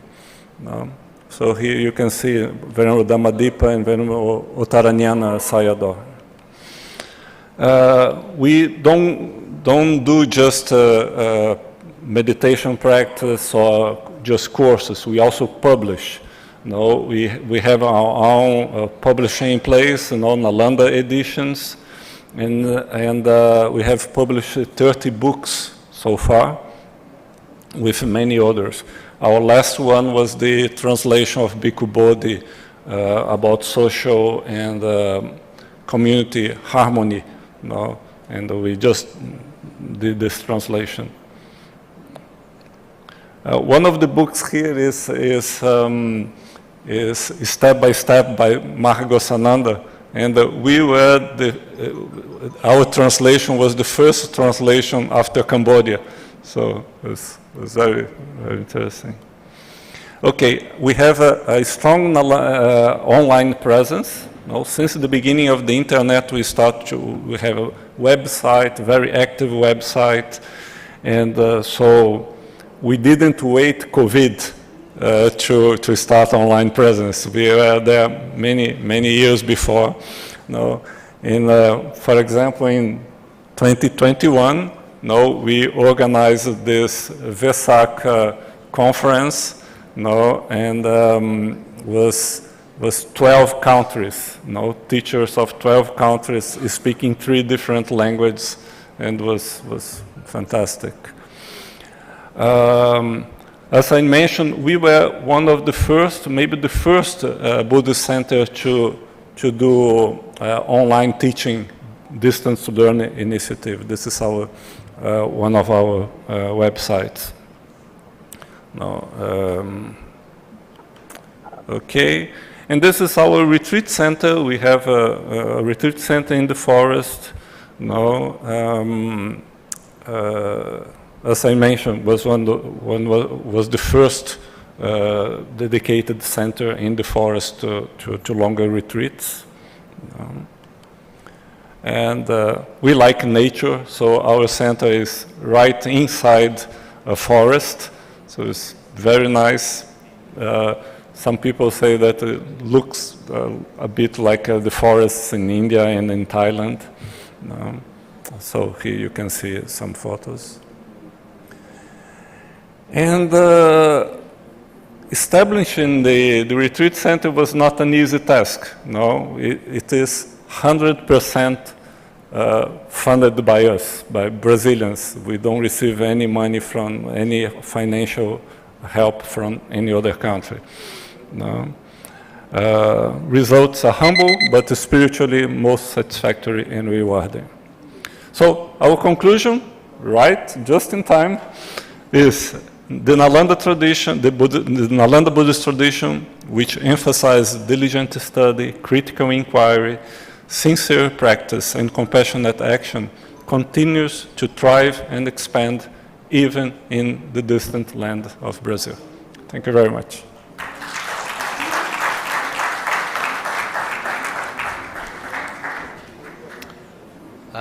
Thank you very much, Mr. Ricardo Sasaki. really, you have shown that how Nalanda tradition is being brought in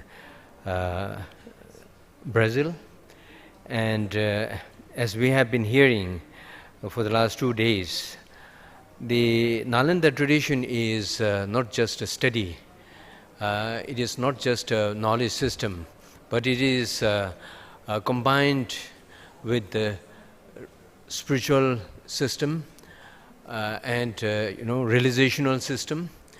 Without realization, the study is fruitless. Without study, the realization would not be possible. So these two must go together, and this is Agam and Adhigam. These two are the aspects of Buddha Shasana. So therefore, making attempt to bring both of these traditions, go ahead, is really challenging.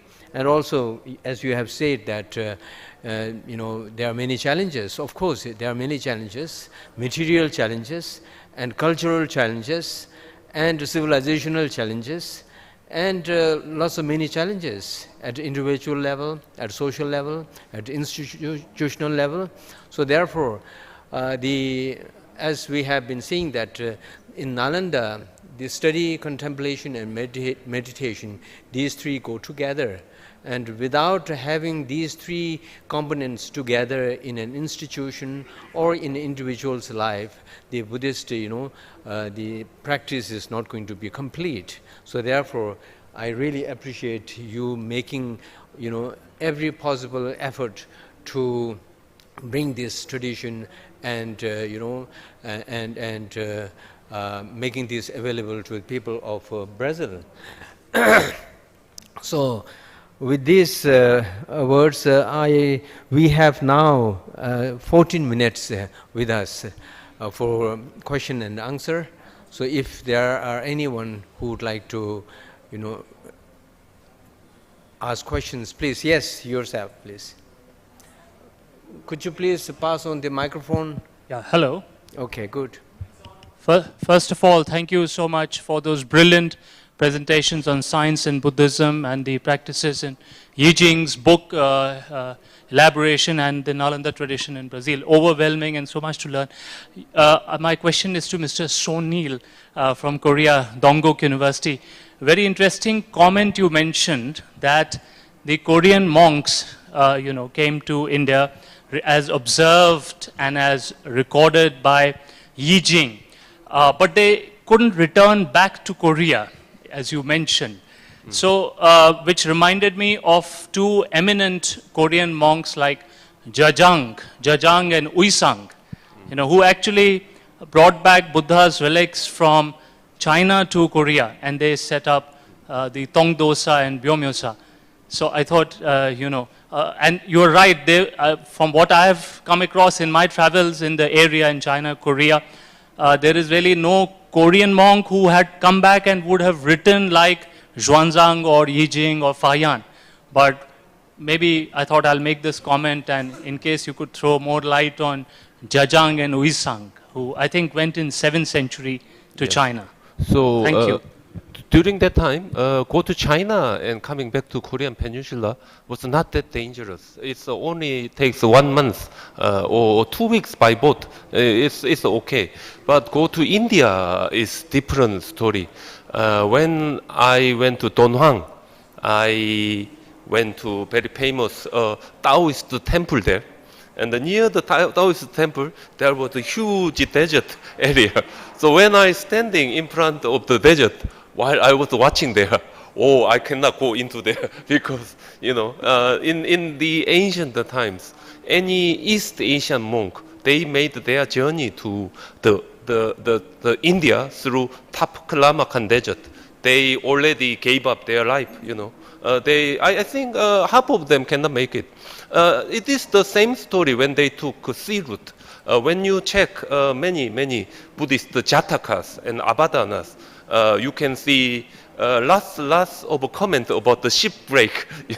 They try to get some kind of help. So in Korea, the coastline in the east and west and the south, we have Avalokiteshvara statues everywhere, praying for Avalokiteshvara, save human beings, when they have a problem on the sea. So in both of the cases, to go to the India is totally different. Just one case, we have one monk survived from his journey to India and going back. His name was just Hecho. But he couldn't coming back to Korea. He passed away in Mutai Mountain in China. So that's the one case I can mention. Yeah. Well, thank you very much. Do you know of any Indian monk who reached Korean shores as recorded in Korean history? Thank you.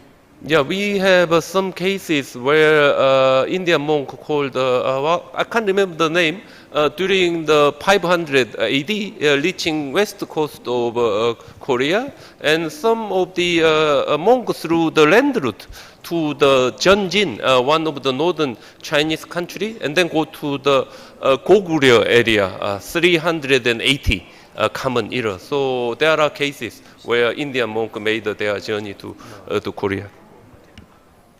I have got two small queries. One from myself, Neeraj. I have got two small queries. One from professor from Korea. Just to add to the last question of Dipankar, I think it was a 14th century monk from Nalanda, Jikong, Dhyan Bhatta, who went to Korea, and he was the last Indian monk who went to Korea, and there is Pudo inscription there. So that means Nalanda was active till 14th century. So that means the argument with Jesun Ma was making, that needs to be rectified, that Nalanda monks, there were no interaction with Nalanda. The question to Damdullah from Tibet House, because he has been talking in Nalanda was a center, Nalanda, quantum mechanics, neuroscience. I just want to know the basic physics and mathematics which were being taught in Nalanda. Like what was the astronomical system which was being followed by Nalanda masters? What was the notation system, mathematics calculation, Bhur Sankhya system? So can you highlight all those things? Or what were the metallurgical processes? What were the alchemical things? What things they were using in Nalanda tradition? I am talking about Nalanda tradition of science and technology. Thank you. I couldn't hear completely. Okay, Neeraj, would you mind speaking a little slow, particularly your question to me? It is echoing. There's a tremendous echo so there. It is not audible. Speak a little slow. Yeah.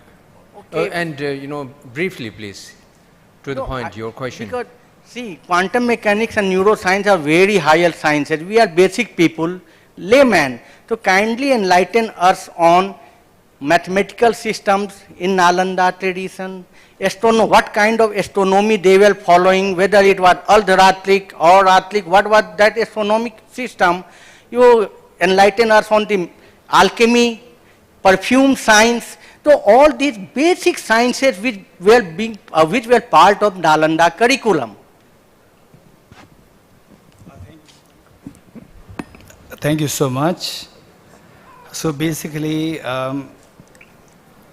you are interested to know about the alchemy,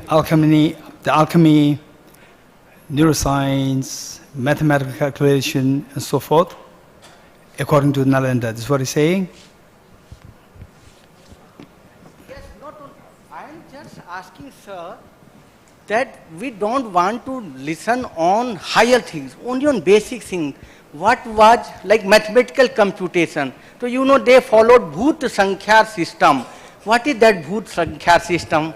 They followed Ardharatric system of astronomy. Kindly enlighten us. Yeah. They followed certain kind of metallurgical processes. Kindly enlighten us. Because quantum mechanics is very high science. We are lay people. We are interested in lay. Yes, Neeraj. So there are astronomical areas to be discussed, and mathematicals and alchemies, and many areas to be discussed. But in this context, we are talking about Nalanda's, particularly in the Shunyata and dependent arising theory. So in this context, we we have been juxtaposing between quantum physics, quantum mechanics and shunyata. We are not, juxtaposing shunyata with, the astronomy. We are not juxtaposing shunyata with alchemy. In this very context, we are talking about, the quantum mechanics and shunyata and the dependent arising pratitya samudvata. In that context, Keshe Damdula has made the presentation. And also that we need to keep in mind that how we began our discussion, which His Holiness the Dalai Lama very clearly indicated this morning, is that the purpose of all these studies, most likely when I began my talk, you were not there, you came a little late. I already indicated the purpose of the discussion. The purpose is that I began by saying telegraph writing is a very basic piece of knowledge is totally obsolete now. Why? It is no more taught in the schools. I learned it, I jokingly said, people who know about telegraph means you are my age, minimum. So whereas those who are younger have no clue what is telegraph writing, because it has become obsolete. What is obsolete is totally irrelevant, nothing to do with us. So whereas the Nalanda tradition is so rich to manage our emotions of anger, agitation, fear, stress and so forth. For this, we talk about the cognitive transformation. And this cognitive transformation, to preserve this Nalanda tradition, if we only talk about very simple things, then where modern science is so advanced, and Nalanda we talk very simple things, then who is there? Today the world will not pay heed to the Nalanda tradition. We are talking about the preservation of Nalanda tradition, which means that people should pay heed to this, saying that this tradition is so profound as quantum mechanics. So therefore, it's so important to highlight the greatness of this tradition, not just the simple things like alchemy or the small things. And on top of that, we need to keep in mind that what mathematics is for physics, to maintain the rigor of physics, mathematics is required. Likewise, to maintain the rigor of philosophy, logic is required and epistemology is required. So therefore, it is not like 100% same. If it's 100% same, then there's no need, it's all just redundant. Whereas we need different traditions pointing to the same reality. Thank you so much.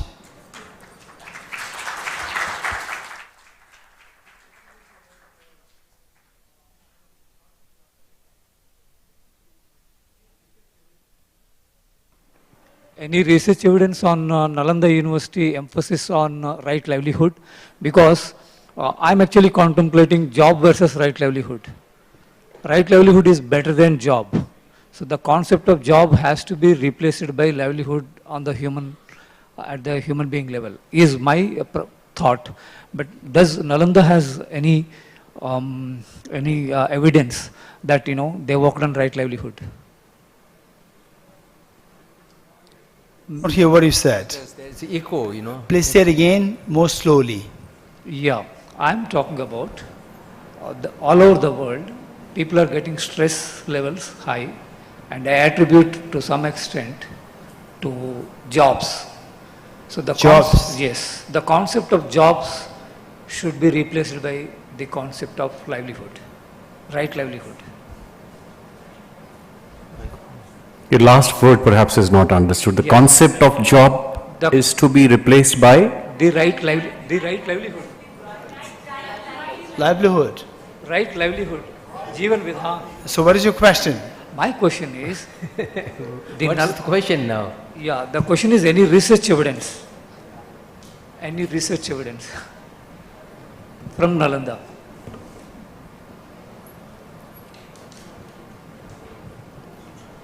The last word was on right livelihood.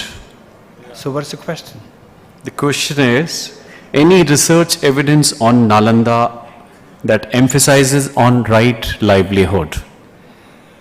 Okay, so basically, if your focus is just on right livelihood, of course, Nalanda, the system is designed to bring about the psychological transformation, cognitive transformation, whereby your emotional state is balanced, and then through this emotional balanced state of the emotions to derive behavior, to derive your livelihood, behavior, how to earn your livelihood in a very rightful way. So this is very much, this is the whole point of the Nalanda tradition. Thank you.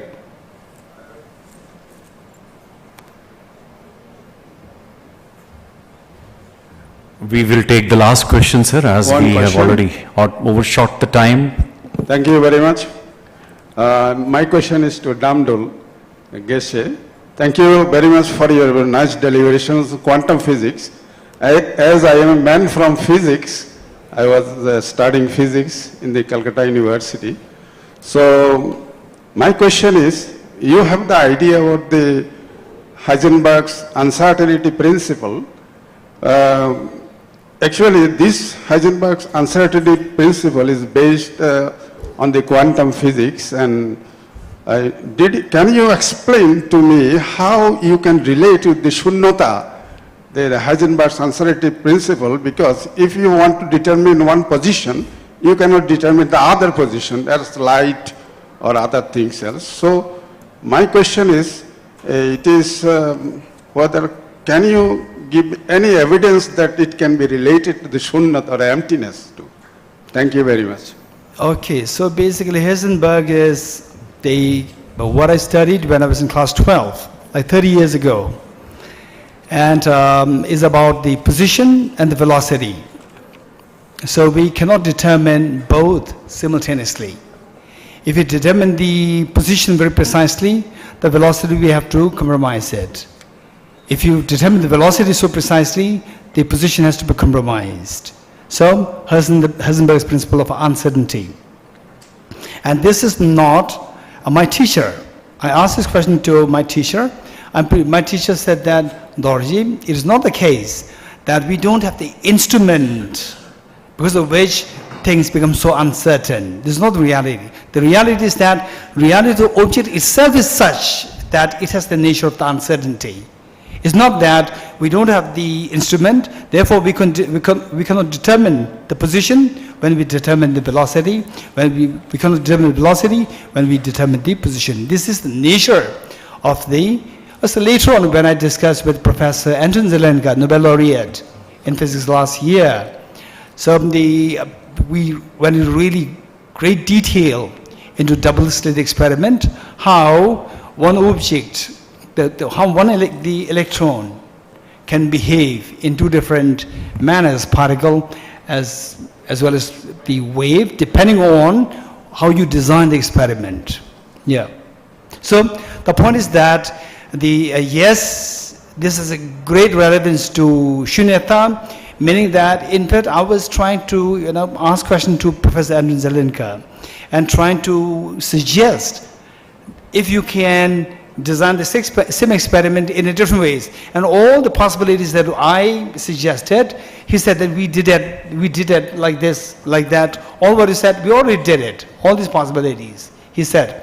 And for amazement, that in this world, there are only 7 double-slit experiment apparatus in this world, and he is taking care of one of them. And I asked one Indian, very senior Indian physicist, how come there are so many thousands of quantum physicists in the world? How did they do the experiment? He said, no, we don't do the experiment ourselves. We simply get the data from those people who actually do the experiments with the help of these 8 apparatus, and then we try to deduce our own conclusion. This is what he said. So what I'm saying is that in quantum mechanics, like Heisenberg's uncertainty principle, so there's a great deal of, the observer dependency. The observed makes no sense, the independent of the observer. In other words, that observed in the Buddhist context is the object. The observer in the Buddhist context is the subject. Independent of the subject, object makes no sense. In the independent of the observer, observed makes no sense. So which means from the object Things are all empty objectively.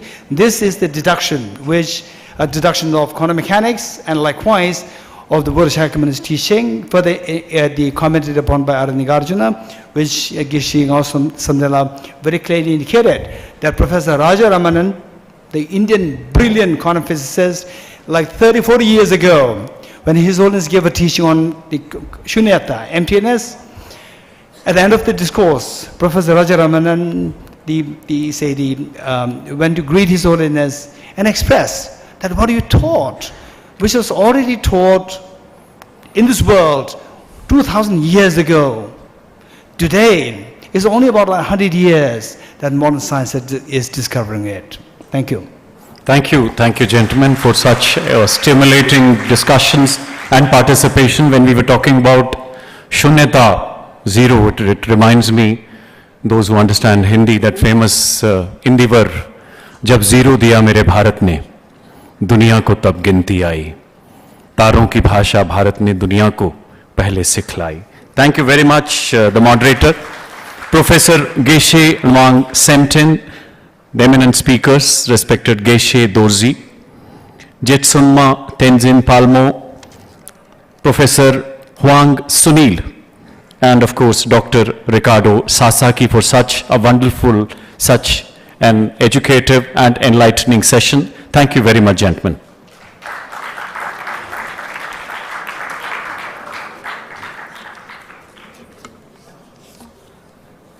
We shall soon be starting with the next session. So you are all requested to remain seated.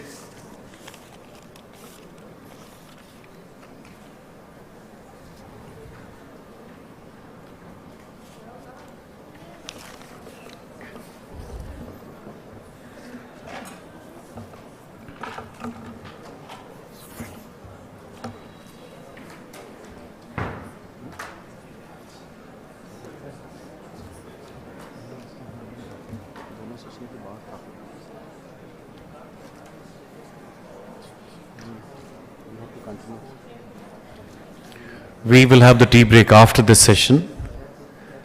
I would request to settle for the next session. After this enriching third session, we now embark on the final session of this historical summit.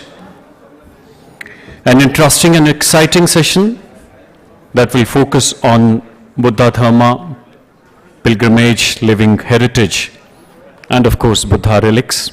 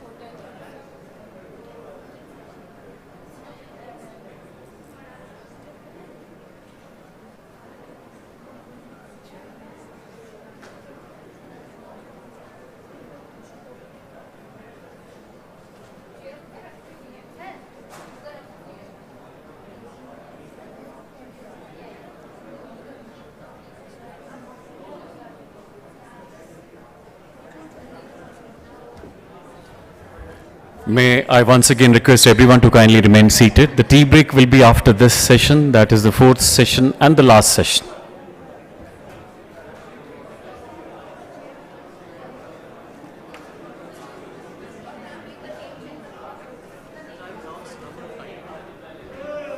Tea will be after this session, so kindly gentlemen, please remain seated. We shall shortly commence this session. Tea will be after this session. Those who have left the hall, kindly come back. We will continue with the fourth session. Today's second session, that is the last session of the summit, and then we proceed for the tea.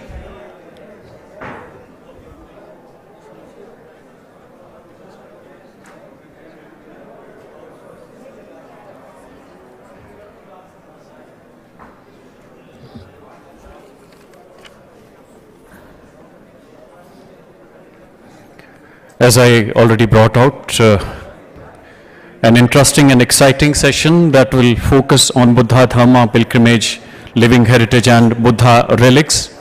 In this session, along with 8 great heritage places related with the life of Buddha, other important but lesser known places will also be discussed in addition to Buddha relics. Our distinguished moderator for this session is Professor Dr. K.T.S. Sarao, former professor and head of the Department of Buddhist Studies, Delhi University, India. Can I request everyone to kindly settle down and then we proceed? It has been so exhilarating seeing your participation. I would request the first speaker, Professor Belab Lage Dayanand Chandima Vijay Bandara, Professor Sri Jayawardhanpura University, Sri Lanka. Please join our hands together for all these illustrious speakers. Then we have Dr. Victor B., Secretary IBC and President, Buddhist Gem Fellowship, Malaysia. Third speaker, we have Professor Anura Manatunga, Director General, Archaeological Department, Sri Lanka. And the fourth eminent speaker, ladies and gentlemen, is Dr. Batr Kitinov, Leading Research Fellow of Institute of Oriental Studies, Russian Academy of Sciences, Moscow, Russia. And of course, we have Mr. Deepak Anand, a Buddhist pilgrimage interpreter.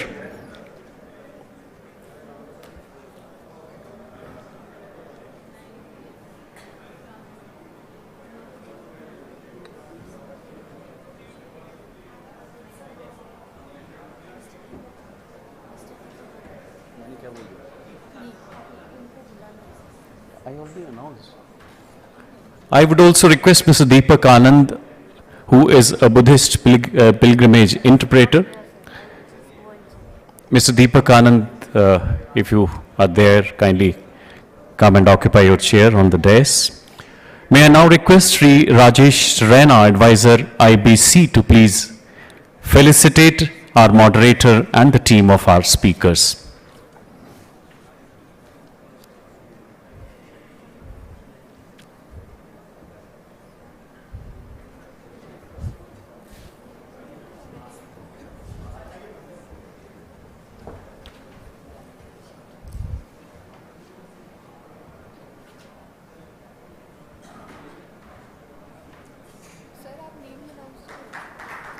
Firstly, the moderator, Professor K.T.S. Sarao. Then we have Professor Belav Lage Dayanand Chandima Vijay Bandara. Next, Dr. Victor B.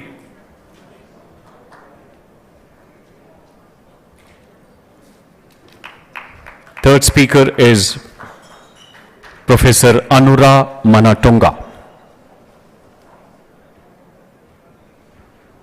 We are still waiting for him. Next is Dr. Batr Kitinov. Is he there? Okay.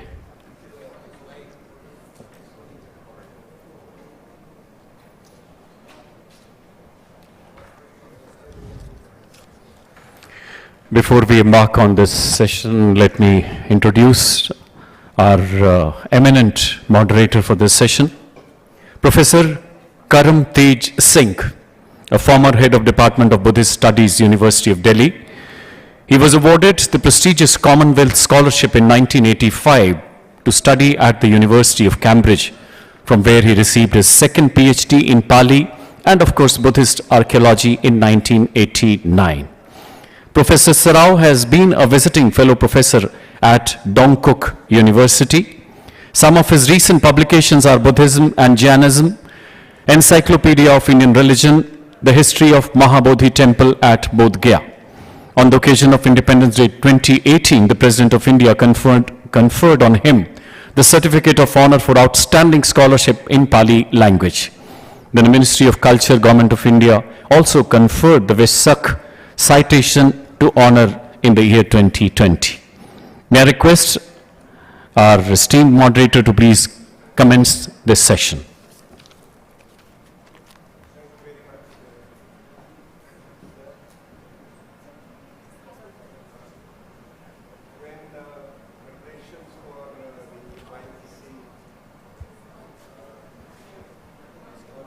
I think your mic is... Hello. Okay, right.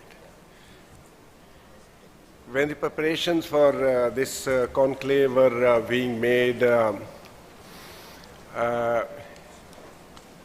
my friend Professor Ravindra Pant, the director here at IBC, and the DG Shri Haldar, and of course Venerable Dhamma came up with a suggestion that instead of the expression Buddhism, why don't we use the expression Buddha Dharma?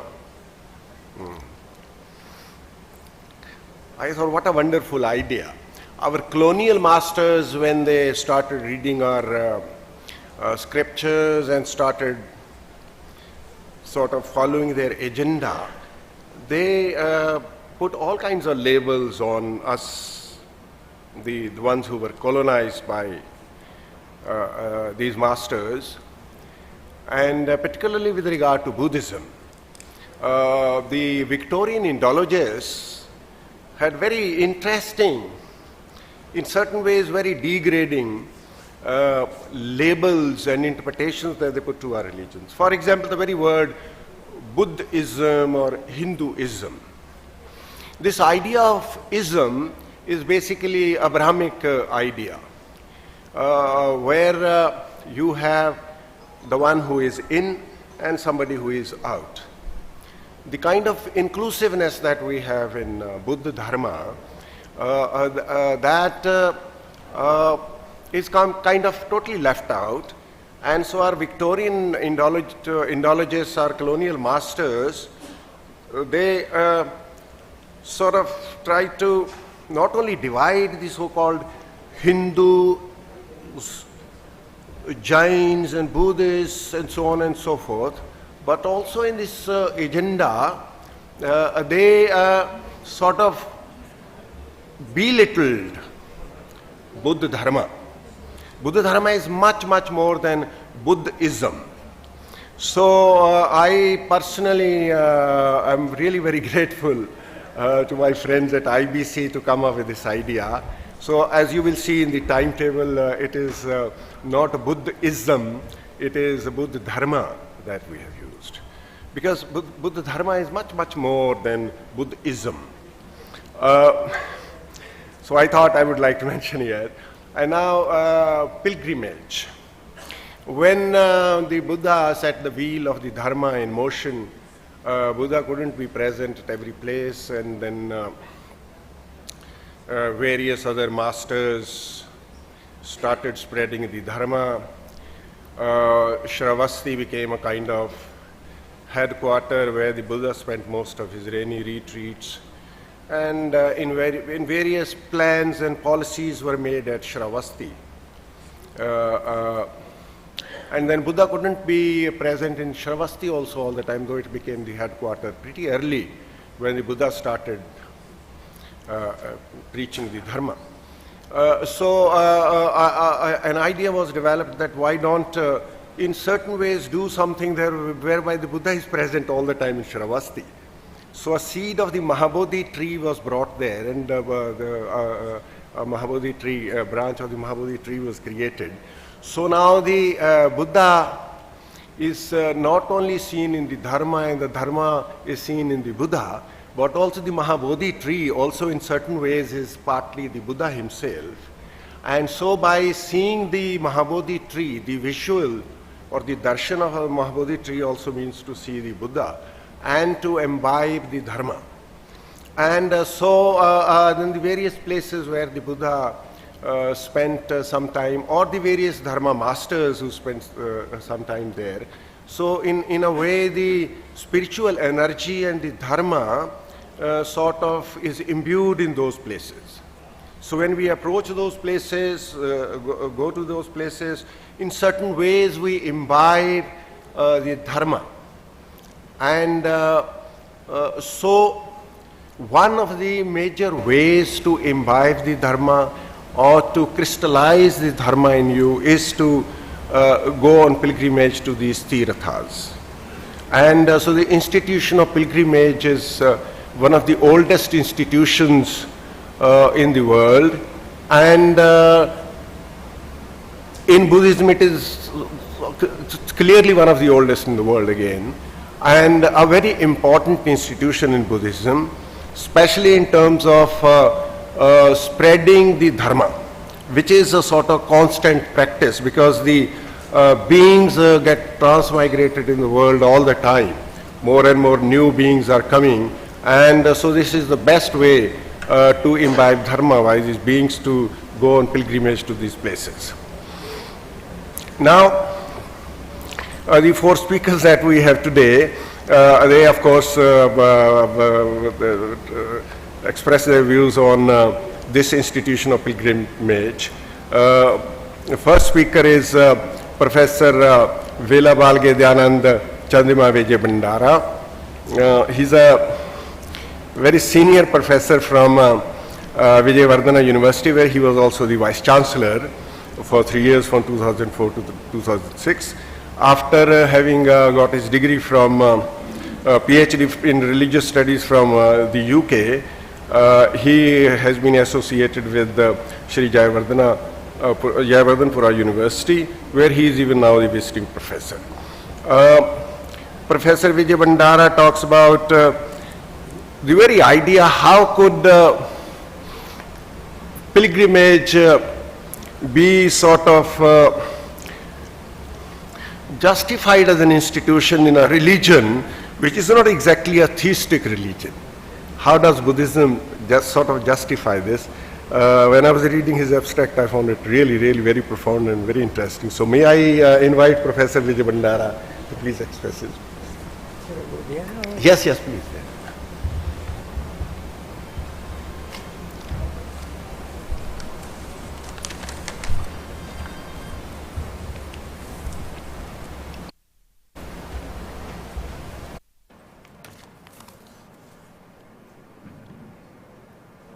Venerables and all professors and learned people gathered here. I am very happy to be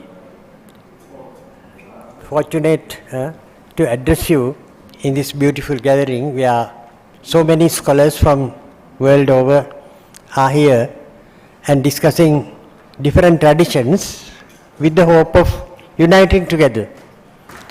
And therefore this is a beautiful occasion.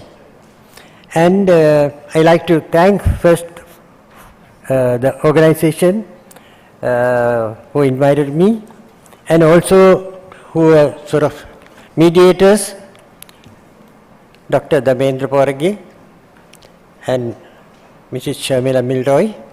They were instrumental in bringing me here, so I'm thankful to them for making me meeting world-renowned scholars, especially like Robert Thurman and K.T.S. Saravo, Professor Saravo, whose books I very often read, and my other colleagues. So it's very, very nice occasion for us to talk something which should be present, right? So I think for Buddhists, the most important present occasion is that when they are on a when they are pilgrimages, right? So pilgriming means going to the holy places, and then you may perhaps, what is holy in Buddhism? Is there a concept of holy, right? And we worship relics. Relics, why relics in Buddhism? Because Buddhism is a very unusual religion. When it was confronted by Westerners, they thought this is very, very unusual. No God, no holy places, holy people, no divine concepts, right? So they were wondering, they don't know, they don't tell anything about the creation of the world, a creator, nothing, right? So how could they ask, you call yourself a religion, But the term we have for religion is agama. So we say Buddhagama. And Buddhism, as Professor Rao said, ism. Right? Ism is also not something very pleasant, as Professor said. There is a saying in English, don't make your ism your prison. Right? It really makes you prevented from thinking. It bans thinking. It doesn't allow asking questions. So it's dogmatic. Right? But the Buddha enlightened himself just because he could ask questions. He was challenging. He challenged his parental religion, the culture, all culture, Vedic culture, and even the Shamanic religions and culture he challenged. He could ask questions. He was such sort of, even though he was not a logician, he was a rational thinker, right? So he challenged his tradition. So such a person, right, encouraging other people to question, think independently, right? How could we have a religion with all pilgrims, relics and all images, prayers, so-called prayers, not actually prayers, but such things? Why this is considered so important? Right? It's actually a question for many people, Westerners, right? As Professor himself said, I agree with him that we have better terms for our religions. But when we speak English, of course, we have to select between, select some words from their culture, their tradition. So we have selected Buddhism is a religion, Buddhism is a philosophy, like that. So when we say religion also, we have problems. When we say philosophy, then again, many problems. If we say that Buddha was a great philosopher, of course it is true, he was a philosopher, but when we look at the sort of context of philosophy as it is taught in Western universities, etc., right? We talk of a philosopher who was living during the same time in Greece, Socrates. But you see, nowhere in the world people have pictures of Socrates and light oil lamps, burn candles, making prayers. No. Nobody says Socrates Saranam Gacchami. Thank you. Nobody says Socrates Saranam Gacchami. Nobody has images and worship. But for the Buddha, we have images everywhere. Right? Even when Buddha was living, some people wanted his image. Some people painted his picture. When Bimbisara sent a letter including the Buddha's message, Dhamma, he had a pen friends among kings. Right? Rudraka was one of his pen friend. King of Gandhara was a pen friend. Right? So when he wrote to them, he wrote about the Buddha and his teachings. And he painted the Buddha on a scroll. Right? So that was one way that ritualism, worshipping of images and all these things started. Even when there was trade relations between Sri Lanka and India, some Indian merchants came to Sri Lanka. And one royal princess called Muktalata, who sometimes called Mukta, right, this girl came to buy certain Indian ornaments. And when traders told about the Buddha, this girl was interested, princess was interested in having a picture of the Buddha. So the traders said, next time we come, we bring a picture. They went to see the Buddha and said, ask Venerable sir, there is a royal princess in Sri Lanka who wants to see a picture of yours. Right? Then Buddha volunteered to pose for a painting. And the painting was made and it was brought to Sri Lanka. Right? So like that, the Buddha's image was different from that of a dry philosopher. He was a person loved by people. Buddha was well known for his ways of talking to people. He was called Mihita Pubbangama. The Buddha used to smile first. Whenever a person comes, Buddha smiles. And Pubbha Basi, he was the one first to greet. Right? And he asked about whether they had a good sleep, had some nice food, sort of friendly questions. Right? In our Dhamma books, the Buddha is described like that, a very friendly person, lively person. And he taught the religion. Right? Even according to the Western definition, he may be not a religious master because no creator God, no one to pray for. But he had certain principles, right, encouraging people to live by, and he has a religious goal to attain salvation. So Buddhism is both a religion and a philosophy, but not according to the strict Western definition. Right. Therefore, we Buddhists from the beginning, right, had this notion of, concept of worshipping. Right? Buddha encouraged people to worship their senior people and the great places. When he was talking politics with Vajji state people, he said, you may have certain holy places respected by your ancestors. So don't forget those places. Worship. Keep continuing to respect. So he was not rejecting people's idea of having holy places and respecting elders, seniors, right? The teachers who show you the way to salvation, they are to be respected. Right? Buddha said, Ukkadaru mansanan nichang apachito maya. Those who hold torches to people, those who provide light to people are always respected by me. So Buddha himself was respecting those who are respect worthy and encourage us also to respect who are respect worthy. So we make respect to those people and we go on pilgrimage to respect places, right? And this pilgrimage or pilgrim, right, in India, in Sri Lanka, in our all Buddhist countries, is a very pleasant institution. All Buddhists make it a point to go to holy places in Sri Lanka at least once in a lifetime. And when they have opportunity to come to India to worship the places, the place where the Buddha was born, the place where he got enlightened, and the place where he had the first sermon, right? The place he parinibbanized.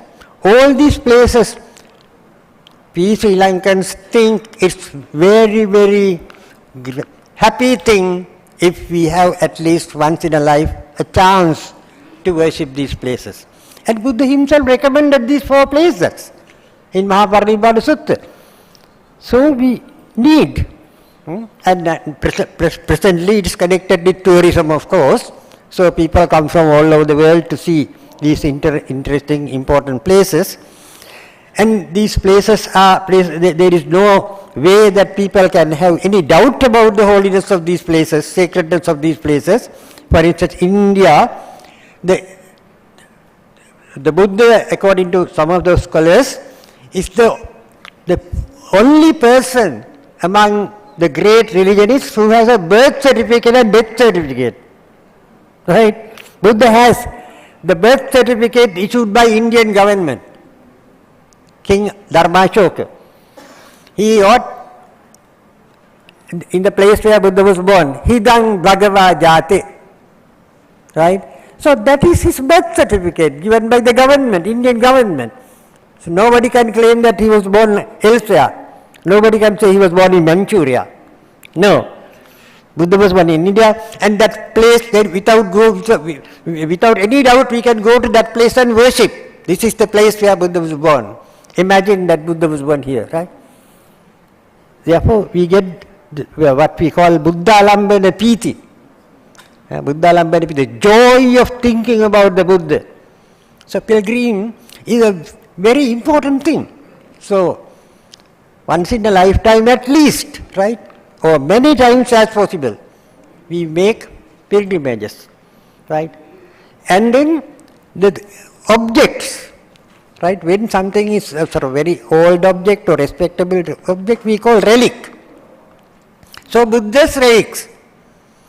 Someone may ask, why sort of how very realistic, very revolutionary thinkers like Buddhists, right? How they have these bone pieces of the Buddha, or unburned pieces also like tooth relic, right? How come that Buddhists worship these things? How do you think they are holy? Right. We have been listening to good educating papers, talks by people here. From the beginning to the end, we were very carefully listening, and we noticed that they all tell us of the joy of our religion, the faith, right? It's different from theistic faith, right? We love our teacher, we love our master, and we were talking about the two aspects of Buddhism. We have love or compassion, and we have intelligence or knowledge or wisdom. Two aspects, right? What does relic represent? Right? Relics, although they are bone pieces of the Buddha, our teacher, right? Relics think us of very deep philosophical ideas, right? Impermanence of everything, the nature of the body, right? So that is philosophy, right? So relics are also teaching instruments, right? Not only showing that we worship the Buddha, we have respect to the Buddha, the same time they give us the message, they teach us, right? These are the bones of the greatest master who was ever born on this earth, but he could not live forever. He has parinirvanized. So the relics tell us, right, the great philosophical concepts that we can meditate on.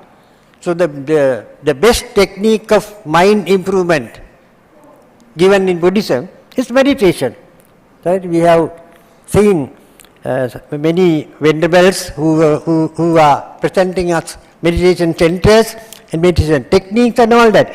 So the meditation for us starts when we start relic worship, right?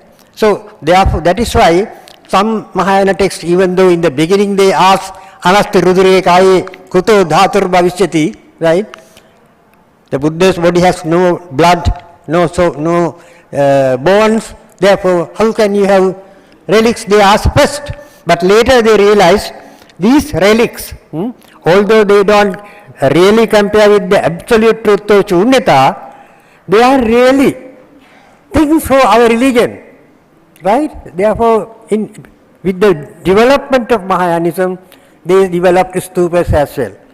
That's why some Japanese scholars, when they write about Mahayana Buddhism, they write the Mahayana Buddhism is actually, right, talking about importance of stupas, and it's near stupas, this first Bodhisattva Ganas. Bodhisattva Gana means group of practicing Bodhisattvas. The first, they were starting their religious career near places where stupas were. So stupas are important both for Theravada, Mahayana and even Vajrayana, right? Stupas are very important. Relics are there for us to worship, right? Theravada is not only worship the Buddha's relics, even the Arahant relics. So we respect our seniors and learn from them and learn about the reality of the world as well. So it's multi-purpose, right? And all our religious rituals are centered upon these important holy objects and holy places, holy characters of people. And Religion definitely has to be aesthetic. People, we human beings, are not born to always cry saying that everything is impermanent, suffering, not that, right? Buddhism is a religion of aesthetic pleasure as well. Therefore, we, whenever, right, practice Buddhism, meditation, we can meditate on beautiful things also. Whenever Buddha happened to travel in India, he saw beautiful places and he was telling, Ananda, look at this Chapala Chaitya. Ramaniyam Ananda Chapala Chaitya. When there is beauty, when there is pleasant place, we can meditate. Like that, Buddhism is made a balanced religion because we have rituals and objects to worship. We are not always unhappy saying that things are impermanent. We get happy also. Dhamma piti sukhang seti. The happiness given by Dhamma makes us sleep well. I think these whole signals were for me to stop the talk. Therefore, I take the signal, respect your order. Thank you very much for being good listeners.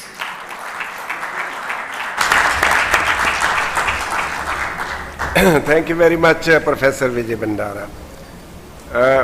Now, one of the very interesting byproducts of pilgrimage is tourism. The second speaker, Professor Datuk Seri Victor V. Eng Lee shall be talking about this. Professor Eng Lee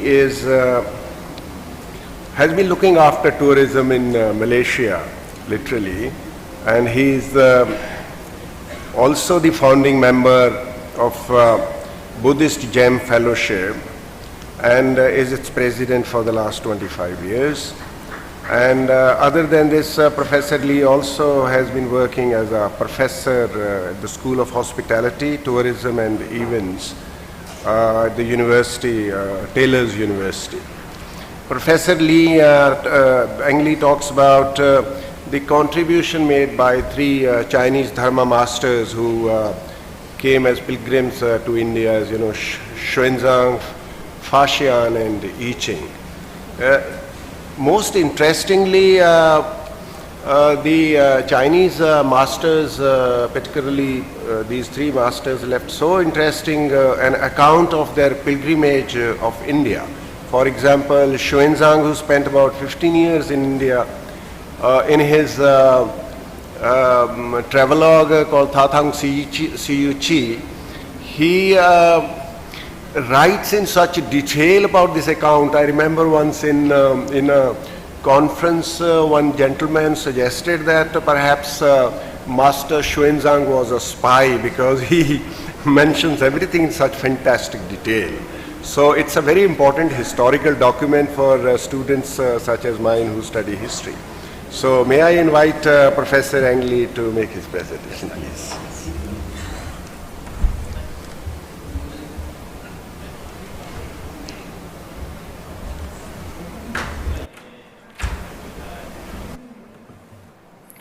Well, thank you very much, Professor Serrao. And ladies and gentlemen, it is a pleasure to be here to give a talk about the contribution of Chinese pilgrims to Buddhist tourism in India. Now let me set my time so that I'll finish right on time. All right, my name is Dr. Wee from Taylor's University. One of the things I did, before that I was in government, I retired as a permanent secretary of the Ministry of Tourism in Malaysia and ran a big campaign, Visit Malaysia Year 2007. I was also the chairman of the Tourism Promotion Board before retiring, and now I'm with the university. Now, one of the things that I enjoy doing is organizing pilgrimage of Buddhist heritage. I'm going to Sri Lanka next in June. I'm going to Central Asia, and I'll be leading a pilgrimage in India towards the end of this year. Now, what is a pilgrimage? Going for a pilgrimage is going for a religious or spiritual journey to a sacred place. It could be a site, a shrine, or a temple. Now we know that Muslims go to Mecca, the Christians go to Bethlehem, the Jews go to the Temple of Mount in Jerusalem, the Hindus go to Varanasi on River Ganges. But where do the Buddhists go for pilgrimage? According to the Mahaparinibbana Sutta of the Digha Nikaya, Buddhists are advised to visit the 4 holy places. And according to the Buddha, in the process of visiting these 4 places, if a person passes away, which actually says that in the past, the journey to do a pilgrimage is really very dangerous. Then a person would be reborn with a heavenly birth. Now, of course, we know that there are 4+4 places that befits Buddhists to visit. One is Lumbini, where the Buddha was born, Bodh Gaya, where he gained enlightenment, Saranath, where the Buddha turned the wheel of Dhamma, and Kushinara, when he passed into Parinibbana. But there are also 4 places of miracles. Shravasti, and we also know that Jetavana Grove is there. Buddha spent 25 years of his arranged retreat in Shravasti, and also that was where the twin miracles were performed. Rajgir or Rajagaha, the taming of Nalagiri with the metta radiated by the Buddha. Sankarsya, when the Buddha descended from Tavatimsa heaven after teaching his mother who has passed away, the Abhidhamma for 3 months. And Vesali, where the monkey offered honey to the Buddha. So 4+4. Well, this is basically the map of the pilgrimage, all marked out in red, and places of great significance. So it is possible to go on a round trip. It takes about 2 weeks, and it should be, a pilgrimage is something really important for Buddhists to undertake, because it is a journey of great merit. And that is why in the process of undertaking a pilgrimage, if a person passes away, he will be reborn in the heavens, according to the Buddha. And also, the quality of the pilgrimage that one has depends on the frame of mind. These days with the handphone, the first thing that you do is you want to take a picture of yourself with the sights in the background. That is absolutely wrong. When we do that, put aside the camera, put aside whatever, and pay complete devotion to the place, to the sacred place that directly links you to the Buddha. This is a place of great significance. And just as the Buddha was a human being when he attained enlightenment, therefore, being at that place, you get the inspiration that I also arise within me, that one day I too will be able to gain enlightenment. And because you're creating great merit, please don't forget to share merits. Sharing merits with other beings. Sharing merits if your parents have departed, also with them. And not only your parents, but your parents' parents. And not only the parents of this life, but parents of previous lives. Because this is not the only life that we live as Buddhists. So it is the journey of great significance, and the quality of the pilgrimage is the quality of your heart and mind. Now, we know, let us just recount some of the great pilgrims of the past. One is Emperor Ashoka, who became Dhammashoka because of the battle in Kalinga. And he embarked on his pilgrimage on the 8 shrines in 249 before the Christian era, in the 20th year of his reign. And we are really thankful to Emperor Ashoka, because it is with Emperor Ashoka that he built stupas and raised sandstone pillars that mark these sites, that enable the future pilgrims to visit these places. And of course, we have Buddhist kings, queens, nobles, and other pilgrims who follow this example. Now, from China, we have devout Buddhist monks like Fa Xian, which is the splendor of Dhamma. That's the meaning of Fa Xian. Xuanzang and Yiting, and they face tremendous hardship, perils, exhaustion, traveling without food and water. And in order to test this, I also made journeys along the Silk Road. Later on, I'll tell you about the Silk Road trips that I organized. So you can ask, when you say Taklamakan Desert, this is Taklamakan Desert, Gobi Desert, this is Gobi Desert, and how did Xuanzang ever make it? Or talking about the Pamir Mountains or the Karakoram Mountains, I've been there as well. And I could see how these monks traveled.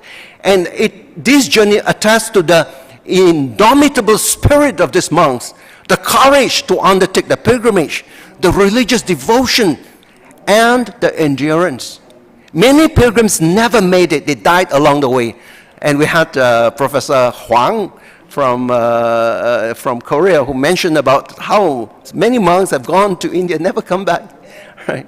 Because the journey is really hard, and they never returned. Some just prepared to remain in India. Even going to India was difficult. So some actually settled in Central Asia, and they call it, that's good already. I'm really happy where I am. Now we know that there were attacks on Buddhism in the history of Buddhism, 2,500 years. The first major attacks came from the, I don't know how to pronounce that, Hephthalists.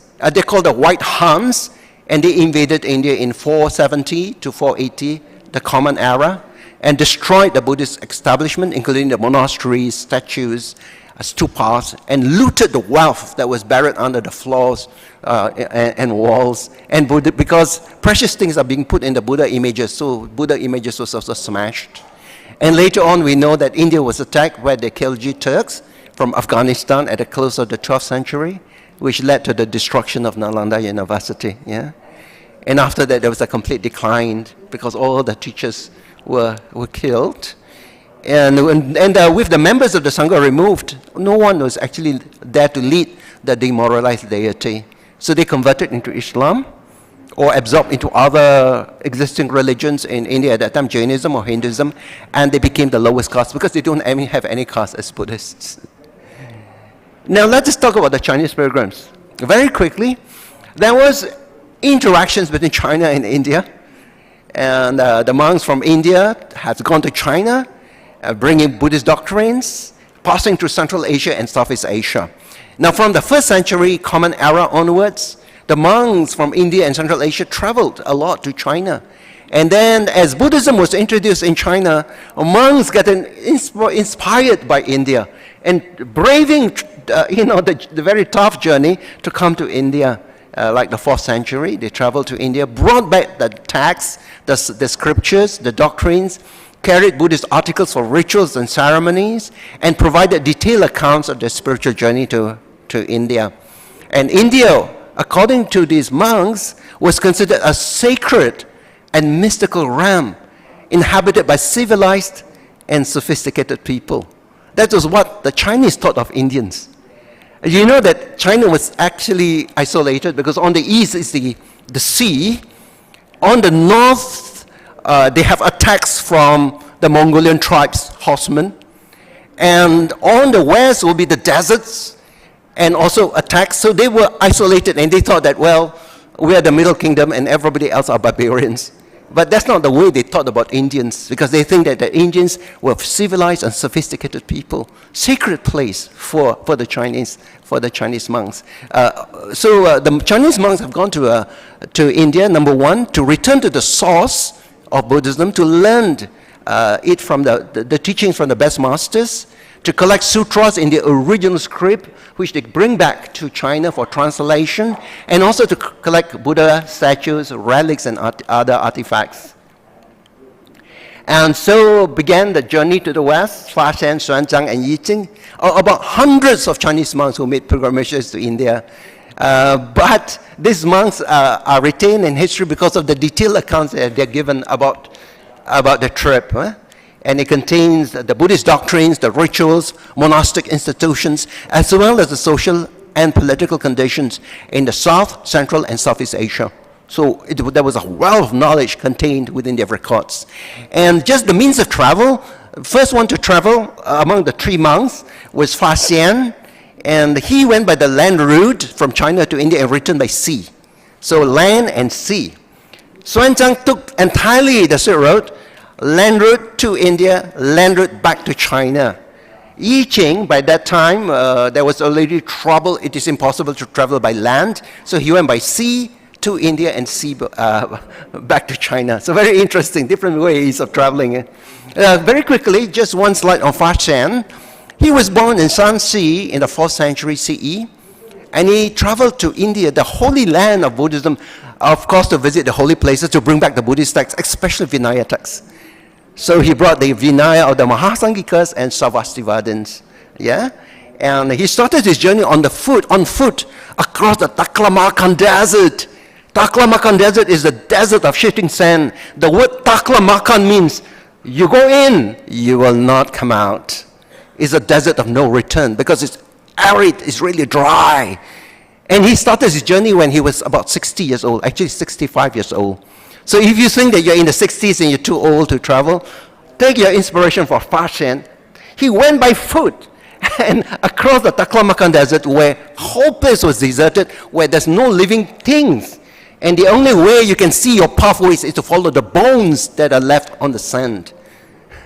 So he went to India, crossing the Taklamakan, as well as through the Pamir Mountains. 8,000 feet up, and down there will be the Indus River. Very dangerous, sometimes no path to walk as well. On his way return, he took ship. He went to Sri Lanka, 2 years there, and he returned by ship. Unfortunately, he doesn't have much good experience with ship. First time to Indonesia, it's got a big storm, I think something like 7 days or so. And you know, the waves, and the ship was leaky. And they had to throw things from the ship. They wanted to throw his sutras. He said, please don't throw my sutras. I collected them, please don't throw. And after they repaired the ship, landed them in Java or Sumatra, we're not sure of the actual place. Then to return back to China, another storm that blew the ship off course. They had food for 50 days. The ship actually went 70 days on the ocean. His journey was twice as long, but he managed to make it. He returned to China at the age of 77 and wrote a book called Record of the Buddhist Kingdoms, and also strengthened Chinese Buddhism, all right? This is the route that he has taken, all right? So you can see the actual route. Down here, this is Sumatra. Then the next is Chanting. He's really my hero. He's a great Chinese Buddhist monk, a scholar, translator, and who traveled overland from China to India along the Silk Road. This was during the Tang Dynasty. And it was actually being safe to travel along the Silk Road. Not always, you know. Many centuries of China, there was breakup. There was a lot of fighting and also attacked by the nomadic tribes. So you go with a caravan, you get attacked, they kill you and take all your things. So it's not safe. But this was a time when it is actually safe to journey into India and journey to China. He actually sneaked out from China because he was not given the visa, the traveler papers to travel, so he had to sneak out. And after that, he had to face the entire desert by himself. Even his own one assistant abandoned him. And you know the desert, you think Silk Road, you see a road. You don't see a road. You look around you, there are just rocks all around. Just sand and pebbles, or sand, that's all. And where do you go? Which direction do you go? So Xuan Zhang was lost in the desert for 5 days, and he almost died because a water bottle dropped on the sand. But fortunately for us, he was saved. He journeyed to India and brought back the untranslated original Sanskrit text, including the Yogacara Bhumi Shastra. And he studied under the best teachers in Nalanda and brought that to you. Oh, okay, that's not my bell. Thank you. And so this is the map. His corner traveled every corner, including India, and they kept a meticulous account of what he saw. He studied under the best teachers. Actually, the record of Siyuchi was written for the Tang Emperor, because Tang Emperor wanted him to be an advisor of the court. Taichung, who is the emperor, wanted to expand his territory. But Xuan Zhang says, please, I cannot. I brought back all the sutras and I want to translate them. So as a replacement, it took him 14 months to write the Siyuchi, a very detailed account of what he saw. Okay, so this is the great Tang records of the Western regions. And this was used by the English archaeologists like Alexander Cunningham to uncover Buddhist sites. And of course, you have Yi Ching. He traveled to India by sea. And also returned by sea. I spent some time in the Malay archipelago and wrote us a book called A Record of the Buddhist Religion as Practiced in India and Malay Archipelago. Okay, now, in terms of reclaiming the holy sites, Buddhism actually disappeared from India, the land of his birth, for about 6 to 7 centuries. So all the records are lost. And it is Alexander Cunningham, we are really indebted to him because he used the accounts of Xuan Zhang and Fa Xian in order to find some of these places. The first place that was discovered was actually Saranath. And it is because they tore down the big stupa and found a box with some inscriptions on there. And there was a relics which was thrown in river Ganges. But that was the one that started the search for other holy places. At that time, the translations of Sanchang's records was already out in French and also later on in English. And with that, they discovered Shravasti, Kosambi, Kushinara, and Bodh Gaya. And of course, Lumbini was from the records of Fa-Hsien and Xuanzang. Recently, they also found, when they did an excavation in the 1990s, a marker stone which marks the exact place where the baby was born. Yeah? Okay, and Mahabodhi, our gratitude to Anagarika Dhammapala for reclaiming this Bodh Gaya for the Buddhists. Okay, and then of course Kushinara and vicinity. Kushinara is in Uttar Pradesh, where the Buddha passed away. Both Fa-Hsien and Xuanzang has some kind of a record. And archaeologists tried to find out where is Kushinara. So the current site was actually after some kind of investigation. And so the Mahaparinibbana temple was built by the Indian government in 1956. Because they found a reclining Buddha statue, which is about 6.1 meter. So we say that it's Kushinara. But one of the speakers, Deepak Anand, has identified another site which could possibly be Kushinara. All right. So recent identification, he's now going to be on our panel. 2010, Deepak Anand, an engineer who worked with Nalanda Mahavihara, plotted the sites mentioned by Xuanzang and the British archaeologists using a map, using GIS technology. And he actually walked 2,000 kilometers or miles, on foot in order to retrace Xuanzang's journey along the Gangetic Plain in order to identify potential Buddhist sites. And so he was using Sanchang's records, and it makes us feel very excited about it as well. And these are some things, Fa-Hsien and Xuanzang from Lumbini to Kushinara, he has mapped up some of these things. And we are actually going to launch a video that he has done in Malaysia, in Kuala Lumpur, in July. And we would actually like to kind of publicize it, and hopefully we can come up with more of such videos based on your research, going on the ground, tracing the sites that was identified by Xuanzang. Yeah? And I must also say, this is my last slide. If you see number 1, which is marked in red, that is the journey of Xuanzang from Xi'an to Tufan. That is my first Silk Road.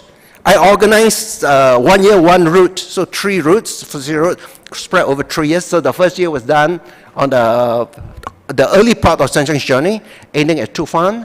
The second part, if you can see number 2, that is in Central Asia, Kyrgyzstan and Uzbekistan. Because what Xuanzang did was he crossed the Tian Shan Mountain and went to the other side. In May, next month, I'll be leading a group over to for this Central Asia. And Central Asia, in the town called Termes, there's an excavation site of ancient Buddhist monasteries. Just at the Amudaya River, on the other side is Afghanistan. So there was a trade route. And there's not only one monastery, but several Buddhist monasteries. And there's a protected UNESCO World Heritage Site. So we are going there as well. And just a bit to the south, you will also see a big reclining Buddha found at this place called Ajina Tepa. In Central Asia, although they are no longer practicing Buddhists, but this is places of Buddhist heritage as well. And the third will be continuing from Xuanzang Strait, going to Kashgar, Khotan, traveling the southern Silk Road, and as well as going up the Karakoram highway that leads you to Pakistan. That's the route of pilgrims, bringing Buddhism from India to China and from China to India. So this is my last slide. This is only to say that when we talk about pilgrimage, I would actually like to travel to these places and bring people, and in order to revisit this place and bring up our inspiration out of admiration of all these monks that have traveled the Silk Road before. With that, ladies and gentlemen, thank you so much. Thank you, Professor Lee.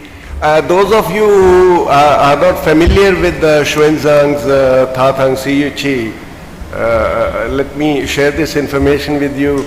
Though, of course, we will have a very beautiful presentation at the end of this session by Deepak Anandji, who has also used Thatang Siyuchi about the various places visited by this master from China. In the 1850s and 60s, Brigadier Alexander Cunningham when he got a copy of Thatang Siyuchi, its English translation, he, because he was a brigadier in the British Army, he took an elephant. He traveled on the same route as Xuanzang, and 90% I think of the places, Buddhist places that we know of in India were discovered by Brigadier Cunningham on the basis of the information provided by Master Xuanzang. Such a wonderful historical work. Just like Master Dharma Swami, the Tibetan pilgrim who came to India, his travel to India coincided with the attacks of Bakhtiyar Khalji. And the kind of information and record left by Master Dharma Swami is such an important historical document that if you really want to know the kind of depredations made by these soldiers of Bakhtiyar Khalji, you must read Dharma Swami's account. Wonderful. The next speaker is Professor, my friend Professor Anura Manatunga. He is the former head of the Department of Archaeology at the University of Kelaniya, from where he retired as a senior professor and director of Archaeology and Center for Heritage Studies. Professor Manatunga also is the former Vice President and Joint Secretary of the Council of Archaeologists in Sri Lanka. He shall talk about the tooth relic that we have in Kandy. Those of you who are familiar with the value of the tooth relic in Kandy, you know. Right from Anuradhapur and Polnaruva to all the way till Kandy and Kotte kingdoms, this tooth relic literally played central role in deciding the power play in the Sri Lanka kind of politics that was played there. So I invite Professor Manatunga to kindly make his presentation on the tooth relic.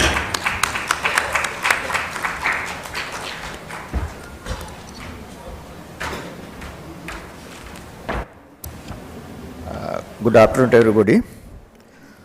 I am very happy to stand up in front of the Professor K.T. Saravo.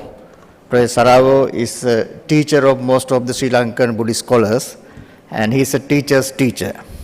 And also I am very happy to sit in the same dais with one of the most senior Sri Lankan professors, Professor Chandima Vijayabandara. And also I would like to address you. Most of you are familiar to me and familiar faces from GBU and some other places. So today I am going to talk on the tooth relic, but I think Professor Sarao has already summarized what I have to say.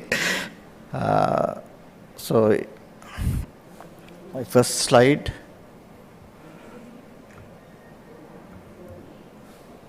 Yeah. The topic is the journey of the tooth relic, because the tooth relic was not in one place. It always on the journey. Therefore, I used the title, The Journey of the Tooth Relic, and it was socio-political importance of the tooth relic in Sri Lanka and other countries. Because it was not confined only to Sri Lanka, but South India and Southeast Asia has been influenced. First, we will see what is the importance of the tooth relic, and you know that tooth relic, this is the canine tooth of Buddha, right canine tooth, and it was taken to Sri Lanka in the 4th century CE. I will tell that story a little later. And that's the most venerated relic of the Buddha. We know that there were a lot of relics of Buddha collected by Malla kings at the Mahaparinibbana. But among all of them, the tooth relic in Sri Lanka is the most venerated one.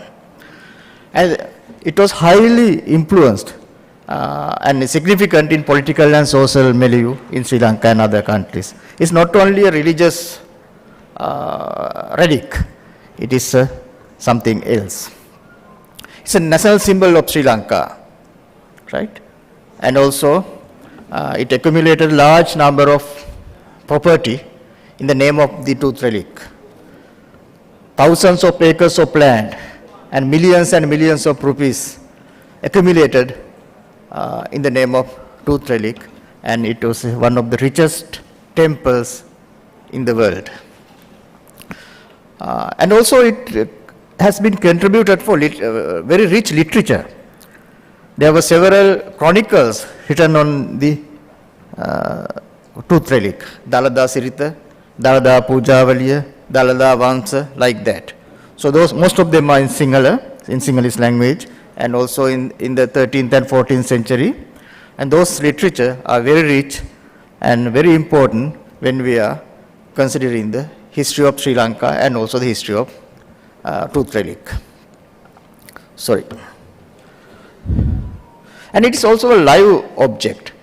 It was not a relic only, but most of the other relics were only relics and also the in ruin condition. But this is not like that. It is all still is being live, and it's in the live monastery. And we have a very huge and very strong administrative setup to maintain the tooth relic in Sri Lanka. It is one of the biggest administrative setup, we can say, in one of the Buddhist monasteries. And not only that, and due to this tooth relic, we have very significant monumental buildings there. The tooth relic temples.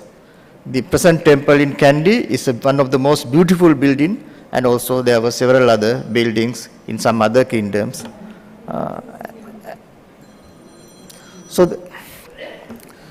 Before I go to the tooth relic, I would like to mention about the other relics in Sri Lanka.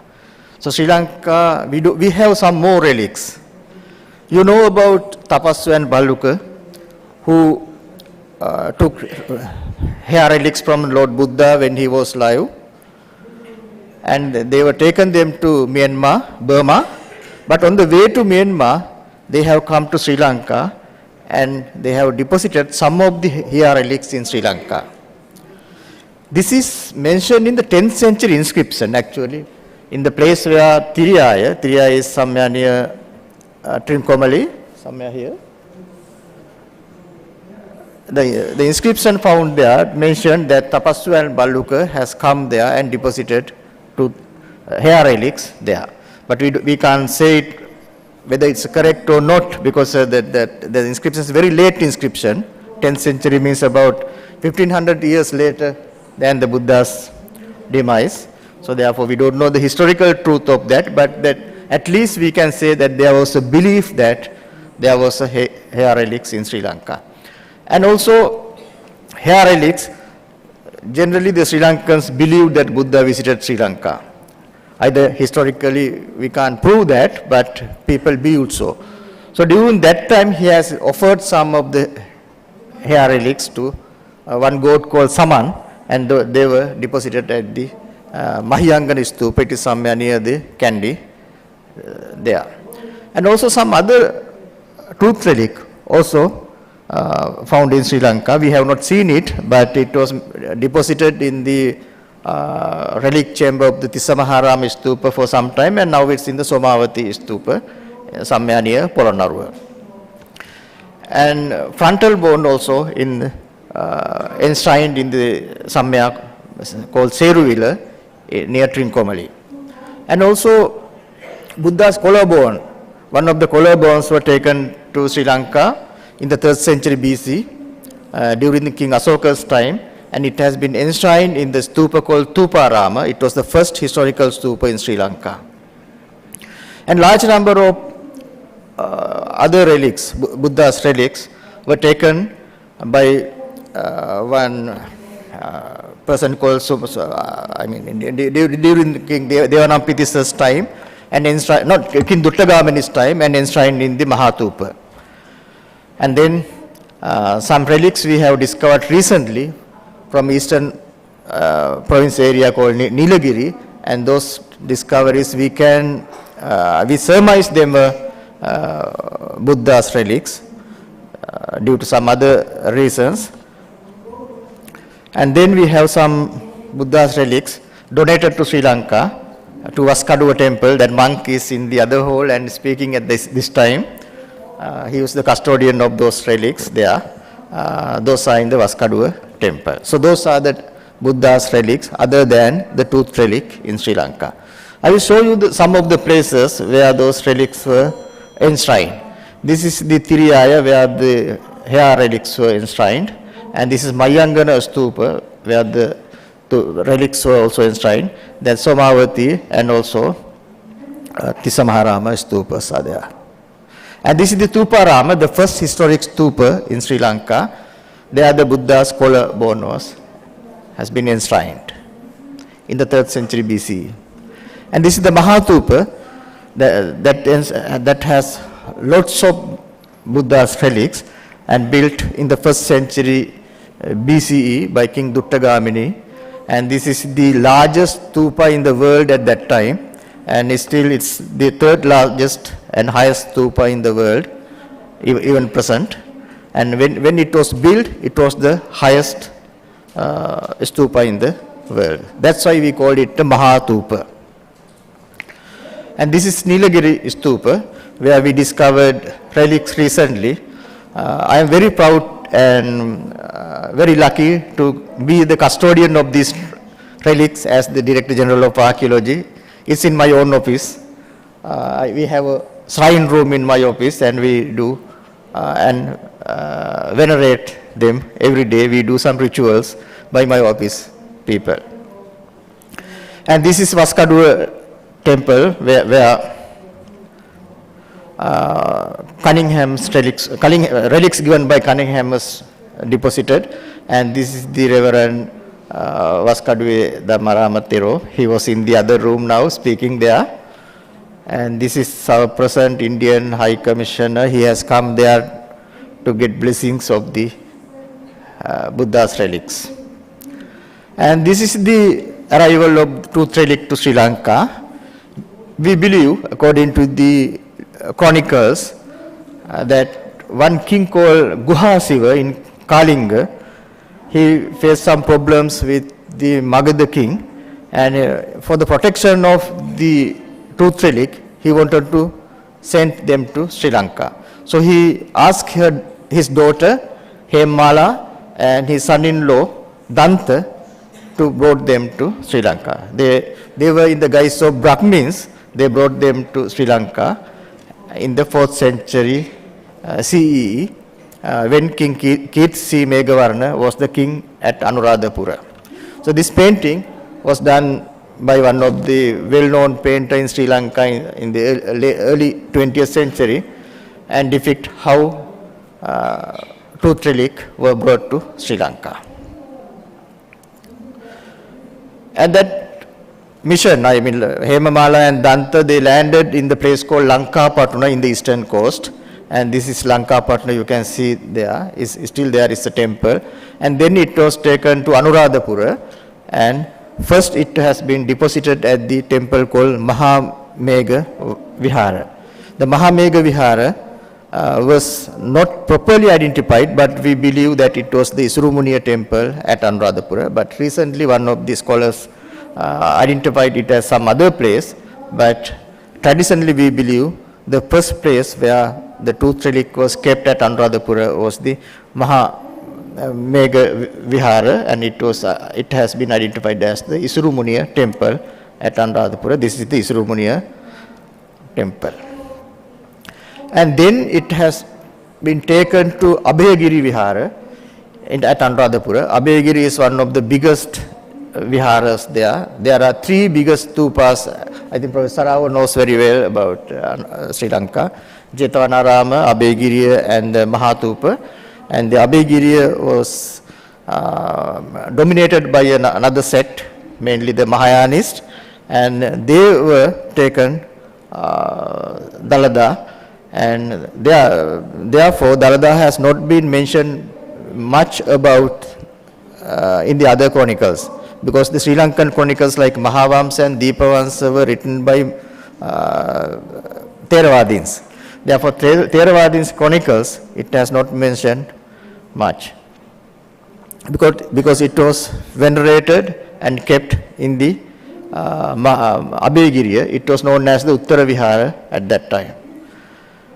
And that tooth relic was very soon became a part of the Sri Lankan people's life, because it got the royal patronage, and it was kept in a separate house, separate monastery called Dantadatu Guha.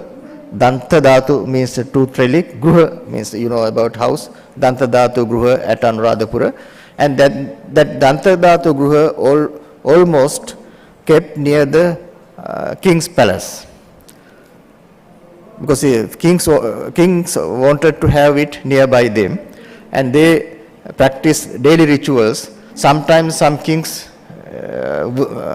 do rituals by themselves, not by their servants. They sweep the building, they clean the building by themselves. And they started some periodical annual festivals like processions.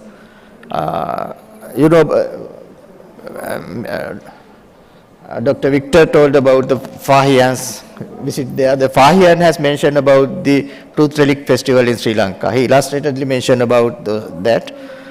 And it simply became the symbol of royalty, because in Sri Lanka, even today, it is believed that if you belong the tooth relic, you belong the country. So that's the popular notion in Sri Lanka. It became one of the well-known things. And in the 12th century, the capital city of Sri Lanka shifted from Anuradhapura to Polonnaruwa. So this is the one of the landscape view of Polonnaruwa. And then the relic transferred from Anuradhapura to Polonnaruwa and kept it in several shrines. One of them is the Atadage, we call it Atadage.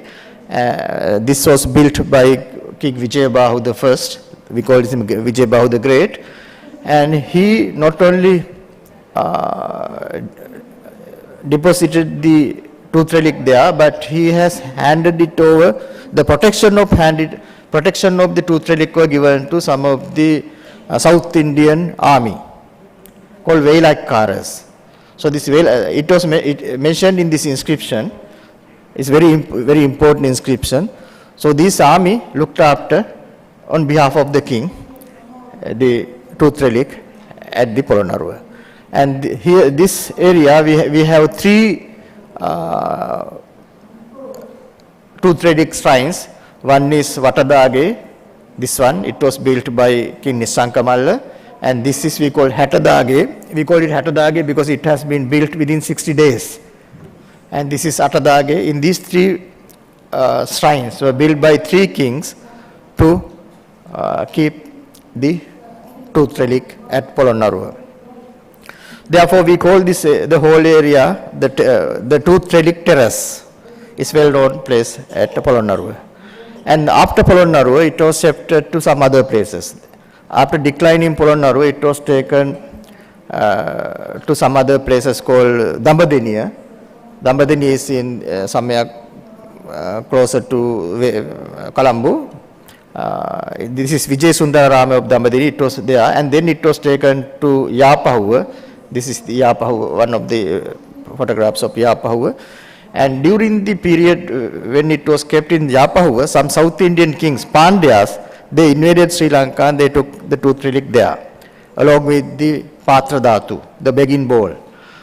So then we have to fought with South India and have to take back them and deposit it in very secure manner in Sri Lanka thereafter. So it was kept sometime in Pandya country in South India, Madurai. And after that, it was taken to Beligala Vihare. It is also in somewhere in the middle of the country, and also Devanagala Vihare, that it was also taken there.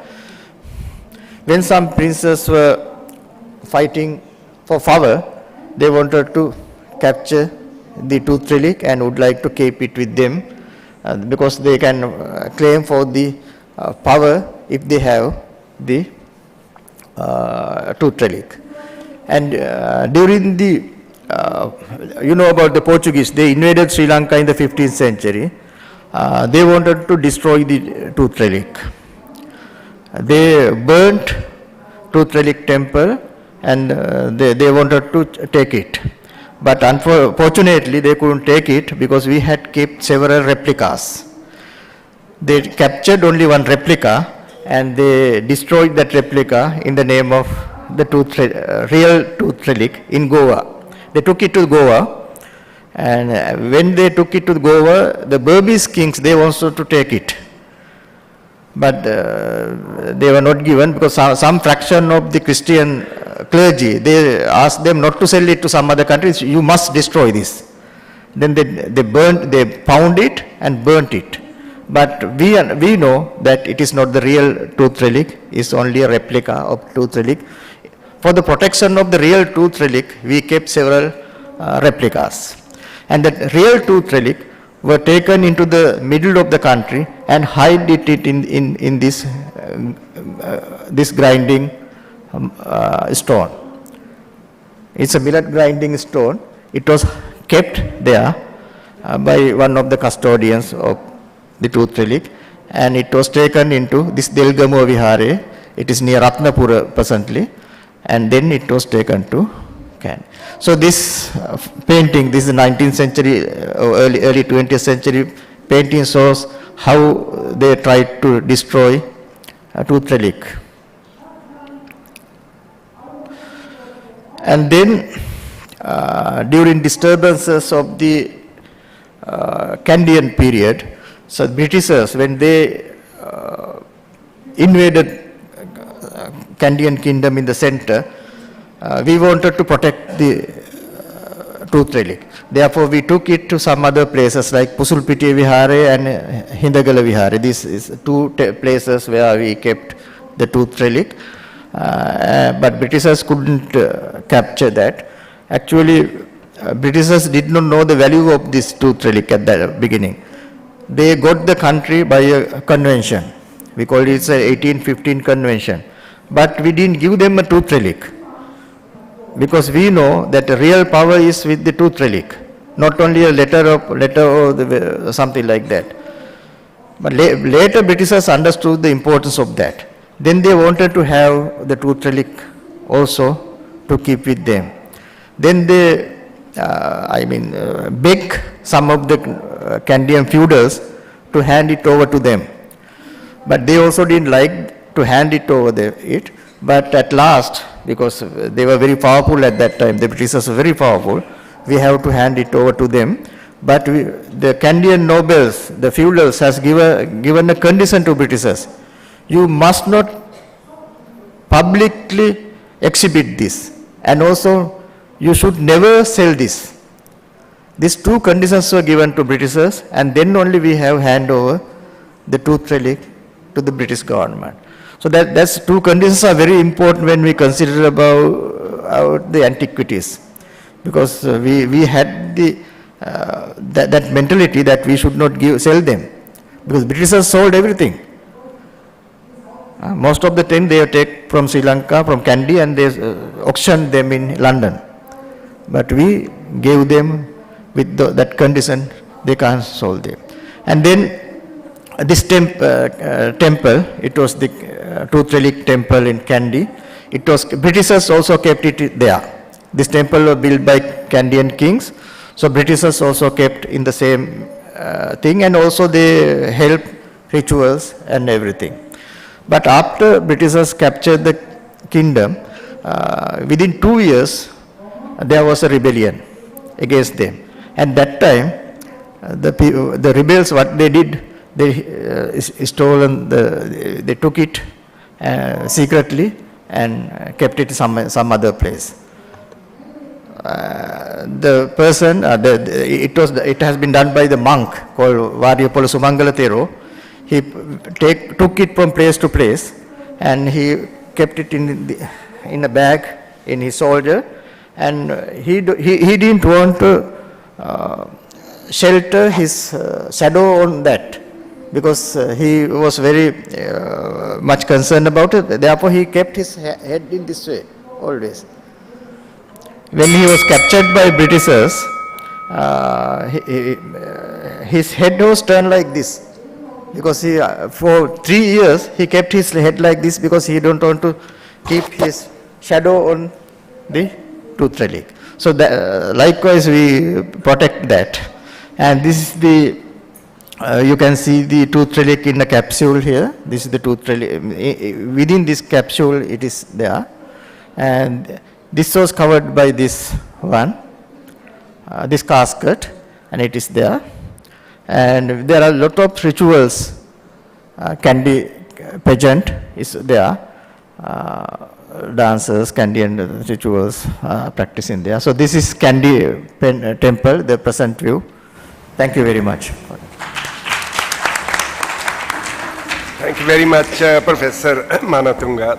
The next speaker is Dr. Ba-Atar Kitino.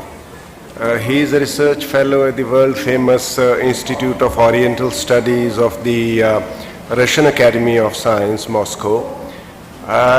Dr. Kitinov got his doctoral habilitatus as well as associate professorship also from this institute. Dr. Kitinov also worked as a cultural ambassador of Mongolia to Russia for 4 years. He has done some work at the again famous Tibetan library at Dharamshala, and was a visiting professor at the Westminster University in the UK. He specializes in the Russian and the Central Asian Buddhism, which is basically based on the Tibetan tradition. His paper is on pilgrimage in Russia, especially in the areas, you know, Kalmatia, Buryatia, Tuva, and the Altai region follows the Buddhist tradition over there. And Dr. Kitino specializes in that, and his paper relates to that. So may I invite Dr. Kitino to please make a presentation.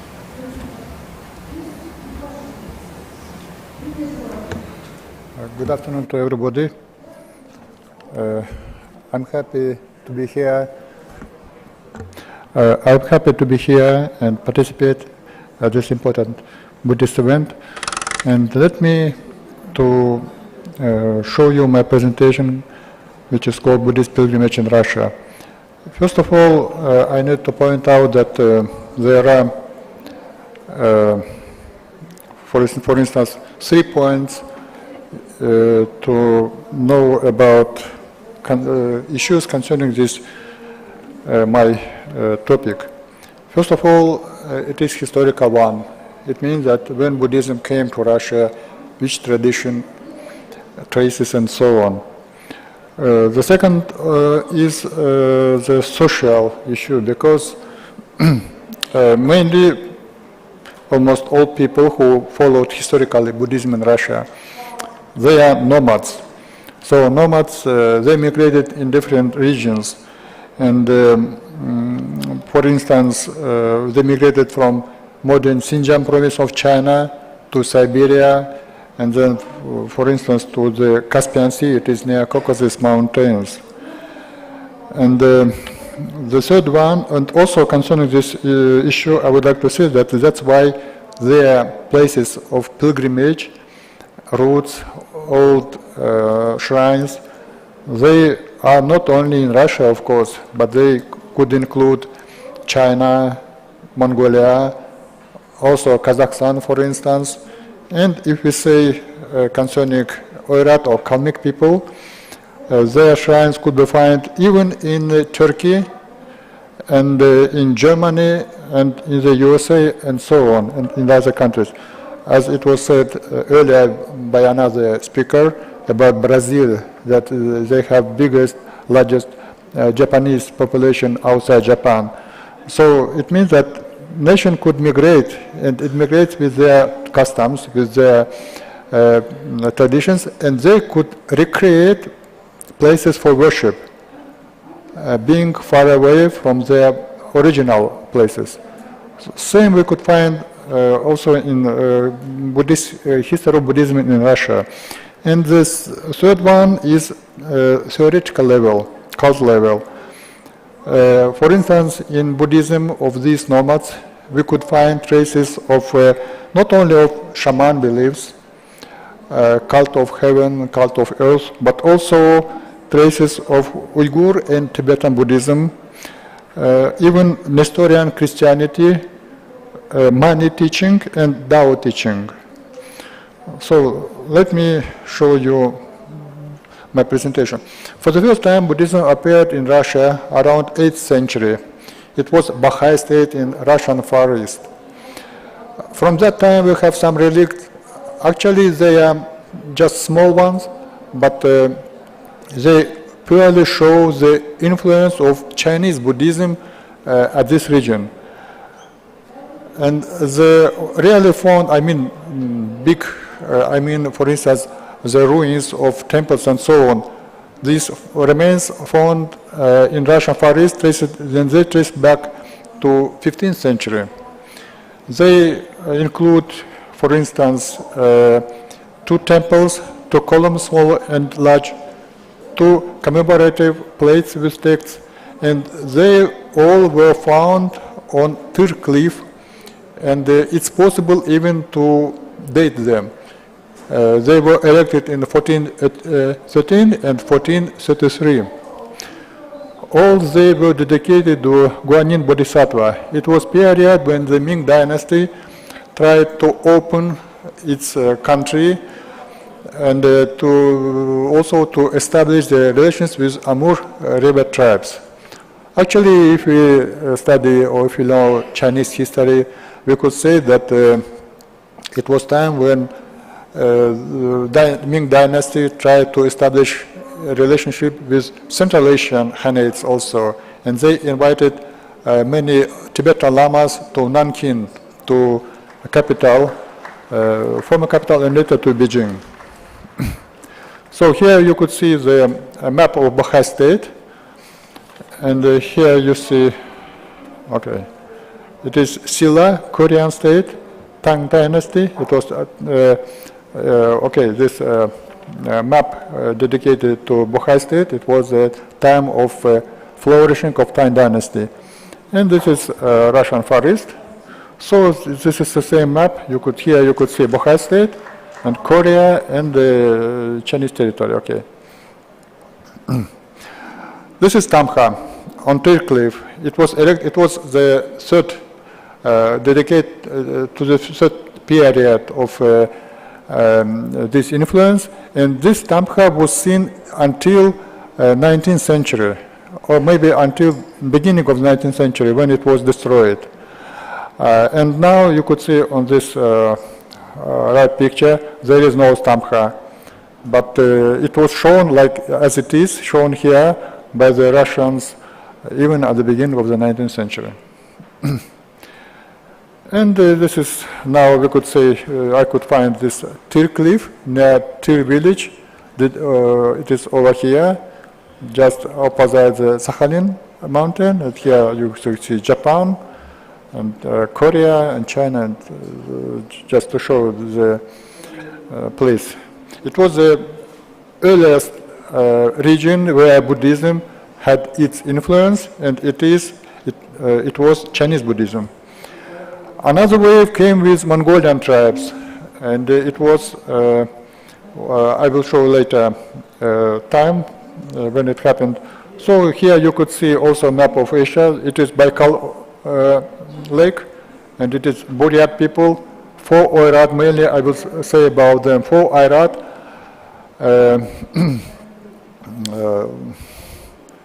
They are called in Chinese, for instance, like Siulote, and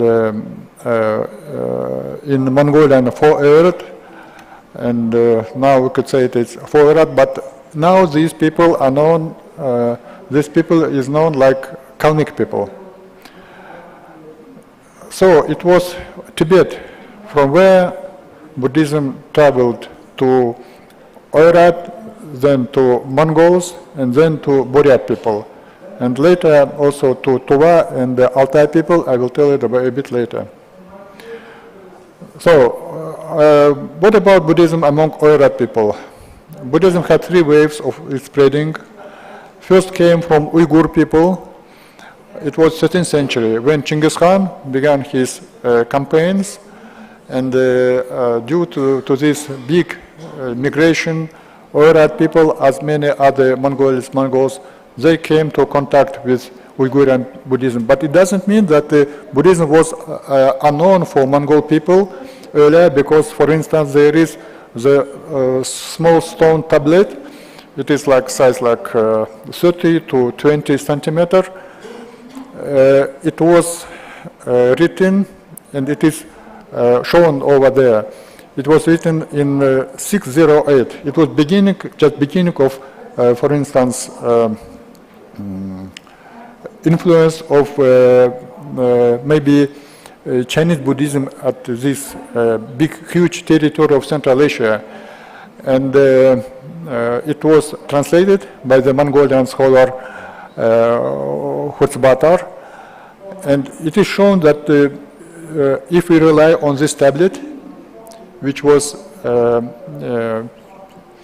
which had its scripture dated back to beginning of 7th century, Mongolian peoples, they were connected with Buddhism from that time. So now we could say 14th centuries we have that the Mongols have ties with Buddhism, maybe Chinese Buddhism.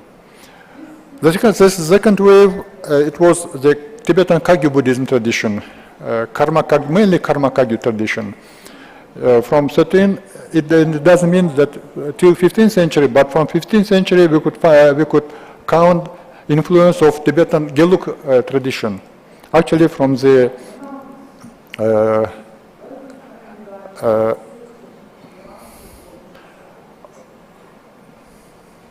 middle of 16th century. But also it doesn't mean that Oirat people, they didn't know it, because there is also one big stone in Ulaanbaatar in Chinggis Khan Museum.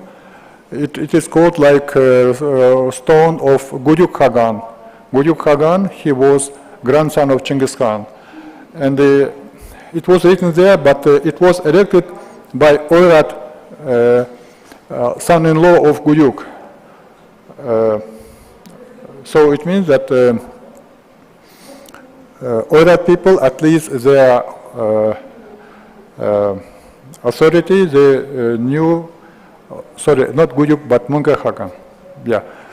Anyhow, I want to say that they know Buddhism from the middle of 13th century. Here you see the migration map of Oirat people from the end of 16th, beginning 17th century. Each tribe is shown over here: Hoshut, Turgut, Jungar,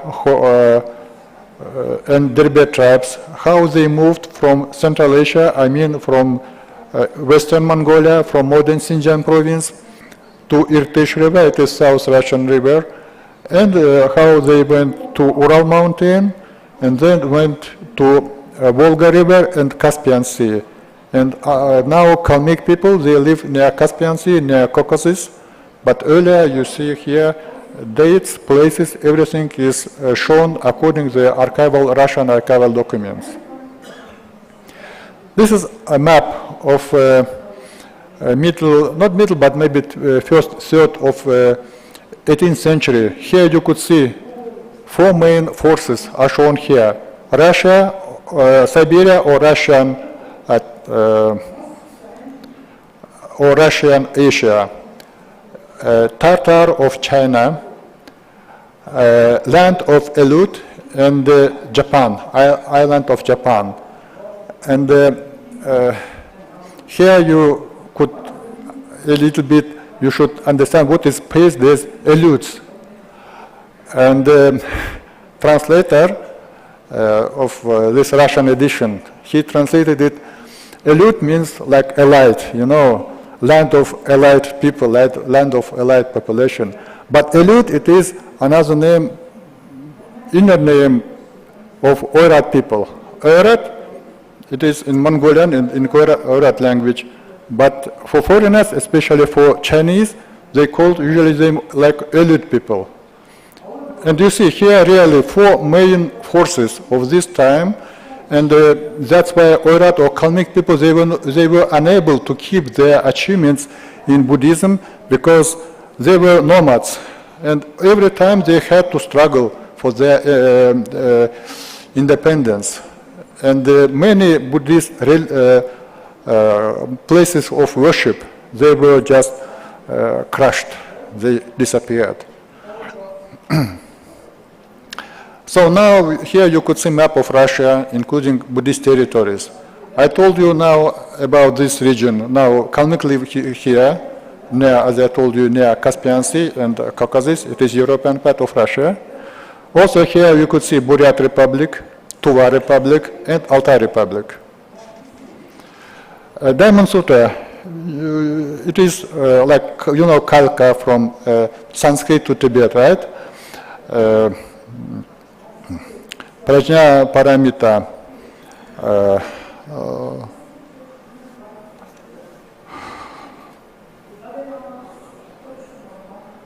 Okay, yeah, this is a Diamond Sutra. It is direct Kalaka from Sanskrit to Tibet, and from Tibetan to our language, to Kalmyk language. So here you could see at the same time three languages. This is Kalmyk Republic now. It is shown how it is situated in Caspian Sea, near Caspian Sea and Volga River. Also, what I wanted to say that because Buddhism during Soviet power was prohibited, and everything actually was crushed and disappeared, and the monks were anyhow had to leave their robes and so on.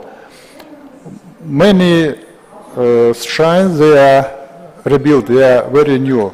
Anyhow, this is the Buddhist temple in Kalmykia, Elista town. It is the capital of Kalmyk Republic. All Nalanda teachers, famous teachers, they are created in these sculptures around this main temple. And here you could see temples of another tradition of Tibetan Buddhism, you know, like Kagyu and Nyingma traditions. Also, they are erected in Kalmyk Republic now. And about 3 years ago, this new statue of Maitreya was erected near Caspian Sea. Actually, Caspian Sea has very special, Kalmyk people have very special feeling to Caspian Sea, to this region. And why? Because I will explain right now. So it is again map of Russia, map of Kalmyk Republic in Russia. And here you could see, for instance, here this Buddha figure. It is a place of one not old, but this Kalmyk temple appeared after war between Russia and France, when Napoleon wanted to invade Russia. And when Russian troops entered Paris, Kalmyk troops were among the first who entered to this city of France. And after that, due to this victory, this temple, this special temple, was erected about 200 years ago. This big Buddha figure shows special place of worship. It is like small mountain in steppe. Also, Buddhist pilgrimage, Buddhists make pilgrimage to this Hoshu temple. Now it is within Astrakhan region, as is shown here. And this one is also within Astrakhan region, but small Bogdo. So there are two Bogdo mountains. One big Bogdo is within Russian territory in Astrakhan region, another one in Kazakh territory, Kazakhstan. This is big mountain. You could see only steppe and only this one. And it has special legend that once Dalai Lama decided to visit some places, and he flying over Earth, he landed here, had his dinner, and went out. and went to another place. This is Khoshutsky Khurul. Now it is new erected one. It was destroyed during Soviet power. And this, you know, this new legend now is developing in Kalmyk Republic that Buddha Kashyapa Kassapa once said that his teaching will have revival again once more in sea, which is associated with his name. So Kassapa means connected with Caspian Sea, and special one item is that this is actually the most northern place where lotus how to say, grow, you know, as is shown here in map. Here you could see also Caspian Sea and lotus. It is up to now scientists don't know why lotus appeared in Caspian Sea, how it is connected with this region of traditional growing. Here you Caspian Sea. So Buryat region, Buddhism Gelug tradition penetrated to territory of Buryat in 17th century, and then it spread all over Transbaikalia, and from the middle of 18th century, the head of Buryat Buddhist community is called like Pandita Kambolama. So this is datans or temples in Buryatia. You could see that many of them, or they all exist up to now, or they were rebuilt. Also because it had many losses during Soviet power. Ivolginsky Datsan is the famous one. It is the place where Kambolama resides. This temple is dedicated to former Kambolama with his it has his body, and actually also is a place of worship for Buddhists. Kumarajiva, a very famous translator, it is a monument in Kucha town, Xinjiang province of China. What is interesting that, okay, this is his travel of this Buddha statue, but now this statue, which was brought to Central Asia from India by father of Kumarajiva. Now it is in Buryati region, in this Datsan.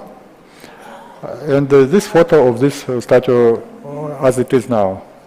It is said that this statue is was made during life of Buddha, during his lifetime.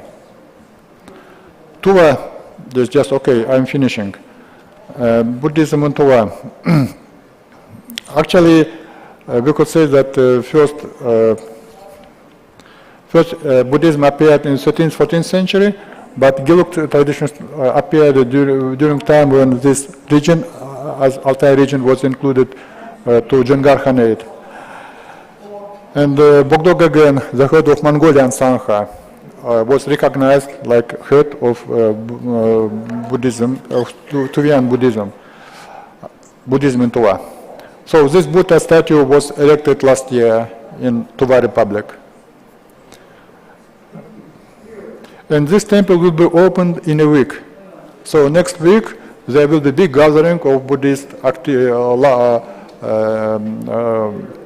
lamas and so on, believers, for the opening ceremony of this new one building. This is famous Buddhist temple in St. Petersburg, Russian capital before Soviet time. This year it is, so it was built at the end of Roman dynasty, almost 1 century ago. This is the modern, its modern view. This is first Buddhist temple in Moscow. It had consecration ceremony last January, just 3 months ago, and this is its hall, main hall. You could see here a statue of Buddha. It is Padarak of Sri Lanka. It was brought to Moscow, and here you could see also statue of Kusho Bakula Rinpoche. Sorry, yeah. So this is the main hall of Moscow Buddhist temple. And of course, Russian regions, they have their own places of worship. This is in Krasnoyarsk, South Siberia, Krasnoyarsk Buddhists. So again, about Russian regions, for instance, Kalmyks, they had migrations at these big, huge regions. So this is Samara region, Russian Samara region. And after archaeological works, they could find these statues of Buddha, and now they are in their museum, State Museum of Samara. So, Samara Buddhas. Thank you very much for your attention.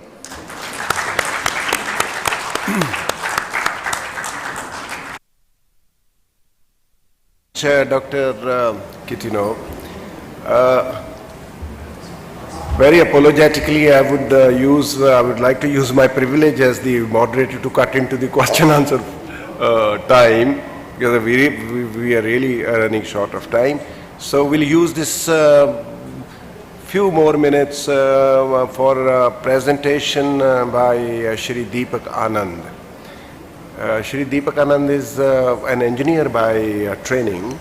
He has used his expertise and dedication to document various Buddhist sites, just like Dr. Cunningham, but by using his modern techniques, he has produced a very beautiful work to document these Buddhist sites, especially as mentioned by Master Xuanzang in his Thatang Siyuchi. So may I invite Shri Deepak Anand to make his presentation, please.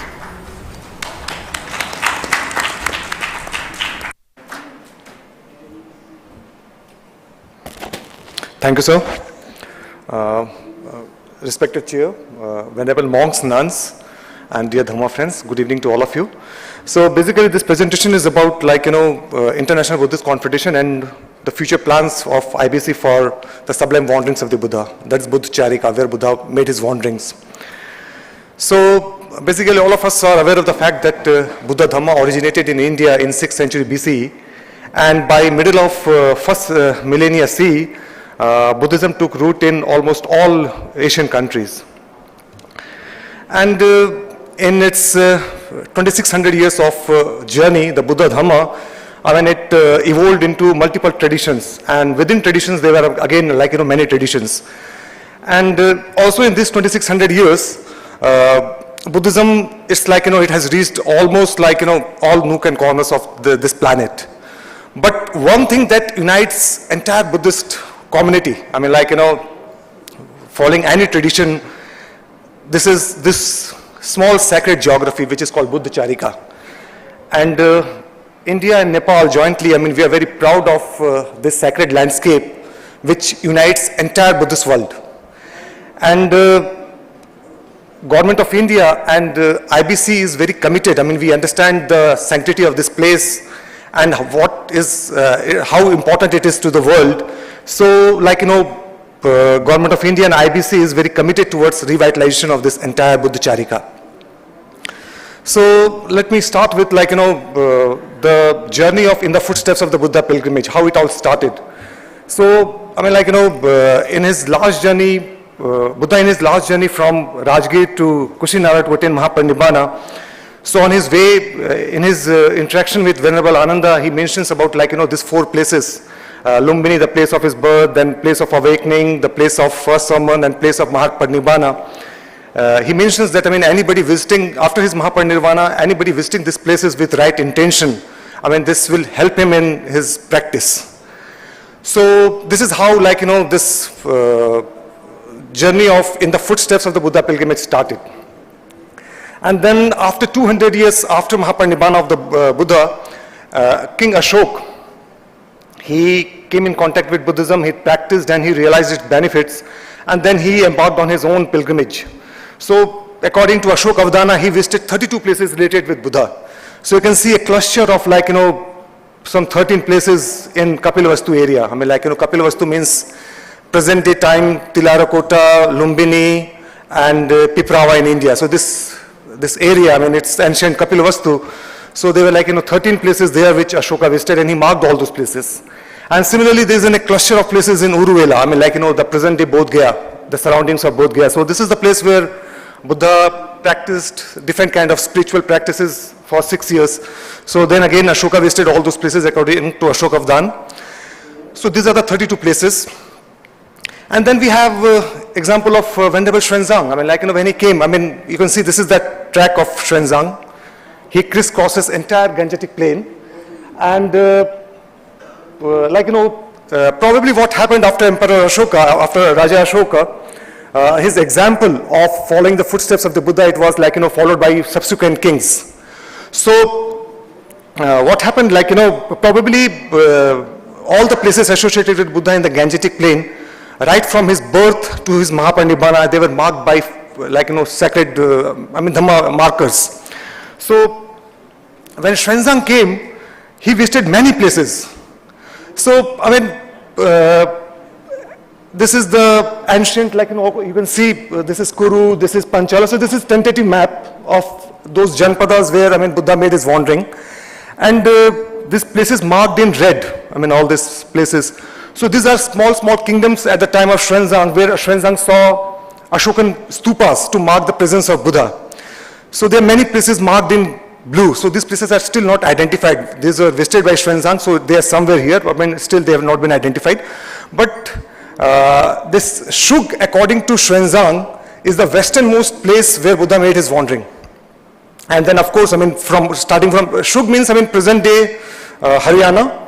So the Buddha Charika, it starts from somewhere on the from Haryana to border of Bihar. So Haryana, Uttarakhand, Nepal, Uttar Pradesh and Bihar. So this comprises the Buddha Charika. So I would take few examples what IBC is doing to take pilgrimage to lesser known places. So in between what happened, after Xuanzang, we do not have much evidence about what happened to this elaborate Buddhist pilgrimage. Even when Dharm Swamin came, he has a very small, not very detailed pilgrimage in entire Gangetic plain. He just came to Bodh Gaya and Nalanda and around. So probably, there was a change of political climate in around 9th, 10th century. So probably that new political climate was not very conducive for the sustenance of Buddhist pilgrimage and this elaborate monastic system. So Buddhism came to, it started declining, and probably by 13th, 14th century, it came to its ebb. And so then there was translations of Buddhist texts, especially the travelogues of Fashian and Xuanzang. And this is how we got to know that Buddhism has got Indian origin. And Gangetic plains are the place where Buddha made his wandering, and all those sacred places which are mentioned in Buddhist texts, it is in Gangetic plain. And so when these books were translated, it was realized that it is going to be very arduous task to refine all those places and revitalize those places. So Archaeological Survey of India was set up in 1861 just to systematize all the study and to initiate the process of revitalization. And I must say that Archaeological Survey of India has done a great work in last 150 odd years. And based on works of Archaeological Survey of India, at least we have, even the archaeology department in Nepal also. So, after independence, Government of India also realized that, we have to continue with this work, and this revitalization process should be, expedited. So now, by the sustained efforts of Government of India and Archaeological Survey of India especially, and tourism departments of different states, this 7 great places and of course 8 great places in Nepal. So now they are they are, they are part of in the footsteps of the Buddhist pilgrimage. But then this is not the end, it's just a beginning, because Buddha Charika, where Buddha made his wandering, it's very special, and the sanctity of this landscape is eternal, and it needs to be revitalized. So this process is going on, and many of the places mentioned by Xuanzang have been identified. There are stupas there, and there are markers there, but nobody goes there. People are not aware of it. So IBC is initiating this process of incorporating all those places into this mainstream in the footsteps of the Buddha pilgrimage. So let me start with, I will cite only a few examples. Let me take the example of Shug. So Shug is like, as we know, Shug is in Haryana, and it's on the bank of river Yamuna. And we have lots of mention about ancient Kuru, where Buddha gave some very important sermons, including the Mahasatipatthana Sutta. So, according to Xuanzang, let me show in detail. So this is that track of Xuanzang. He starts from Sangol and he goes all the way to Bairat. From here he comes to Mathura, and then only when he arrives at this place, Shug, he says that he saw an Ashokan stupa to mark the presence of Buddha. And so this place is like, full of Buddhist remains. There was an Ashokan pillar here close to Shug at Topra. It's like, 15 kilometers from Shug. And that Ashokan pillar was removed from Topra to Delhi. If you go to Firashokotla, there's an Ashokan pillar there. So this Ashokan pillar is basically removed from here. And so this is a stupa at Chaneti. It's again very near to Shug. So this area comprising of Shrugna, Chaneti, Adi Badri. So this has got lots of ancient remains. And Xuanzang says this was the place where Buddha gave his, Buddha visited this place, he inducted people into Sangha. And this stupa is Ashokan stupa again. So Xuanzang, according to Xuanzang, this could be the place, this could be the stupa made by Emperor Ashoka to mark the presence of Buddha. So now the idea is that since this is a Buddhacharika site, so it is very, its sanctity is very sanctified state stupa. So the idea is to bring it into, in the footsteps of the Buddha pilgrimage, mainstreaming it. Now, similarly, this is another site called Indrasala Guha. So all of us have heard about this very important discourse called Shakkapanya Sutta, mentioned in Pali Sutta, Pali Tripitak. So this is basically based on Xuanzang's account. This place was discovered very recently, 20 years ago. So you can see that there's a rock shelter cave here. So this is basically, Xuanzang talks about this cave where there was a dialogue between Buddha and Indra. And you can see this structure, this is basically a stupa. It's all camouflaged by biomass. So if you remove a layer of biomass, you will find a stupa here. So it's all ancient bricks. Entire hill is covered with ancient bricks from 5th century, 4th century. So again, this is a very important place. So again, the process of bringing in the footsteps of the Buddha pilgrimage has been started. This is Gurupada mountain. This is Kukutpadgiri. And all of us have heard the name of Mahakashyapa, the third most prominent disciple of the Buddha. This was the place where Mahakashyapa took samadhi. Mahakashyapa is also he was the first patriarch of Sangha after Mahaparinirvana of the Buddha, and he also convened the first Buddhist council. So this majestic place is very close to Bodh Gaya, but people are not aware about this place. Similarly, this is Jofadi Mound. So this is a stupa mound, and it's just 2 kilometers from ancient Nalanda University. And according to Xuanzang, based on Xuanzang's account, this place was excavated in 2007. So Xuanzang says that this stupa is basically to mark the birth and parinibban of Mahamoglan, the second prominent disciple of the Buddha. So when they excavated this stupa, they found a mud stupa from Buddha's time. And this mud stupa was encased by brick encasing from 2nd century AD. So this is a very ancient stupa, and it belongs to, according to Xuanzang, this is Mahamoglana stupa. So again, idea is to revitalize this place. Now, second thing which International Buddhist Confederation is thinking about, planning into, is reviving the ancient tradition of Chaitya-charika, that is walking pilgrimages. So this entire sacred landscape, there are so many numerous references about Buddha going from one place to another. Again, we have references from Xuanzang also. Xuanzang also took, in his pilgrimage, he also took some established routes, which was followed from the times of the Buddha, even before Buddha's time, all those ancient trade routes. So especially the 3 important journeys of the Buddha, the Great Renunciation journey, from Kapilavastu to Bodh Gaya, that is Tilarakota to Bodh Gaya. Second is his journey to Sarnath from Bodh Gaya after his enlightenment, the first journey. And his last journey from Vulture's Peak to Kushinagar to attain Mahaparinibbana. So all these journeys are very important, and I'm sure, followers of the teachings of the Buddha, they would love to take this walking pilgrimage. So idea is to systematically, slowly, because based on the recent studies, all these paths have been almost tentatively established. So two of the walking pilgrimage trails which IBC is going to take up in coming few years. The first is the trail of Mahaprajapati Gautami, the foster mother of Buddha. And we just know her as a foster mother of Buddha, but we do not know she, along with 500 Shakyan ladies, they walked from Tilarkot to Vaishali to meet Buddha. When Buddha arrived at Kapilavastu after the death of his father, so Mahaprajapati Gautami met him and requested him to be inducted into Sangha.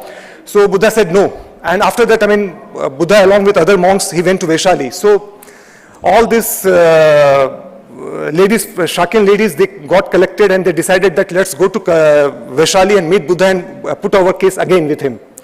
So all of them, they walked. The Buddhist literature mentions that they walked barefoot from, this is 300-kilometer trail. So Lumini Development Trust and International Buddhist Confederation, they are working on reviving this trail and reviving the legacy of this great nun Mahatheri, whose contributions are immense. And we will be commemorating the legacy of Mahaprajapati Gautami. So very soon we are going to announce the date. IBC is going to announce the date of, in consultation with the Lumini Development Trust, we are going to announce the date of this, when we are going to start this. And on this track, there are many important monuments. This trail runs along the parallel to this river Gandak. And there are 2 Ashokan pillars and big stupas, at Kesaria and Nandangarh and Ramagrama. So, these are a few monuments, like this is Ramagrama Stupa, this is Kesaria Stupa, Nandangarh Stupa, 2 Ashokan pillars. So, this was ancient route. Similarly, another route which IBC plans to revitalize is the first journey of Buddha from Bodh Gaya to Sarnath to deliver the first sermon to his 5 of the former colleagues. So again, this route is, this is Uttarapath, that ancient, which has been very widely mentioned in the Buddhist literature and all other ancient text. So this Uttarapath is this connects Bay of Bengal to Central Asia. So it was a very prominent trade route. And Buddha walked this route. From Bodh Gaya, he went along this, this is Vindhyachal range. So this is called, locally it's called Kamur range. And along this 100-kilometer trail, there are 3 Ashokan inscriptions, minor rock edicts. And these minor rock edicts are the first edicts of Ashoka, the very first edicts. So here are pictures no, I don't have a picture for that, sorry. So the idea is to revitalize this 250 kilometers of trail. And then these are few monuments on this ancient trail. Villages have got ancient remains, Buddhist remains. And in Sarnath, this is Ashokan pillar site of Lord Bhairav. So basically it is an Ashokan pillar site, but now it has been transformed into there's a Majar and Brahminical shrine. So it's mix of it. But traditionally it was a Buddhist site. It's a Ashokan pillar, now being worshipped as a Shivalinga. But this entire route is full of antiquities, Buddhist antiquities. So this is the second trail which IBC plans to revitalize in coming few years. Maybe next year. This is the MRE which I was talking about, minor rock edicts. In this rock edict, Ashoka is sharing about his own experience of practicing Dhamma. And he's also asking common people to start practicing. He says, it's not only meant for people, people, rich people. Common people should also start practicing it, practice Dhamma. It is very beneficial. So this is what is mentioned in the first minor rock edict of Emperor Ashoka, which is at 3 places along that trail. And third thing that International Buddhist Confederation is doing is to develop a national annual event calendar to celebrate the legacy of Buddha and his prominent disciples. So IBC has been celebrating the day of Vaishak. Last slide. day of Vishak, and then Abhidhamma Day and Ashara Purnima, and Honorable Prime Minister has been gracing most of these events. In future, IBC is also planning to commemorate the Parinibbana days of Mahaprajapati Gautami, Sariputta and Moggallana. So friends, this was all I had to share, and the revitalization process is an ongoing process. It will take many years, but I mean, Government of India and International Buddhist Confederation is determined, and we are very sincerely working towards the revitalization of this heritage. Thank you. Thanks for your time. Thank you. Thank you very much, Deepak. Without further cutting into your tea time, I apologize for the extra time that we have already taken. On behalf of the IBC and the Mahasangha and all of you, I would like to thank all the 5 wonderful speakers for the evening, and let's break for tea. Thanks so much. Thank you very much. Thank you, Professor. We also thank Dr. K.T.S. Rao, our moderator, and the entire eminent team for this session. Ladies and gentlemen, we straight proceed for tea. After a short tea break, we will have the valedictory function, where the Honorable Minister of State Culture would be arriving for the valedictory function. So may I request you all to be present by 5:15 for the valedictory function. Thank you.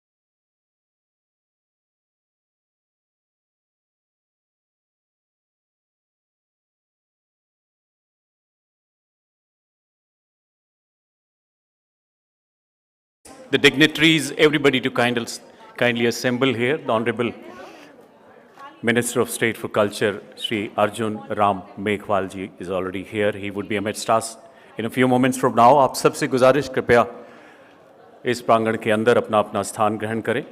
We will start the valedictory function in a short while from now. Thank you.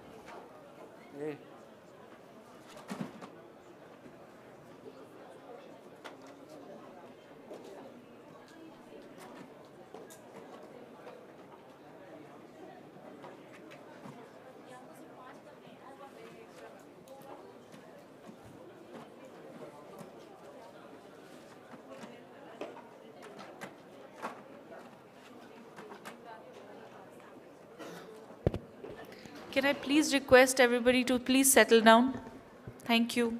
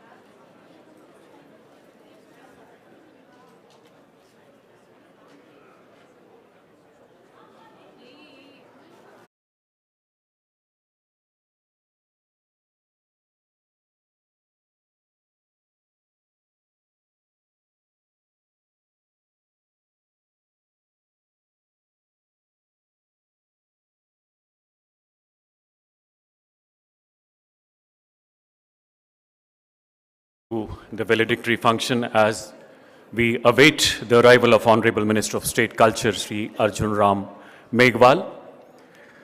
Today's Global Buddhist Summit comes to an end with the main theme, responses to contemporary challenges from philosophy to praxis.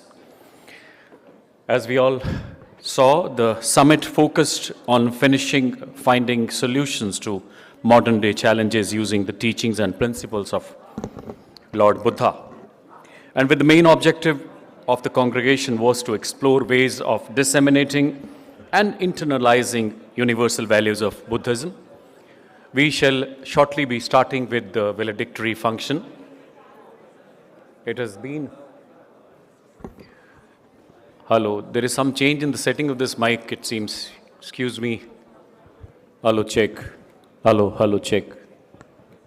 Can we get back to the original setting? Hello, check. Hello, check. Sir, we haven't changed anything. हमने कुछ change नहीं किया है. Right side is okay. The left one, if you can have a look at it. There must have been other speakers, so must have been some adjustment to their voice. Hello, check. Hello, check.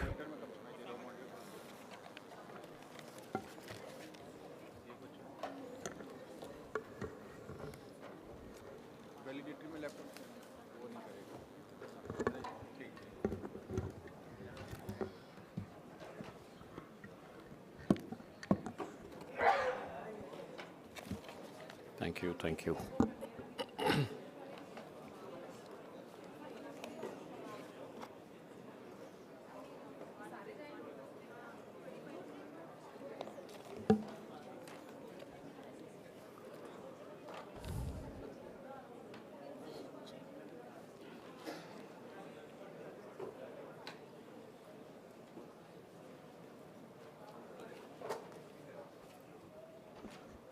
Check my test. Hello, check. Holly.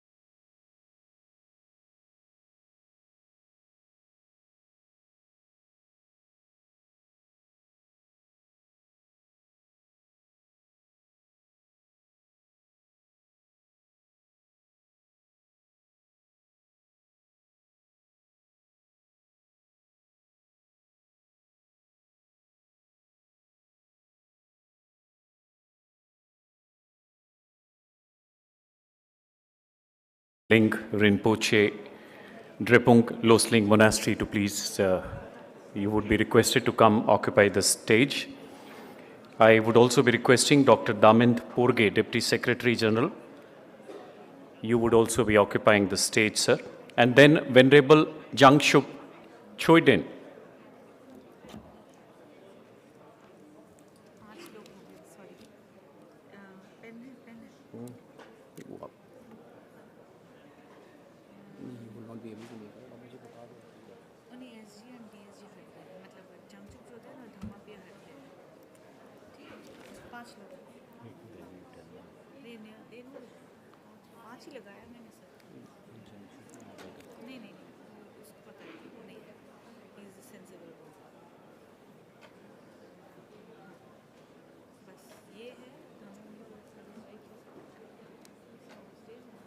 He will do the welcome address.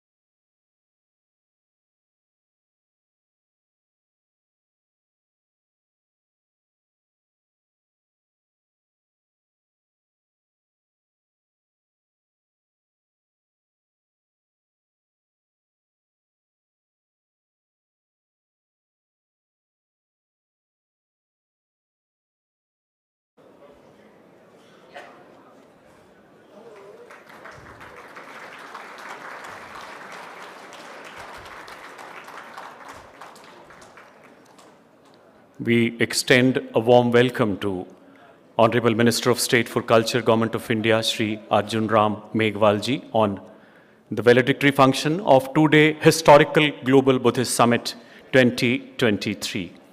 It's a great honor to have you amidst us, sir. We also welcome His Eminence Ling Rinpoche, Drepung Losling Monastery, Dr. Damind Porge, Deputy Secretary General, IBC. We are also deeply honored to have Mrs. Amita Prasad Sarabhai, Joint Secretary, Ministry of Defence, Government of India, and Sri Abhijit Haldar, Director General, IBC, on the dais. May I request Dr. Damind Porge, Deputy Secretary General, for the welcome address, please.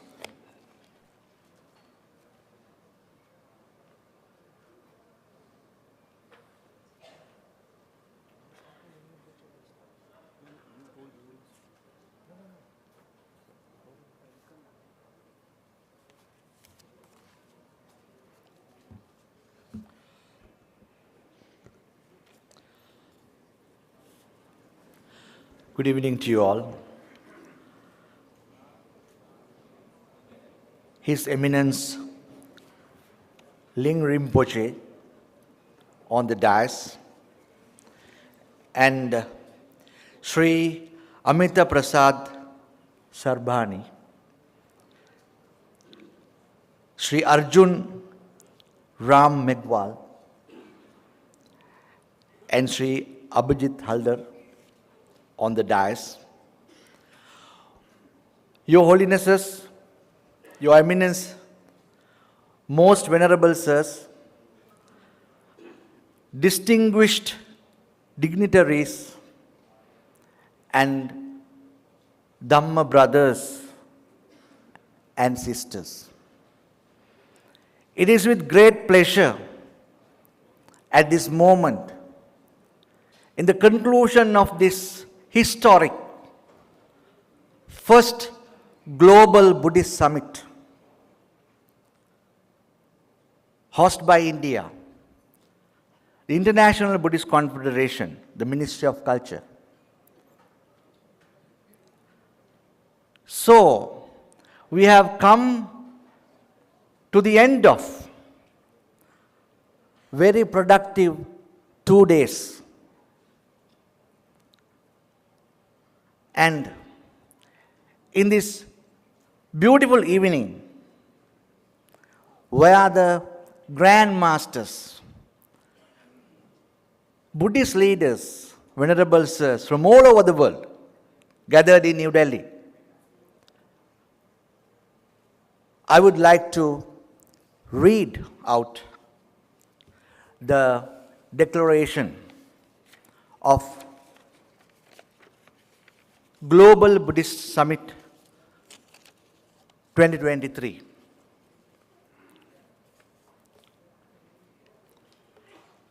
The focus of the Global Buddhist Summit was on modes of disseminating and internalizing universal values and to find ways to work together to address the burning challenges both within and globally, and offer a sustainable model for future of the world. There has been general agreement that the basic fundamental which can provide inspiration and guidance in the light of Buddha's message of peace, well-being, harmony, and compassion for universal peace need to be highlighted and worked upon as follows. Number one, aim.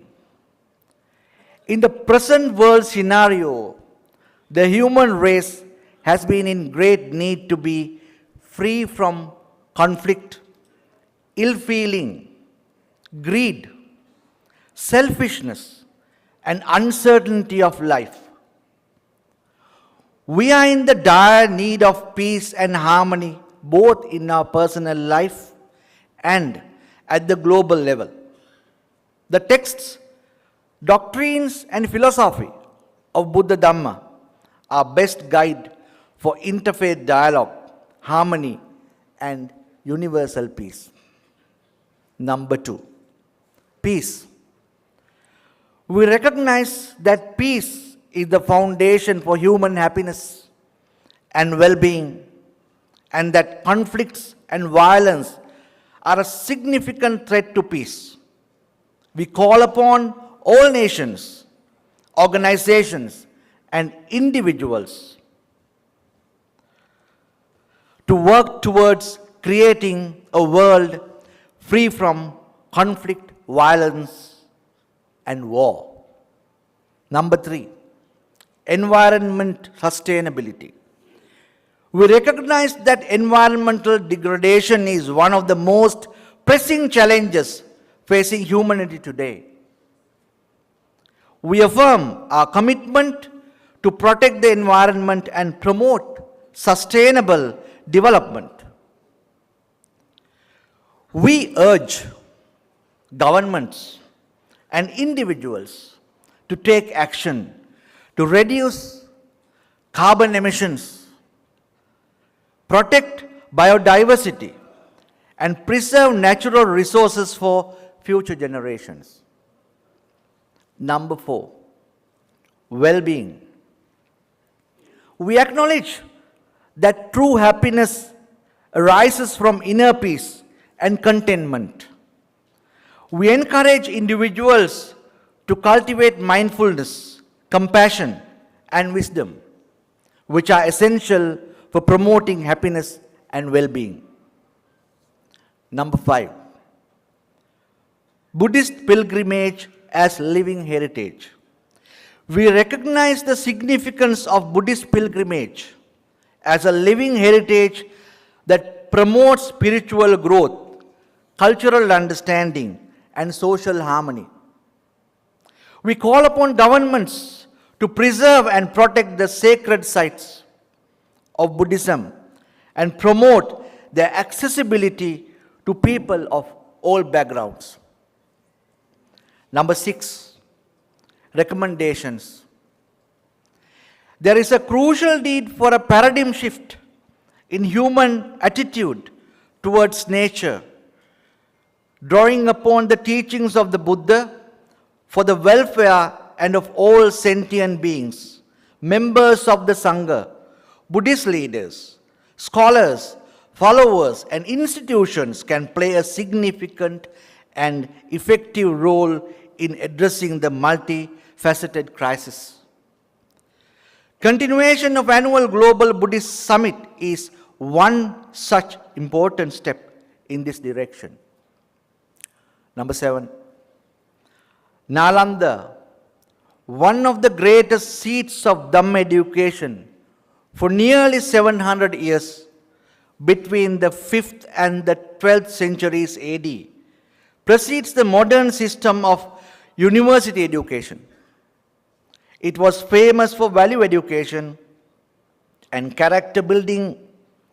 These values need to be inculcated among youths to rejuvenate the society towards Vasudeva Kutumbakam. Thank you very much.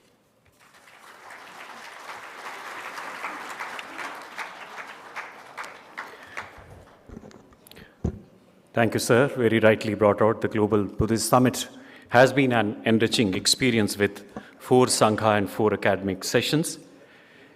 May I now have the honor of requesting His Eminence Ling Rinpoche to say a few words and bless us.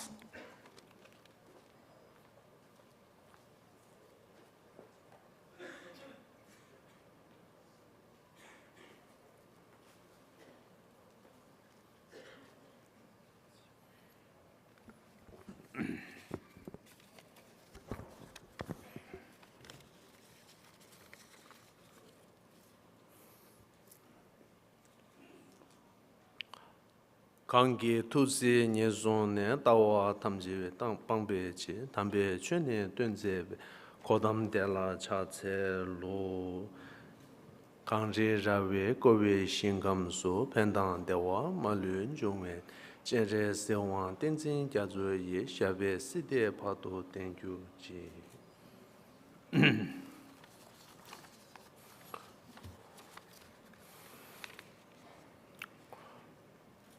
most venerable members of the Sangha, Excellencies, Honorable Minister Arjun Ram Meghwal, and members of the diplomatic community, dignitaries from different countries, adequate Buddhist scholars, Dhamma practitioners, and media persons, ladies and gentlemen. Dhamma greetings. I feel honored to have participated in this 2 days Global Buddhist Summit 2023 on the theme Responses to the Contemporary Challenges, Philosophy to Pretexts. I enjoyed the 2 days deliberation at this summit. All the presentations were enlightening and relieved the various aspects of the Buddha Dhamma in very simple and lucid manner. At this moment, I remember yesterday, Honorable Prime Minister inaugural address in which he rightly emphasized significance of the Buddha Dhamma today. He urged for the collective search for the inner essence of life in the context of our present efforts. One should begin by seeking the inner essence of our common faith to promote the universal teachings of Buddha. Urgent steps needs to be taken in all three aspects of pariyatra, means theory, patipapati means practice, and patipaveta, realization. It is urgent, therefore, to pool all the available resources, but far more important is the members of the Buddhist Sanghas collective will to act. As well as this morning, as His Holiness the 14th Dalai Lama of Tibet emphasized this morning, in order to effectively accomplish this, we must work on, we must each work on the our understanding of the dependent origination and thereby increase our bodhicitta. It is our responsibility to make people aware of the universal and practical teachings of the Buddha, known to everyone, especially the youths of today. Education should be imparted to our youths following the universal principles of Dhamma that was taught and preceded in our ancient Mahaviras like Nalanda. Much effort has to be devoted in nurturing maintaining the current achievements of the universal Dharma. Hence, the need for a vigorous program of action for the future. Prospects of the future are indeed very bright because the Buddha's teachings, universal values, devote of the Dhamma. With the forces on the universal peace and compassion and happiness and harmony, the redoubles its effectiveness and also expands subsequently its influence not only in the countries where Dhamma is practiced, but in entire world. Buddhism today is not only part and parcel of the rich Indian culture, but also becoming a part of the world culture because of its universal and secular teachings. Much needed in today's chaotic world to sustain the society, Buddhism is basically a philosophy of life.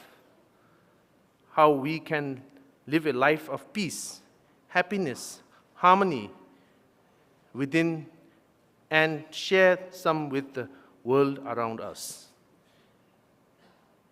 It is my utmost belief that the deliberations at the summit very well exploit fundamental values of Buddha Dhamma that can rightly provide inspirations and guidance in the contemporary settings.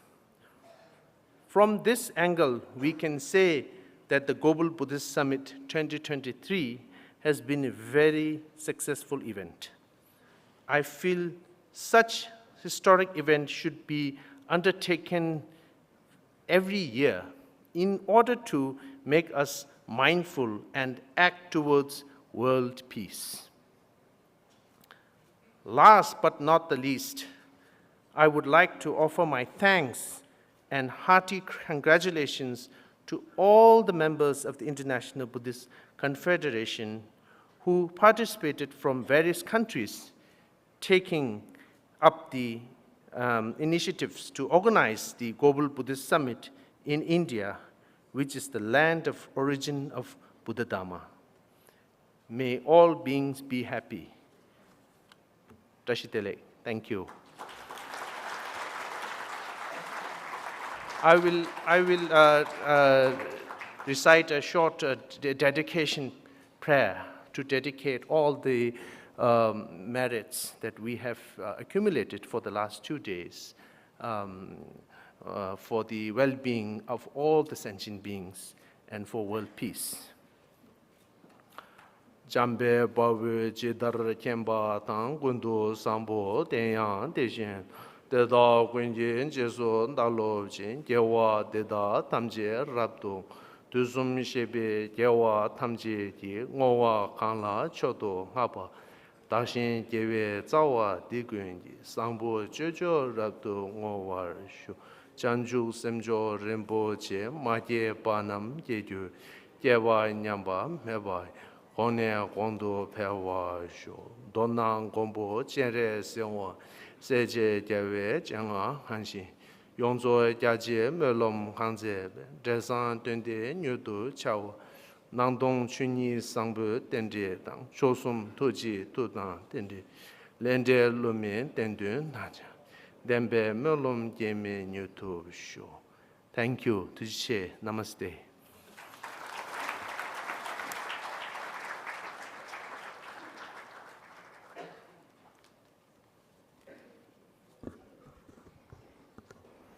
Thank you, His Eminence Ling Rinpoche, for your blessings, for your illuminating thoughts. मातृदेवो, पितृदेवो, गुरुदेवो भव के साथ साथ अतिथि देवो भव की हमारी शाश्वत परंपराओं ने पूरी दुनिया के कल्याण का मार्ग प्रशस्त किया है और आज समस्त विश्व हमारी सनातन संस्कृति को पुनः श्रद्धा एवं शिद्दत से नमन कर रहा है, उसका अनुकरण कर रहा है. We have one of our distinguished guests from South Korea, Venerable Tomyang Sanim, a prolific writer from Gaya Culture Promotion Institute, South Korea, who has written a book titled Gaya Dynasty, Gateway to Buddhism. May I request Venerable Tomyang Sanim to please come on the dais for release of the book. May I request the Honorable Minister of State for Culture, Sri Arjun Ram Meghwal ji, to release the book, please.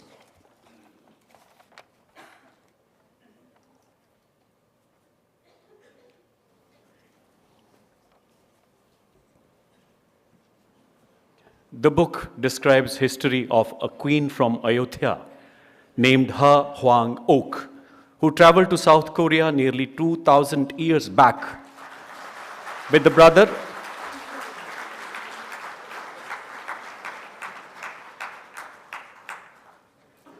The queen married to a king named Kim Soo-ro and propagated Buddha Dharma in South Korea.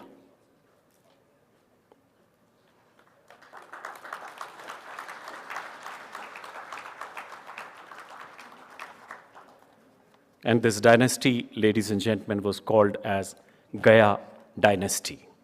Thank you, Venerable Tomyang Sanim.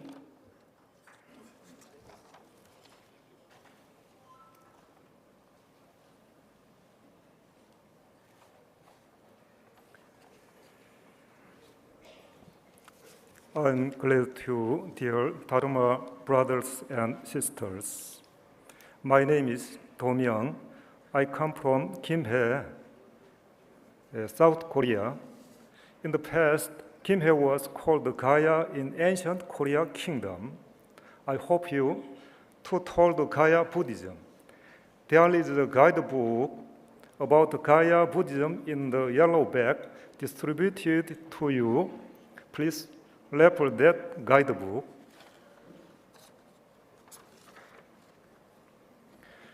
The first official transmission of Buddhism in Korea is known to have started in 372 AD when Sundo, a Buddhist monk from Zhenjiang, China, brought Buddha statues and sutras in the second years of King Sosurim of Goguryeo. Goguryeo was Korean ancient kingdom.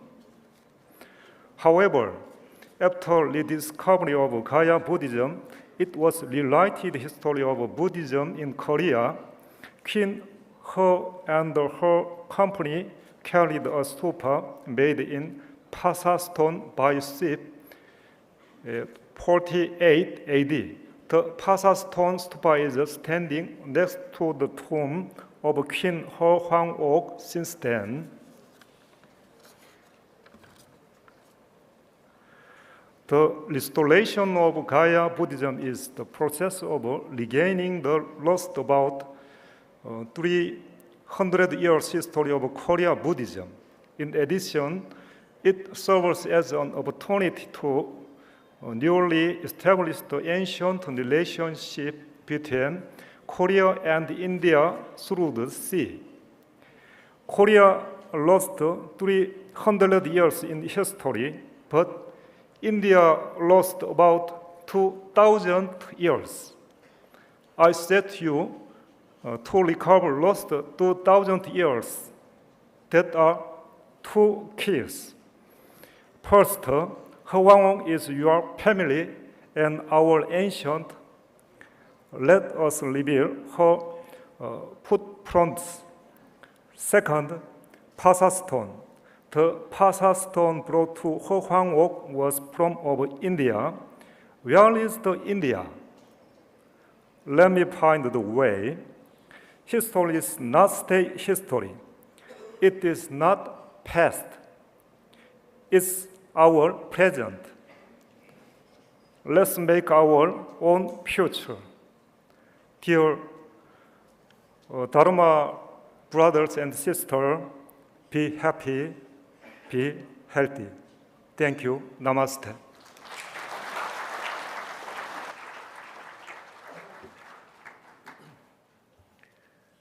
Thank you once again, Venerable Tomyang Sanim. Today's Global Buddhist Summit 2023 has been really unprecedented in more than one ways.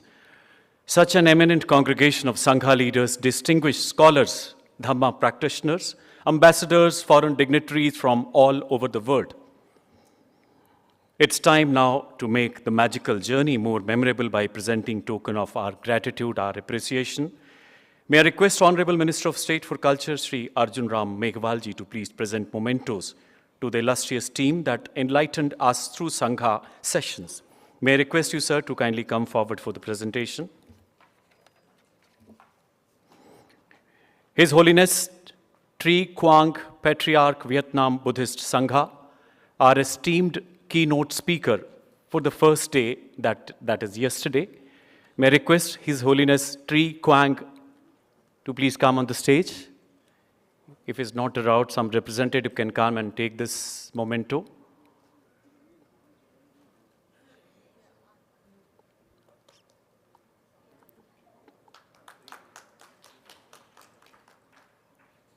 Please join your hands together as he comes to the stage, the Venerable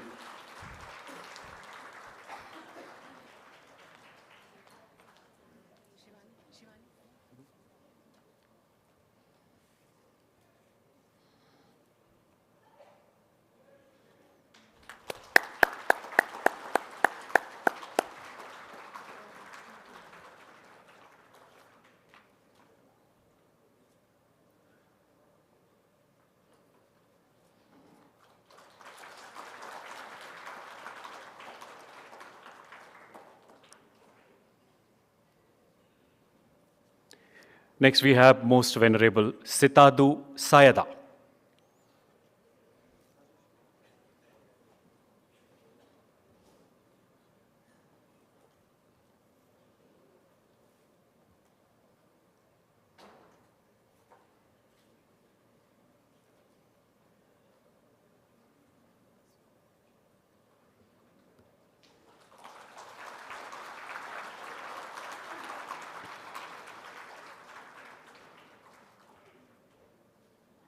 He was the special guest.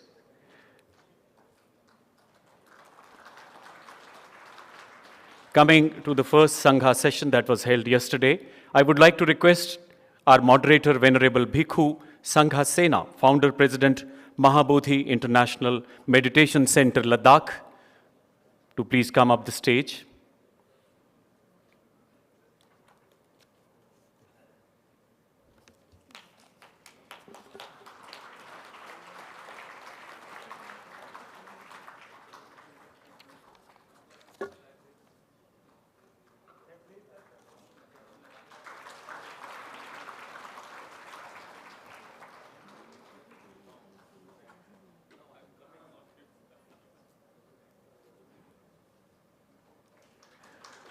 The eminent speakers we had in this session, Venerable Khenpo Karchung, lecturer and administrator, Tashit Sang Buddhist College, Thimphu, Bhutan. Put your hands together, please. Thank you.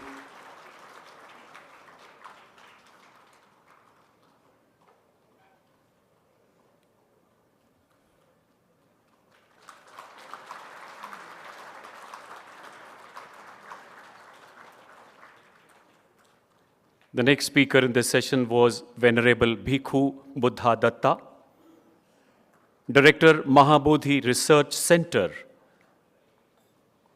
Bangalore, India.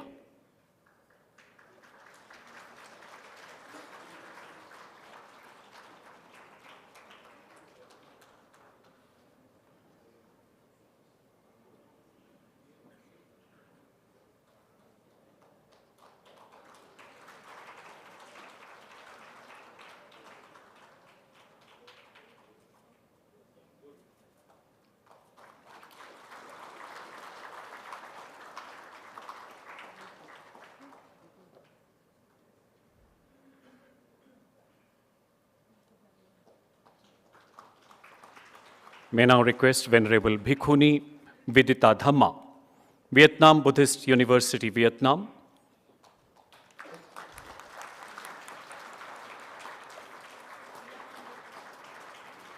Next we have Venerable Code Somheep,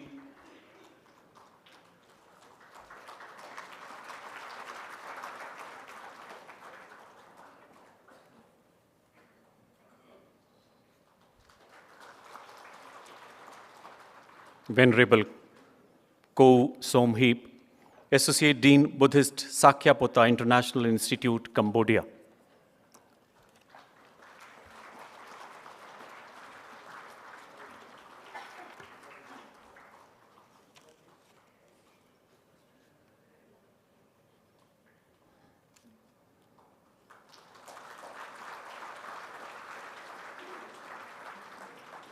Coming on to the second Sangha session that was held yesterday. It was moderated by Venerable Bhikshu Nigrodha. Venerable Bhikshu Nigrodha, former Vice Chairman, Lumbini Development Trust, Nepal. Next speaker Coming up the stage is Venerable Bhikkhu Nandisena.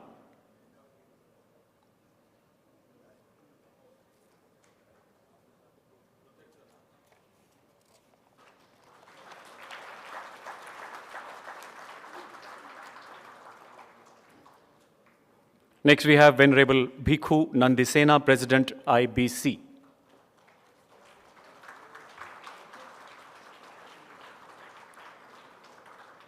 Next speaker in this session we had was Most Venerable Professor Thit Nhat Tu.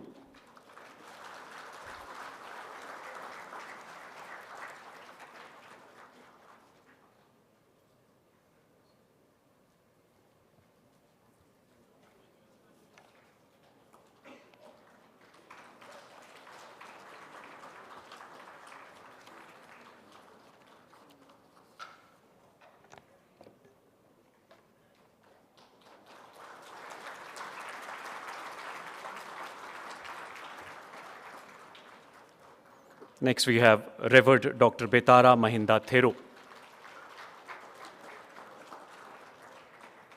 May I request Revered Dr. Betara Mahinda Thero, Senior Lecturer, University of Peradeniya, Sri Lanka, if he's around, or somebody can come and collect this memento. We move on to the next Venerable. Okay, please come, sir, please come.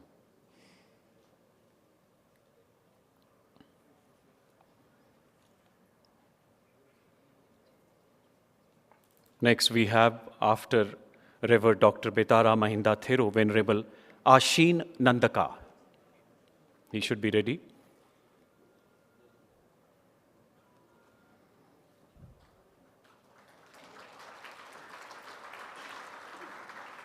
Senior Lecturer, University of Peradeniya, Sri Lanka.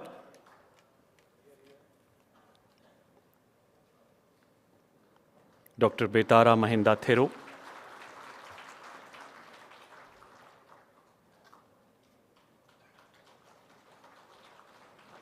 Revered Asheen Nandaka, Pro-Rector, Dhammadatta Chekinda University, Myanmar. Then we have Revered Khenpa, who gave the summary of day 1 yesterday.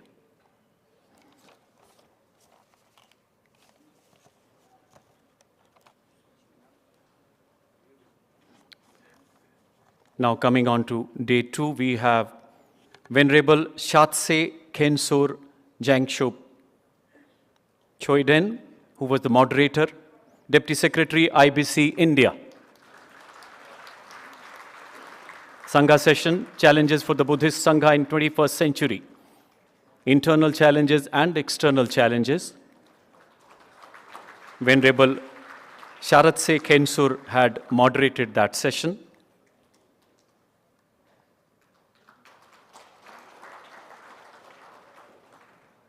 We have the speaker, Venerable Metteyya Sakyaputta, Vice Chairman, Lumbini Development Trust, Lumbini, Nepal.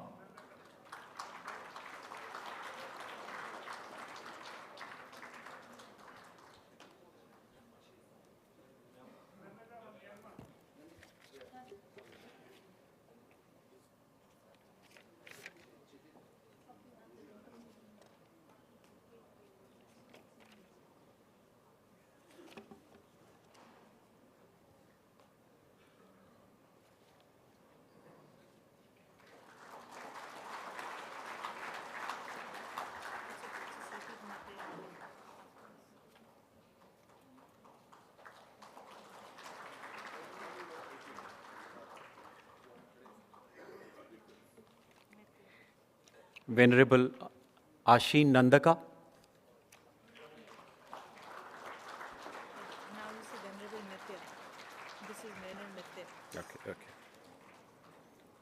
He is Venerable Metteyya from Nepal.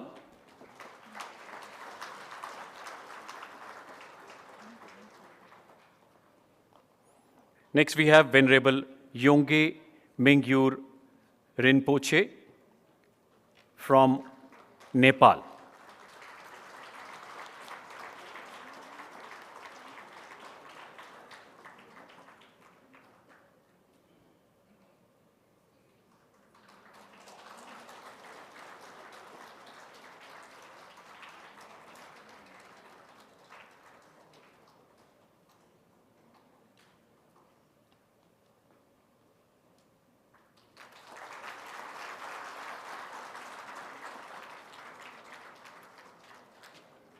Venerable Geshe Sangpo from Yangtze Monastery, Karnataka. Geshe Sangpo.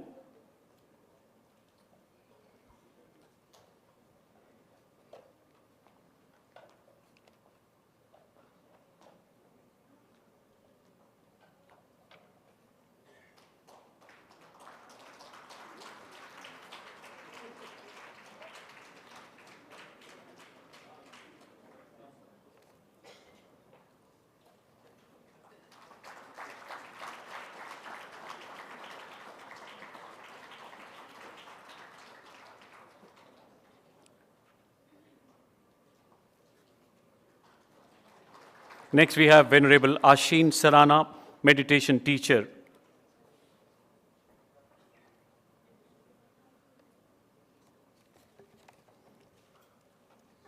Now, coming on to the Sangha second session, we have Venerable Dr. Dhamma.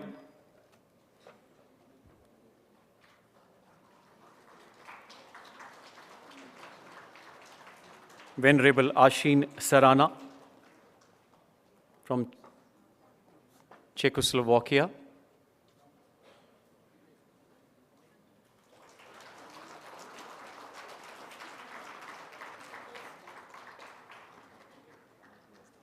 Next, we have Most Venerable Dr. Vasaka Dube Mahinda Vansa from Sri Lanka.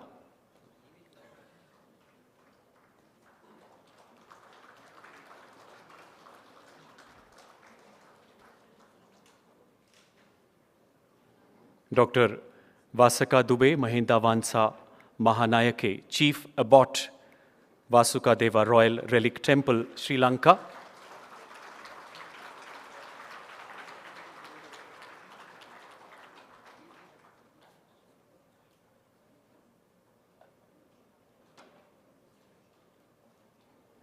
Next, we have Venerable Geshe Nicholas Vreeland, Executive Member, IBC.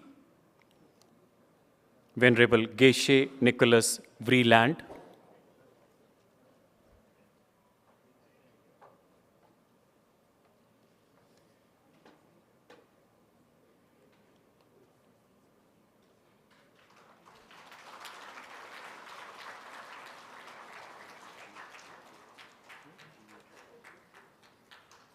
Geshe Nicholas from United States of America.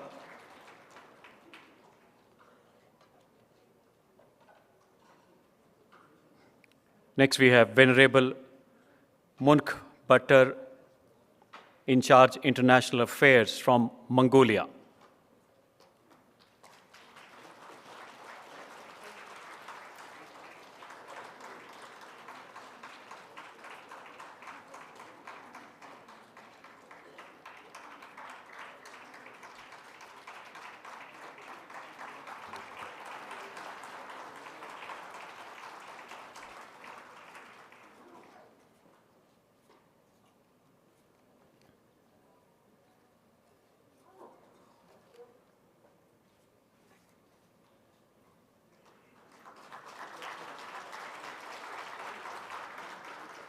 Venerable Dr. Jigme Wangchuk Bhutia, Head of the Department, Institute of Higher Studies, India. Dr. Jigme Wangchuk Bhutia.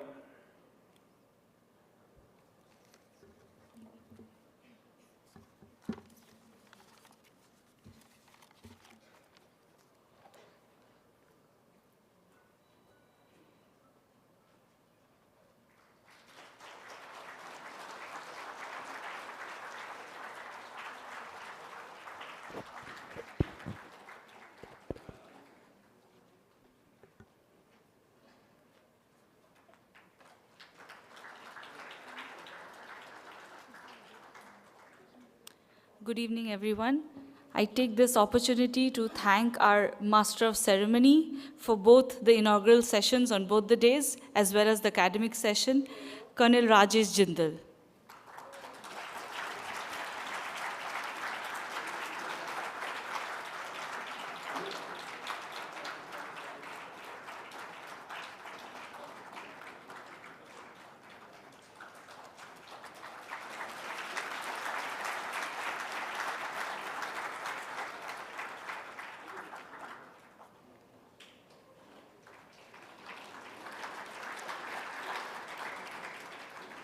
IBC would also like to thank our Master of Ceremony for the Sangha session, Khenpo Urgen Phunso.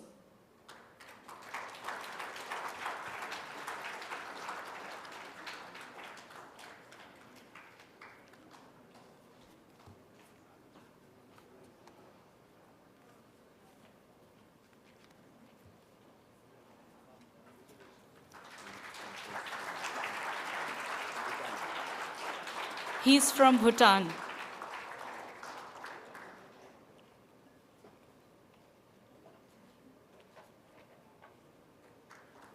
Thank you, Khenpo. I'd like to call out the name of all the speakers and moderators of the academic session who missed collecting their awards yesterday. If you are here, please come up on stage. Venerable Framaha Hansa Dhamma Saho, Professor, International Buddhist Studies from Thailand.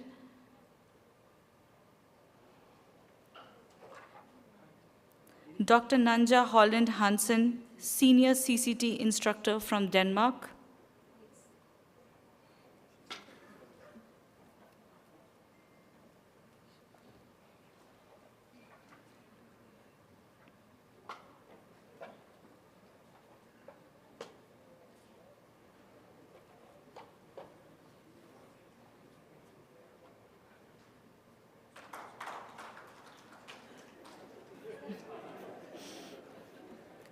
She's lost in the maze of crowd.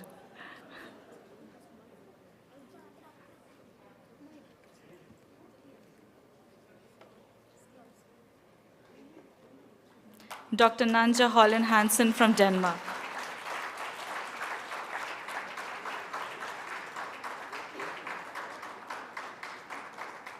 Next, Dr. Ratna Jyoti Kakumanu, Medical Director for Clinical Research Firm in Orlando, USA.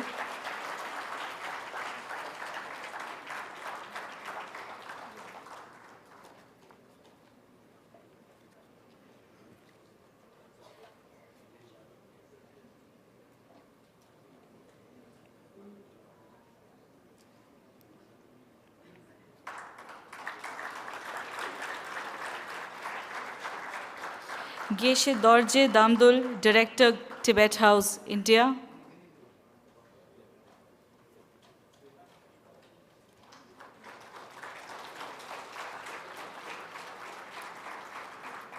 Professor Vela Valage Dayananda Chandima, Professor Sri Jayavardhana University, Sri Lanka.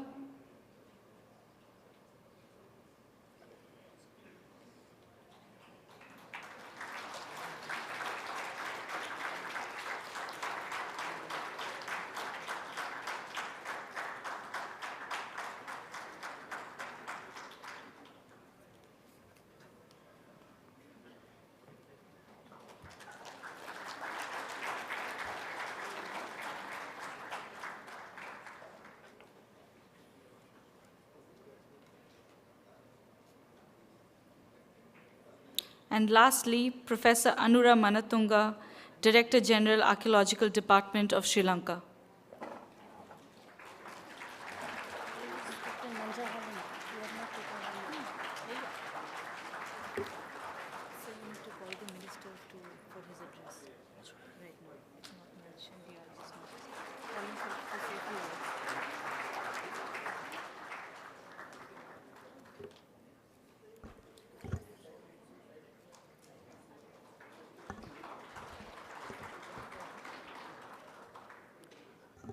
अब मैं माननीय मंत्री जी से निवेदन करता हूं कि आज के समारोह को कृपया संबोधित करें, हम सबका मार्गदर्शन करें।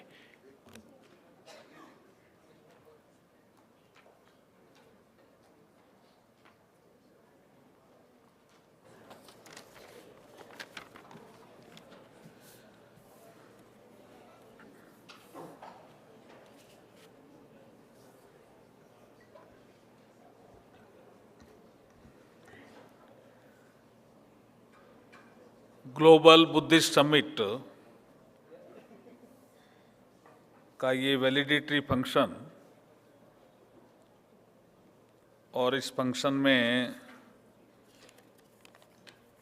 उपस्थित हमारे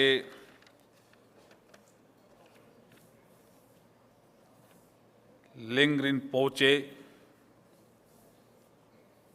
धमेंदा पोरे, हमारे DG IBC Abhijit Haldar ji, and joint secretary ministry of culture Amita Prasad Sarabhai, and all participant. It's a very good, I think, 2 days seminar, symposium or conference or summit, whatever you can say. But to my mind, it's a very powerful gathering who believe in Buddha religion, Buddha thought, Dhamma, Sangha, like that. मुझे बताया गया है कि 30 country इसमें participate कर रहे हैं और इसमें 172 फॉरेन डेलीगेट हैं एंड टोटल पार्टिसिपेंट 617। कल प्रधानमंत्री जी ने, हमारे नरेंद्र मोदी जी ने इसका उद्घाटन किया। मैं भी उस समय भी यहाँ था, मुझे अच्छा लगा। आज कुछ विषय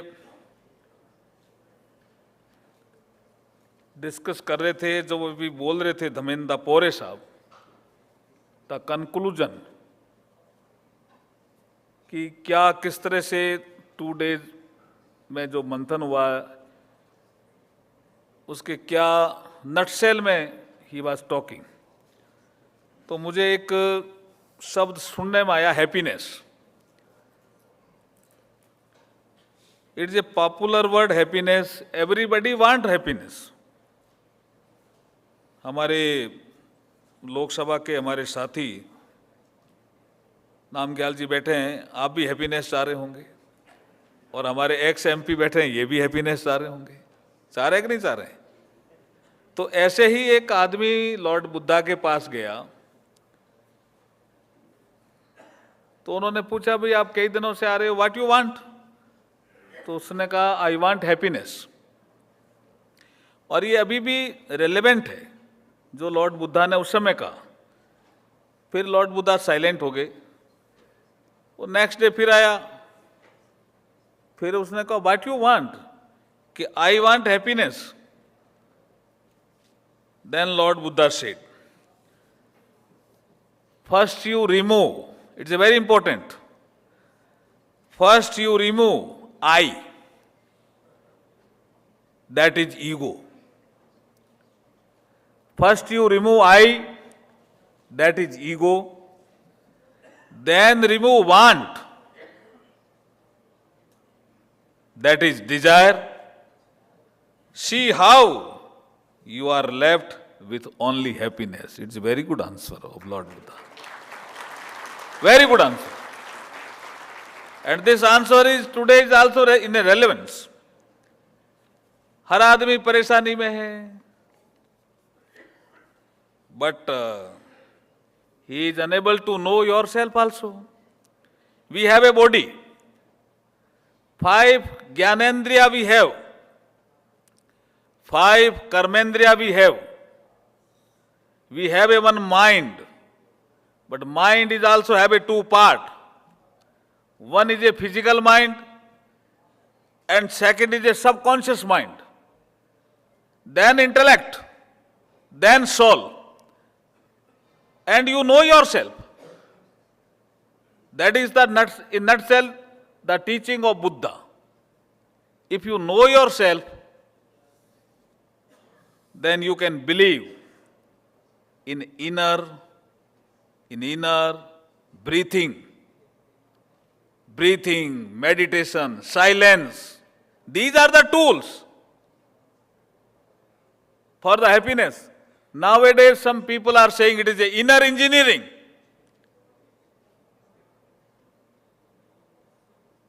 और बुद्धा ने तो बहुत पहले कह दिया था कि नो योरसेल्फ, अंदर जाओ, अंदर से अभ्यास करो। अभी एक विषय टूरिज्म का भी आया, जो हमारे धर्मेंद्र पोरे साहब कह रहे थे कि टूरिस्ट डेवलपमेंट, टूरिस्ट डेस्टिनेशन, जो जैसे हम गवर्नमेंट ऑफ इंडिया ने बुद्धिस्ट सर्किट बनाया है, जहाँ जहाँ भगवान बुद्ध गए थे या सीक्रेट है उनके पवित्र स्थान है, उनको हम सर्किट से जोड़ रहे हैं. And we are creating infrastructure facility, whether it is a road, better road, rail, air connectivity. Kushinagar का जब इंटरनेशनल एयरपोर्ट का उद्घाटन हो रहा था तो लिंगरिन पोचे वहीं थे. तो ये सब हम बुद्धिस्ट सर्किट को डेवलप करने की दिशा में बढ़ते हुए हमारे कदम हैं.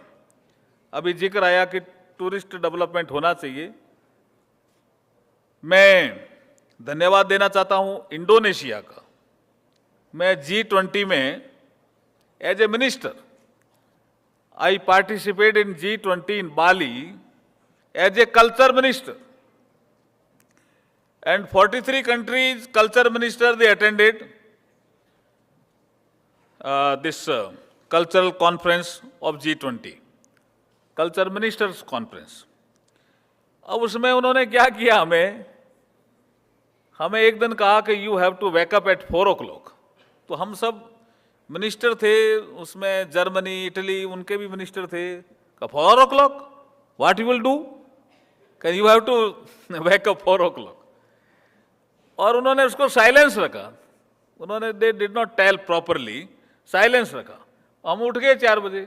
उठ के उन्होंने कहा you are ready? हमने कहा we are ready. वो हमें ले गए बोरोबुदर. बोरोबुदर is a largest Buddhist site in the world, I think. Borobudur. It is a temple, you can say, it is a site, you can say, but it is a very big site, Borobudur. Borobudur जब हमें ले गए तो हमने कहा क्या करेंगे यहाँ, 5 बजे पहुंच गए कि सिट ऑन मेडिटेशन. अब G20 के कल्चर मिनिस्टर वो sit on meditation, sit on meditation and in silence also, and know yourself. अब know yourself, उन्होंने कहा we are minister. बोलो no, it is not your introduction. Know yourself. Who are you? That is the teaching of Buddha.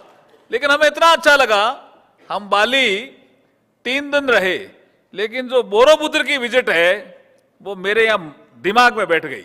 ऊपर ले गए, height थी ऊंची, बहुत हाइट ऊपर थी, और बैठा के मेडिटेशन कराया, साइलेंस कराया, और जैसे ही सनराइज हुआ और कहा सनराइज की रेज को देखिए, आईज कांटेक्ट करिए, करा, और क्या हमें आनंद आया जी. वो है, that is happiness, that is the happiness.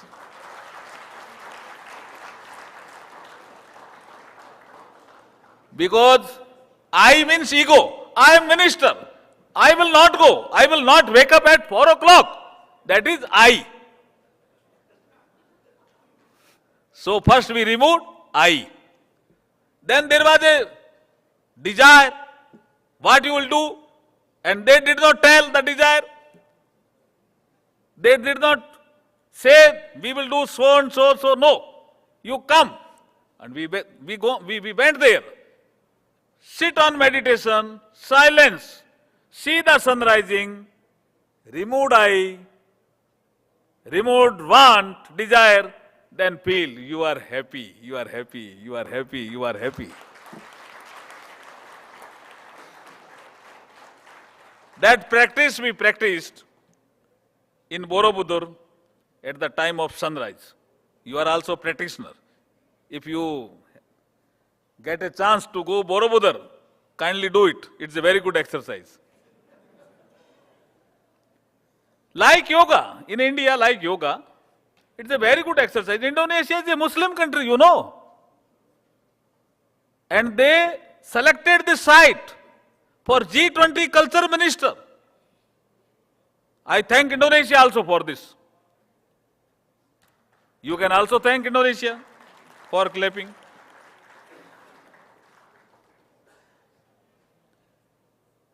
Dhamendra Pore has also narrated that we have to reduce the carbon emissions. मुझे अभी पता चला अभी मुझे क्यों बुलाया डीजी साहब ने. मैं साइकिल मैन हूं जी. Generally I go to attend my parliamentary works by a bicycle only. People know me as a bicycle man. It's a turban. Some people say it's a turban man. Some people say it is a bicycle man. तो DG साहब thank you, और अमिता जी आपको भी धन्यवाद कि आपने मुझे बुलाया. लेकिन कल जो ऑनरेबल प्राइम मिनिस्टर ने कहा mission life, what is mission life? Lifestyle for environment. And you also said, Dhamendra ji Pore sahab, for sustainable development, for climate change, we have to contribute something. The mission life is a part of that. क्या है mission life? प्रधानमंत्री मोदी जी का ये कहना है कि suppose you go to hotel, any hotel, वहां बाहर से आते हो कहीं से, तो आप कहते हो एसी बहुत लो है, हाई करिए, तो उसको 16 तक ले आते हो. 16 तक आता है अमिता जी या नीचे आता है कहीं? 16. उसको 16 तक ले आते हो, फिर वो ठंडा हो जाता है रूम. जब रूम बहुत ठंडा होता है तो फिर आप रजाई ओढ़ते हो. तो प्रधानमंत्री जी का कहना है कि ऐसा करते क्यों हो? आप 24 तक रखिए और रजाई नहीं ओढ़ना पड़े, काम वही है. It is a lifestyle, nothing else. Can you do? Can we do this practice? You understand it और not? It is a mission life. And I can assure you that the work of Buddhist circuit in India, it is in a very progress stage. I have seen 2-3, Gaya and Kushinagar, Gautam Buddha Nagar. I have seen some site. The progress of the work is in very advanced stage. And I feel that next time when you come, our Buddhist circuit is completely completed, and you will also enjoy like Borobuddha. Thank you very much. Namo Buddhaya.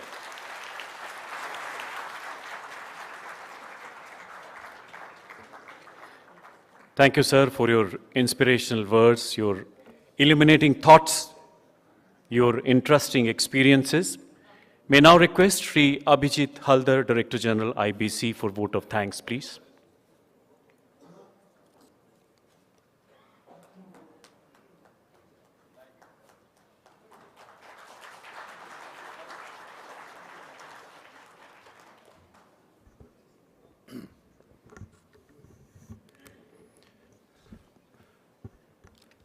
Namo Buddhaya. Honorable Minister of State for Culture, Arjun Megwal ji, members on the dais, Venerable Lingering Poche, most venerable members of the Sangha from different parts of the world who have come here and blessed this particular occasion, all the scholars and academicians who have gathered here from different parts of the world, thanks for all your contribution that you've made during the last 2 days. Friends from the Dhamma fraternity, the media, diplomats, many of who had come yesterday to attend the inaugural session, and the rest of you.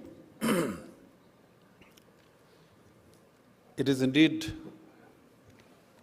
an honor and privilege for me to wind up this 2-day session, which has really been mesmerizing, enlightening, and really a brilliant exchange of note on a lot of things which bother mankind today.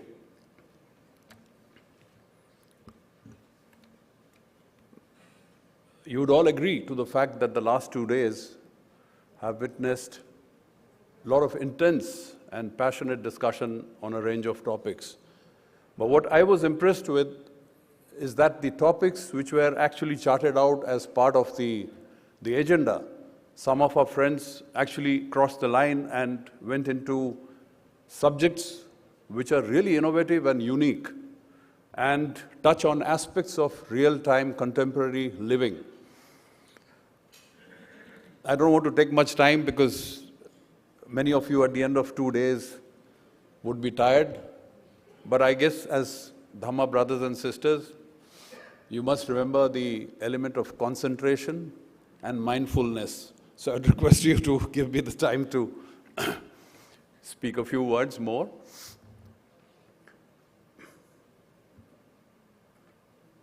One of the things which came out of this conference is that the topics were really unusual, unique, and I at least found them something which is of relevance to the modern world, to the youth, to the modern generation. I came across someone who presented a paper on 2,500 years of existence of Buddhism, and he's challenging the fact, he's triggering the thought as to whether we will be able to sustain next 2,500 years of Buddhism. Now that's hell of a future thinking, but it is something which has depth, which has intensity, and we all need to think of it.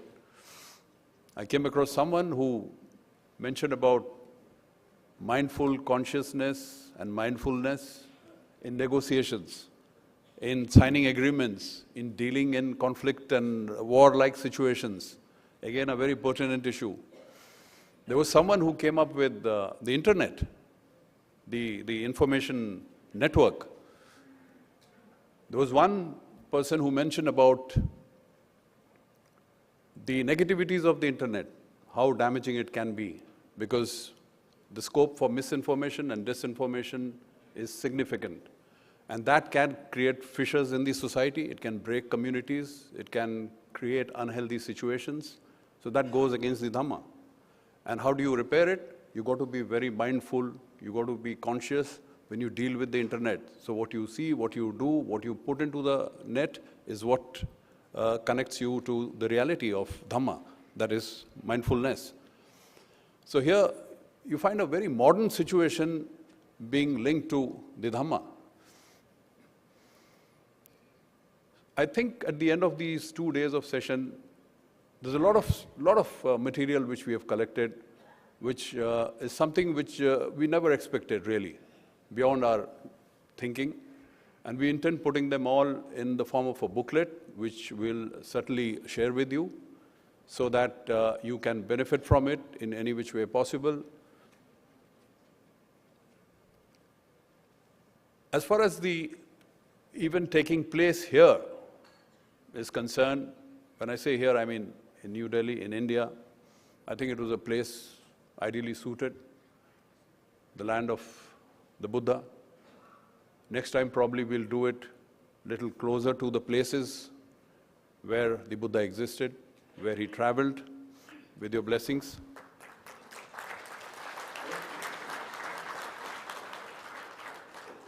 As far as the time is concerned, I don't think it could be a better timing than this, because the last few years, the world has faced a lot of devastation, We live every day, and the day passes by, and we live the second day. Again, the day passes by, we live the third day, and life goes on. And we tend to forget the pain, the angst, which people suffer as a result of natural disasters and calamities. The UN record says that in 2022 itself,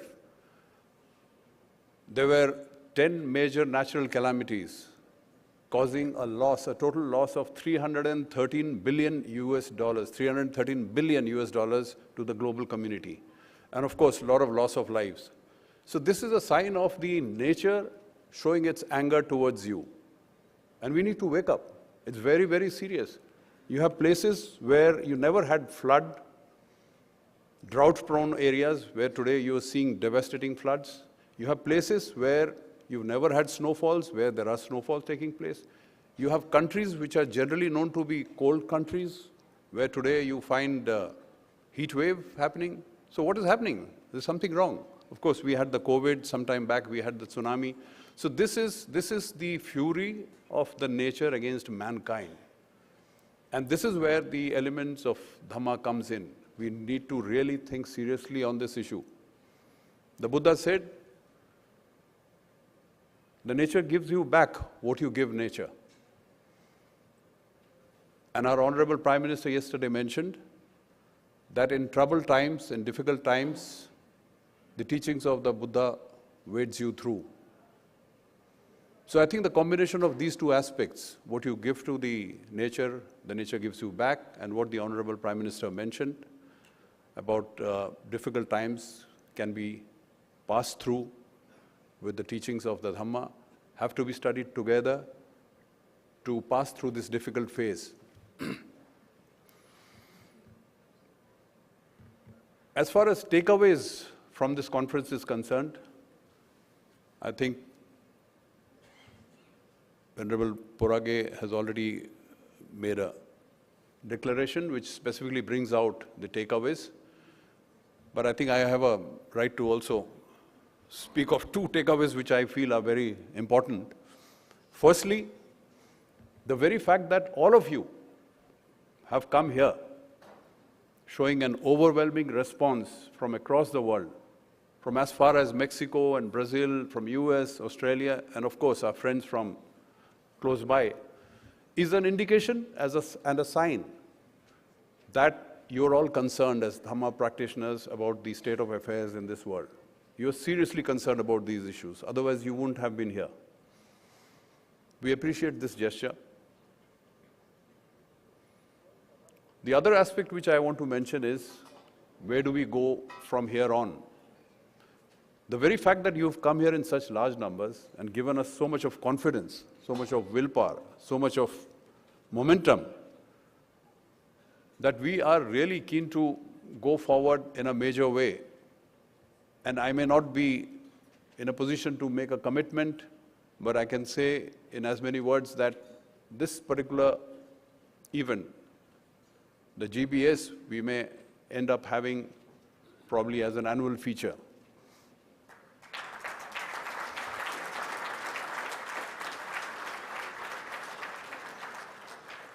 Let me also tell you that the task is very, very daunting, very difficult, very challenging to put up an event of this size.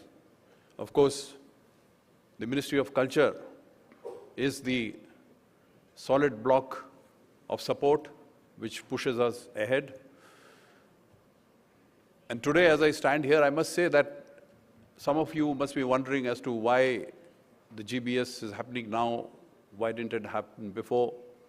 Well, let me tell you that the Ministry of Culture and the Government of India very often conducts a lot of international Buddhist activities and events, but they are specific to certain topics. And just to tell you that last month, in March of 2023, 14th, 15th March, in fact, with the Ministry of Culture and the Ministry of External Affairs, the IBC held a conference and a meeting on Shanghai Cooperation Organization countries to discuss shared heritage of art and artifacts in these countries. And it was a wonderful session. Just happened a month back. And we had participation from people from different countries, mainly from Central Asian countries, where from 2nd century BC, you do find a lot of Buddhist art and artifacts. We also had 2 delegates from China. We had one from Pakistan. We had people from Kazakhstan, Kyrgyzstan, etc. So we keep doing a lot of activities even otherwise. But such a large-scale, unique event was done for the first time. It's a maiden event. And I always tell my people, my boys and girls who work with me, that this is like a ship, the GBS. The ship was under construction for a long time. But we couldn't set it sail because of a lot of problems. In 2020, we decided to launch this ship. but came COVID, which halted us. And then last year, 2022, we wanted to launch the ship, but we had other problems. We didn't find dates, a fixed date from all of the senior venerables. So today, standing here right now, what is the time now? 6:45. Sorry, don't want to hold you up, but 6:45 right now, standing here, I'm glad to announce that the ship has set sail.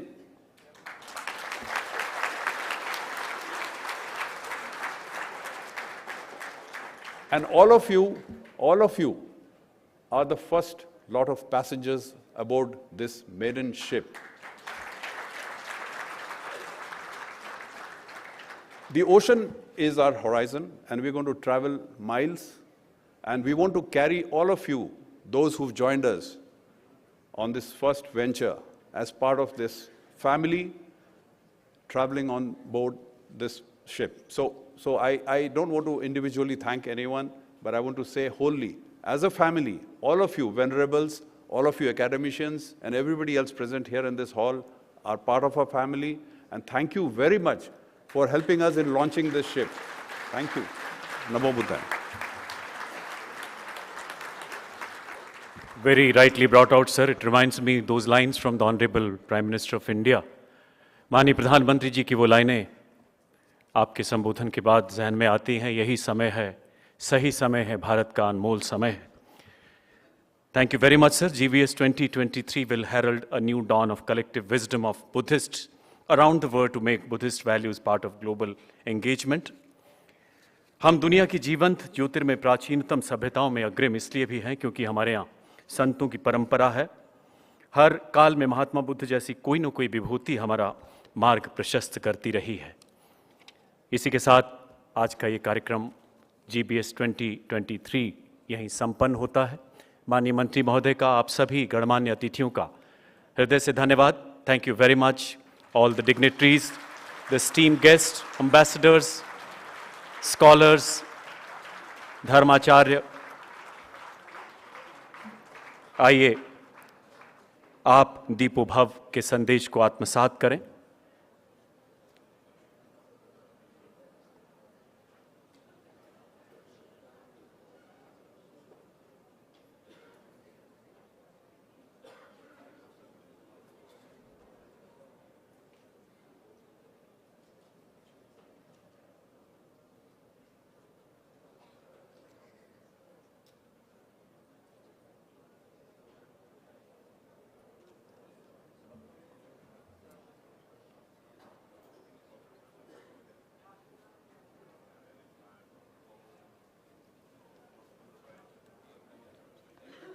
Thank you, sir. Thank you.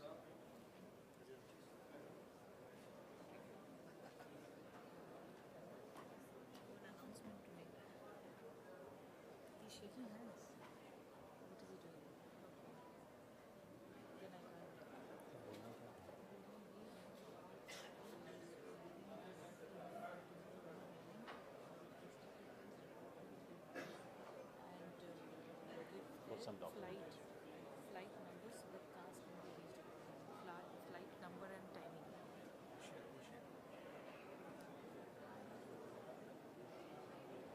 So we had I request everyone to kindly return the translation headsets at the translation booth. Thank you.